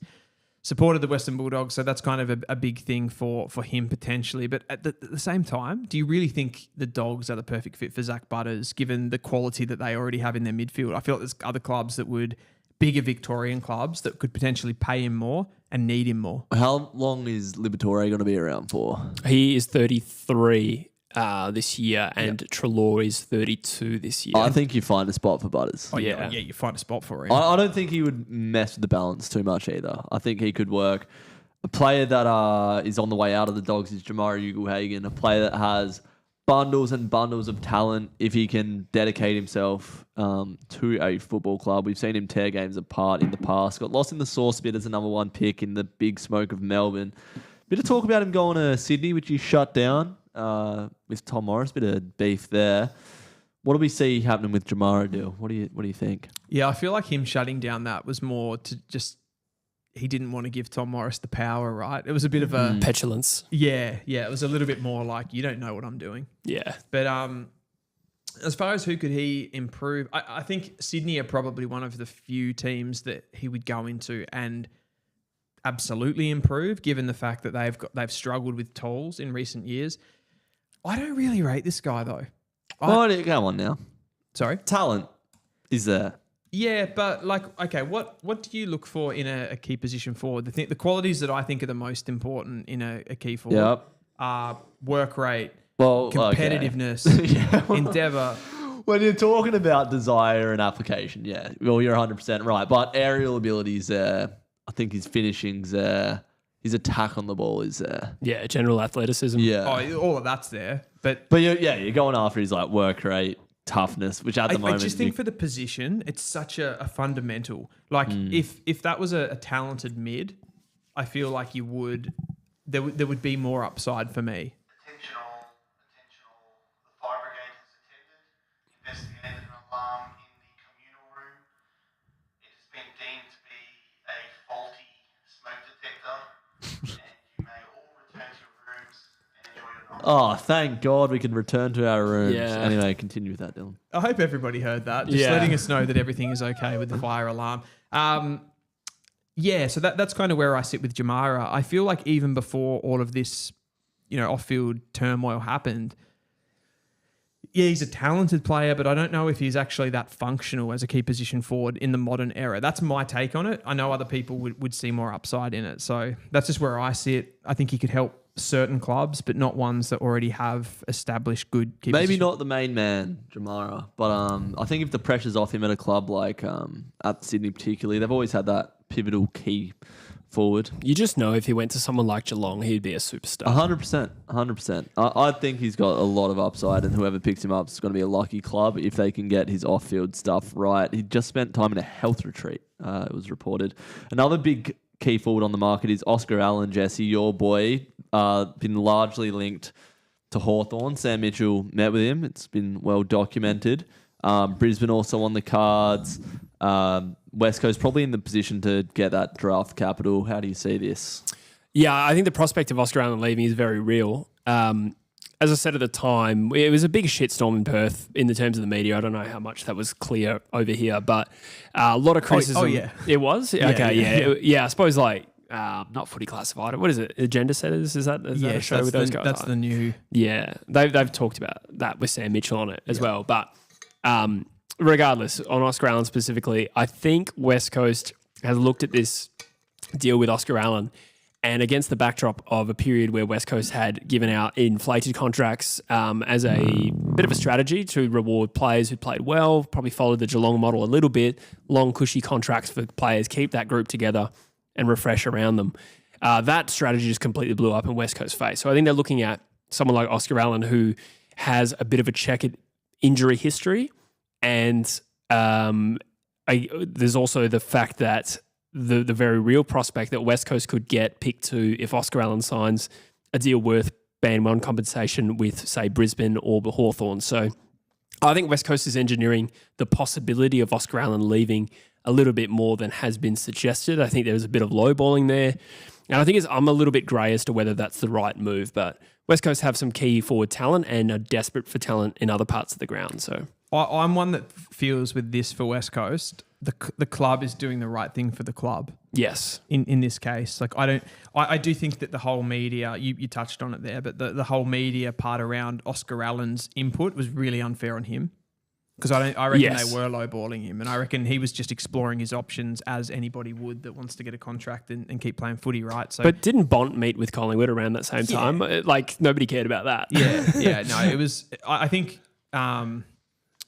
it was grossly unfair on Allen. But as far as what West Coast are doing, if they can get band one compensation for him. That is just a no-brainer. Didn't really make an impact today either. Yeah, I don't think it was the game for key forwards, but to be fair, Jack Williams did play better. Yeah. That largely as well can come down to matchup. I think Oscar Allen would have had that. Like Logue was playing on Williams. Well, he played all right last week, Oscar Allen, but he has been I would in and out of form. Can we go to that Jamari Ugle-Hagan or Oscar Allen? If I'm a club that wants to win a premiership in the now, I'd take Allen over Jamara. Just for professionalism's If you take the sake, baggage as well, though, with Jamara, I definitely agree. Yeah. Is Jamara going to play another game of football? We don't know the answer to that. I think he will. Clubs as well. Like I look back to that middle 2000s period when St Kilda traded for Andrew Lovett. I don't know if you remember him from the Bombers when they were going for that premiership tilt, and he was sort of seen as this like final piece to the puzzle. They've got some outside run to complement their like inside ball winners, and that he had the police case. I think it was like a sexual assault or something charges, and he never played again. And it like almost, I feel like that derailed their premiership tilt and everything that they were trying to build at that point. So I wouldn't risk it with Jamara. I don't think it's got to wait up. Wouldn't take him at North. No. And like the last club that you would look to turn him around as well, as far as like rehabilitating a player. Like if he's going to go anywhere, go to Geelong or Sydney. Yeah. There's a lot of other names that'll be on the move this year. Lee Kalir is probably one that will get a big payday. Can't keep a best 22 spot in that GWS side. Yeah, it's for tough when you whatever got reason. like St Kilda, probably the favourite. But you've noted here Sydney and West Coast also needing that key defender. Did you guys watch much of Lee Kalir yesterday? He played AFL yesterday in the game against Port. No. He's one of those guys, right, that he plays VFL and he's got so many weapons on them in the VFL. Players just can't go with him. Yeah. Comes into AFL and there's a lot of like technical mistakes that he makes. Like there was a moment yesterday in the game where Sam Taylor was playing on Georgiades for the majority of the game, and he handed over to Lee Kalir for like a second. The ball came back inside 50. Lee Kalir gets exposed, and Georgiades kicks like a quick goal, and it happened like twice in the game. Yeah. Where that same thing sort of repeated itself, and I feel like he's got that at the moment. He's got potential, but can he actually step up and be the guy as a key defender? Is probably still. Alir's biggest criticism as well. Like he's got that athleticism and can sort of defend the space well, but like you put someone like a Georgiades on a Lee Kalir and he can get found out. But I think we need to see consistent footy with him at this point. And I think he's a someone will take fantastic player. Someone will take him. Nevertheless, we've got a bunch of players on this list: Ben Hobbs, Dev Robertson, Luke Pedler, just some players that could improve a team that aren't necessarily getting too many games. Elijah Sardis is probably one that'll be on the move this off-season by the sounds of it. But I think we've covered them all there, unless there's any others that you want to go over, Deal? Or I don't know. You got some there too, don't you, Jesse? Yeah. I just sort of jotted down a few players that could be looked at who are not getting an opportunity at their current club that could find a spot at another club. So I almost feel these ones are like, in a way, a bit more even interesting. Because they're not going to go for much. They're going to go for beans, and then look at someone like a Matt Kennedy, who may be a slightly different category to what I've got. Probably younger players on this list, but he's the same because he was getting pushed out of that Carlton midfield. Yes, for sure. And James, maybe Peatling is probably not an example, but before he broke out, he was that player at GWS, and then he moved after he came out a bit. But another amazing recruit for Adelaide. Maybe a little bit of mayonnaise, but I think an important player for Adelaide. Very, very important. So who have you got? I have got it slightly out of my vision here, but I think Sardis and Hobbs are probably, particularly Hobbs, a player that's been sniffed around a little bit by clubs and smell a little bit of dissatisfaction. A player that probably isn't getting the time on ball that he wants at his club. And Essendon isn't a club that's necessarily, pushing for the 4 or even finals realistically at this point. So he's not getting the opportunity. And I think sometimes or quite often during trade periods, clubs go sniffing for these particular positions, right? If you need some clearance players, or if you need a ruck, or if you need a key position defender, those are the kind of vogue players that get traded. And I think Ben Hobbs' name has come up a lot in the last couple of years. I don't know which clubs would be best suited for him in the current landscape. West Coast would be one, but we need everyone, to be honest. But Ben Hobbs has played 58 games for Essendon now. He's played 11 this year, but only attended 10% of centre bounces, and I don't know about you, but I think he's pretty much a centre square player. Yeah, he's either that or he's a high half forward. Interesting. So he's one or the other. Mm. I feel like Ben Hobbs is that classic example of the guy that got drafted in 2010. Yeah. Great physical, hardworking midfielder that's like 180 centimeters.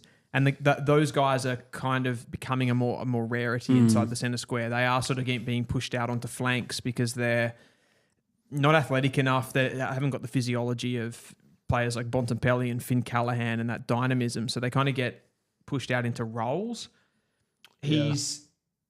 So I don't know if he's a centre bounce midfielder to me, but if there's a team that lacks depth, that lacks that type in there, I think he could probably, elevate the side for sure. Like he's not going to get a gig at Freo. Maybe like a GWS potentially. Just go there and do a job. Possibly, yeah. I don't know if he's willing to leave Victoria. I remember hearing that in 2021. Yeah, when you've got contracts that are being thrown at you, I don't know if Yeah, that's Do you find it funny when you hear that from a player like Ben Hobbs? Like you're not willing to leave Victoria. Oh, that was in his draft year that I heard that. In fairness to him, and he was a first round and prospect. he was compared to like Joel Selwood in his draft year. Yeah. But he was a top pick, wasn't he? On that category though, Sports Nuts nominated Henry Huswaite, another midfielder, probably in the same bracket, just slightly outside that 22. Angus Sheldrick is also a first rounder from 2021. Jai Sarong, he played BNF at Box Hill last year as well. Yeah. Well, Sheldrick's played 19 games as a first round draft pick. Sheldrick's similar areas to Hobbs. Yes, yeah, exactly. I'm sort of grouping them. Same type of player as well. Like real hard nut, gets in and under, goes at it, but don't like the disposal. And you're looking at the modern midfielder. So who could, the question is for me, do they have to play centre bounce midfield? Because I think if they have to play centre bounce midfield, they're getting pushed out a little bit. So can you play that high half forward role, sort of, become a Alex Neil-Bullen type as a, outside of the contest midfielder, or can you do something else? Because I feel like none of those guys kick the footy particularly well. Yeah, agreed. I feel like Sheldrick's probably the best in terms of foot skills. But yeah, I agree. It's certainly not part of their A game. His foot skills were terrible, I thought, yesterday. But Sheldrick. Yeah. Yeah, he's a poor kick as well. Sydney? Oh, that was just an awful game in general, though, to be fair. Yeah. But I was more thinking draft year because he was a West Australian product, and I remember liking him. Will Phillips. Talk to me about Will Phillips. This is a player that West Coast has been linked to, and I think Essendon previously, 47 games now. What can you tell us about Will Phillips as a player? Do you think he has a future in another club? I don't want to keep repeating myself here, but I feel like Phillips is another one of these guys. He's very small. He is, to be fair on Will Phillips, his absolute weapon where he will beat you is his ground ball play at centre bounces. So I think he is an inside the centre bounce guy just because he has that as such a big weapon. He's very creative by hand, so he can get it out. But if I was to compare him to any one player, and this is a player that's been pushed out of another team in some ways, it's Matt Crouch. He is Matt Crouch 2.0. They're handballers. They'll get 30 touches and handball 20 times and kick the ball 10 times. So no meters gained. They're pretty much solely releasing for other players. Pritis, yeah. And they don't particularly get from contest to contest that well. They don't have a lot of athleticism. And I feel like Will Phillips is that guy. If you want him to come in, I almost think the perfect situation for Phillips is a dominant ruckman team, a team that's got a dominant ruckman who can just feed him and you get first possession and you go from there. You're not going to love who I have next, Stephen Robertson.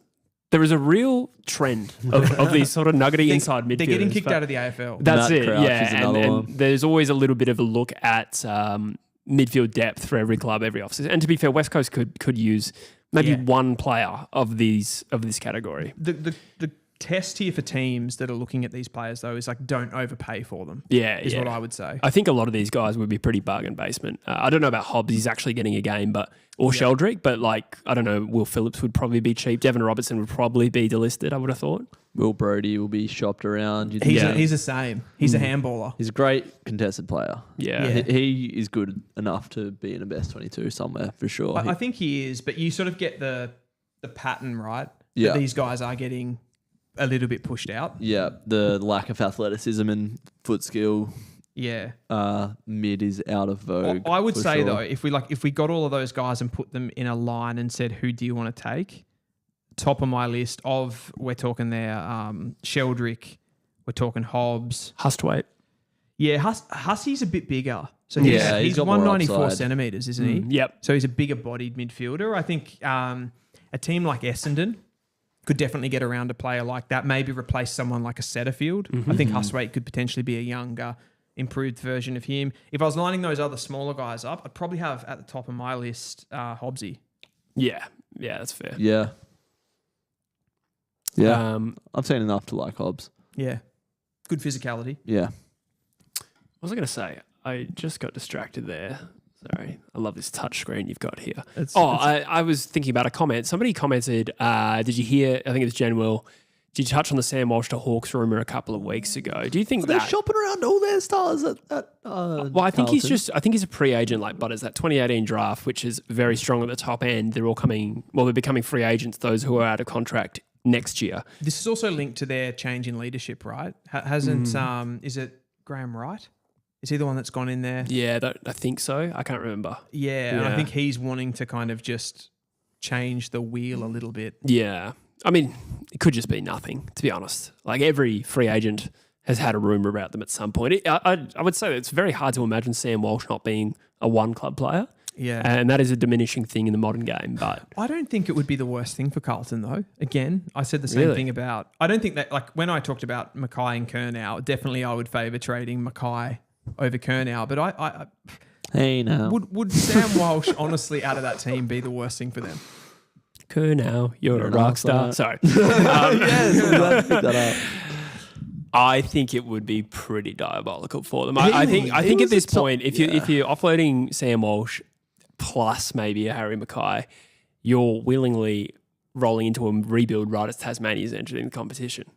Yeah, we were speaking about this the other day. Carlton are probably worst place for Tassie. Like they're one of those clubs that are just like nowhere. Yeah. Could they potentially be a team, though, rather than calling it a full-on rebuild, they offload some of these players, maybe bring in some other players that are a little bit different, and they just get a bounce, and it's more of a top-up as opposed to they've got, it feels like a dozen of these same sort of players as Sam Walsh, and it's just, I don't know, moving the needle a little bit, just changing the direction rather than saying like we're totally pulling up I get what you're saying. I feel like Walsh is quite a fabric player though.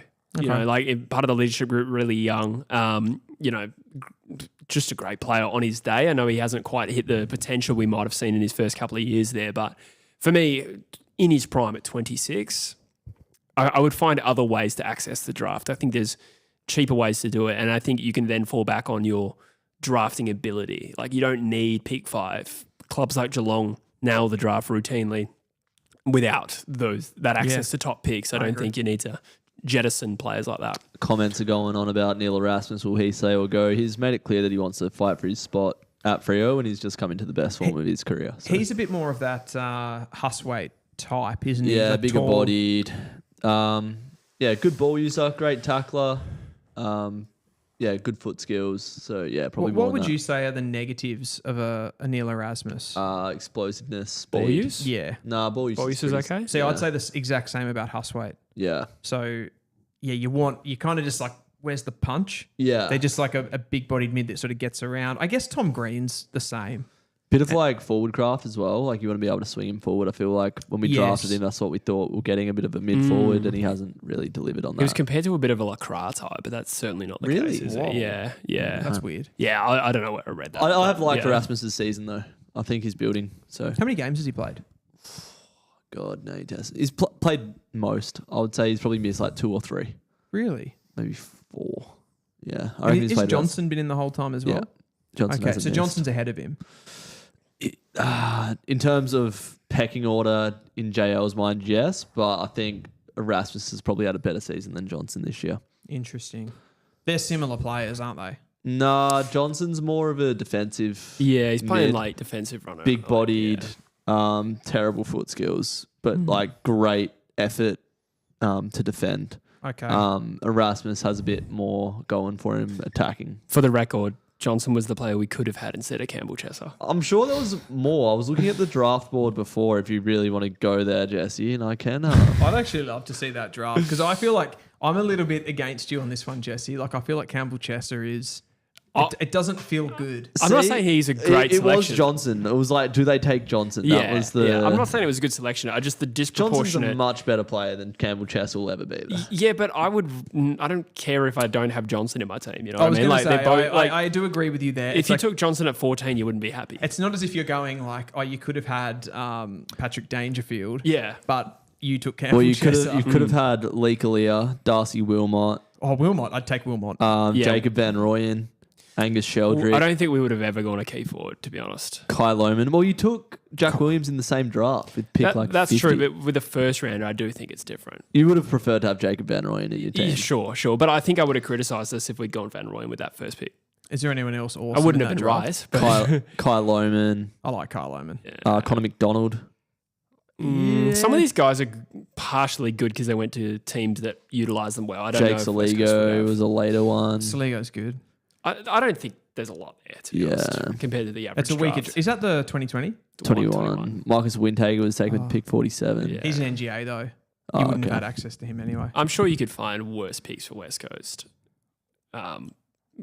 in any other draft. The only other one I wanted to talk about there is a North guy, and I reckon the SA clubs will be sniffing around this guy, Taylor Goad. Right. Is he really up for grabs already? Like that? Well, he's not. No, Yeah. no, he's not up for grabs. But I feel like the South Australian clubs will come calling for him, particularly Adelaide. I reckon West Coast would be a shout. They were into him draft year as well. In his draft year. And the fact that we've got Tristan Sherry's come along so well. I feel like Sherry wasn't there when we drafted him. He sort of now is. I feel like there's you're talking about that like capital of draftees. Taylor Goad is probably the one now that has more capital than say a Dersma or a McKercher if you wanted to like put one of those on the trade Do table. you think so?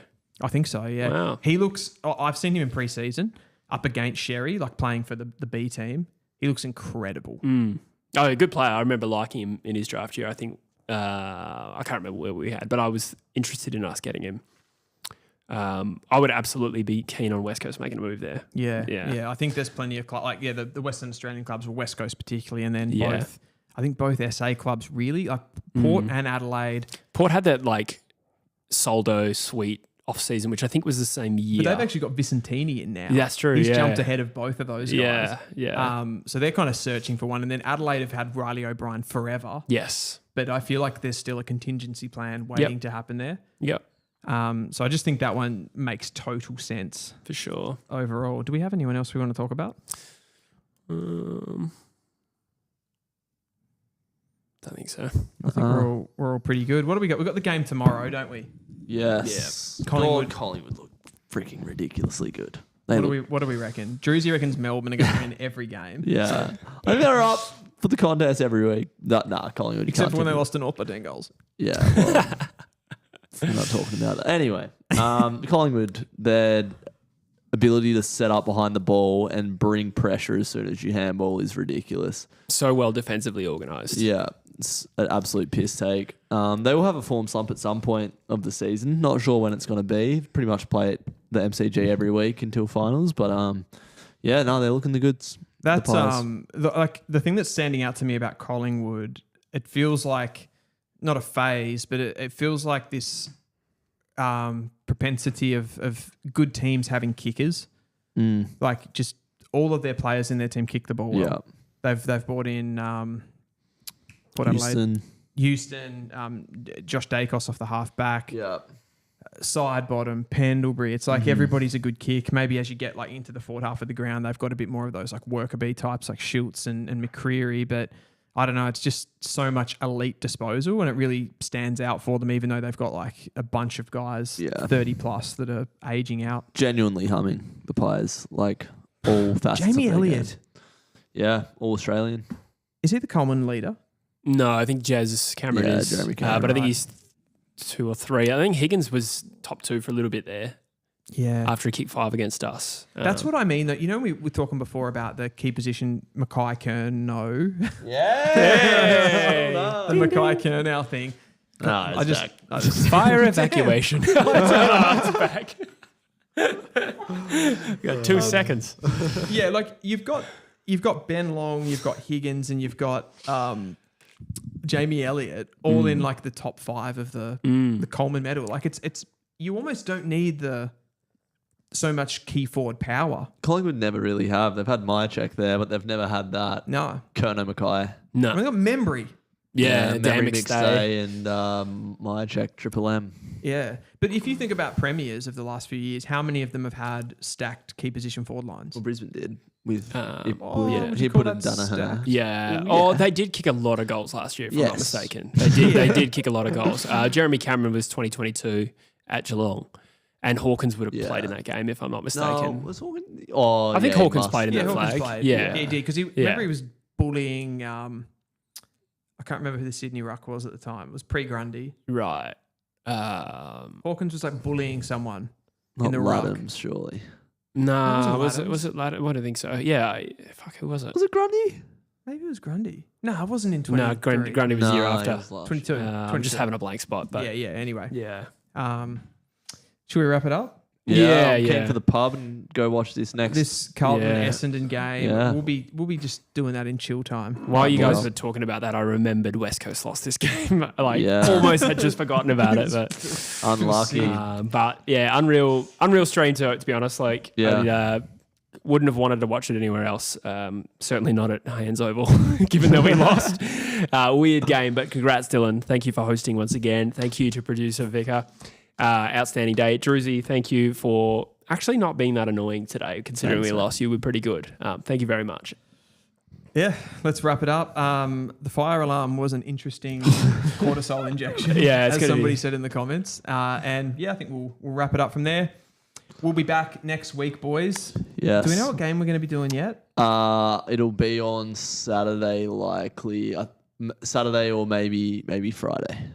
Oozy. Yeah, All right, guys. we'll That is a figure it wrap for this stream. We'll see you next week on Footy from the Flat. Thanks for watching. Go Freo. Nice.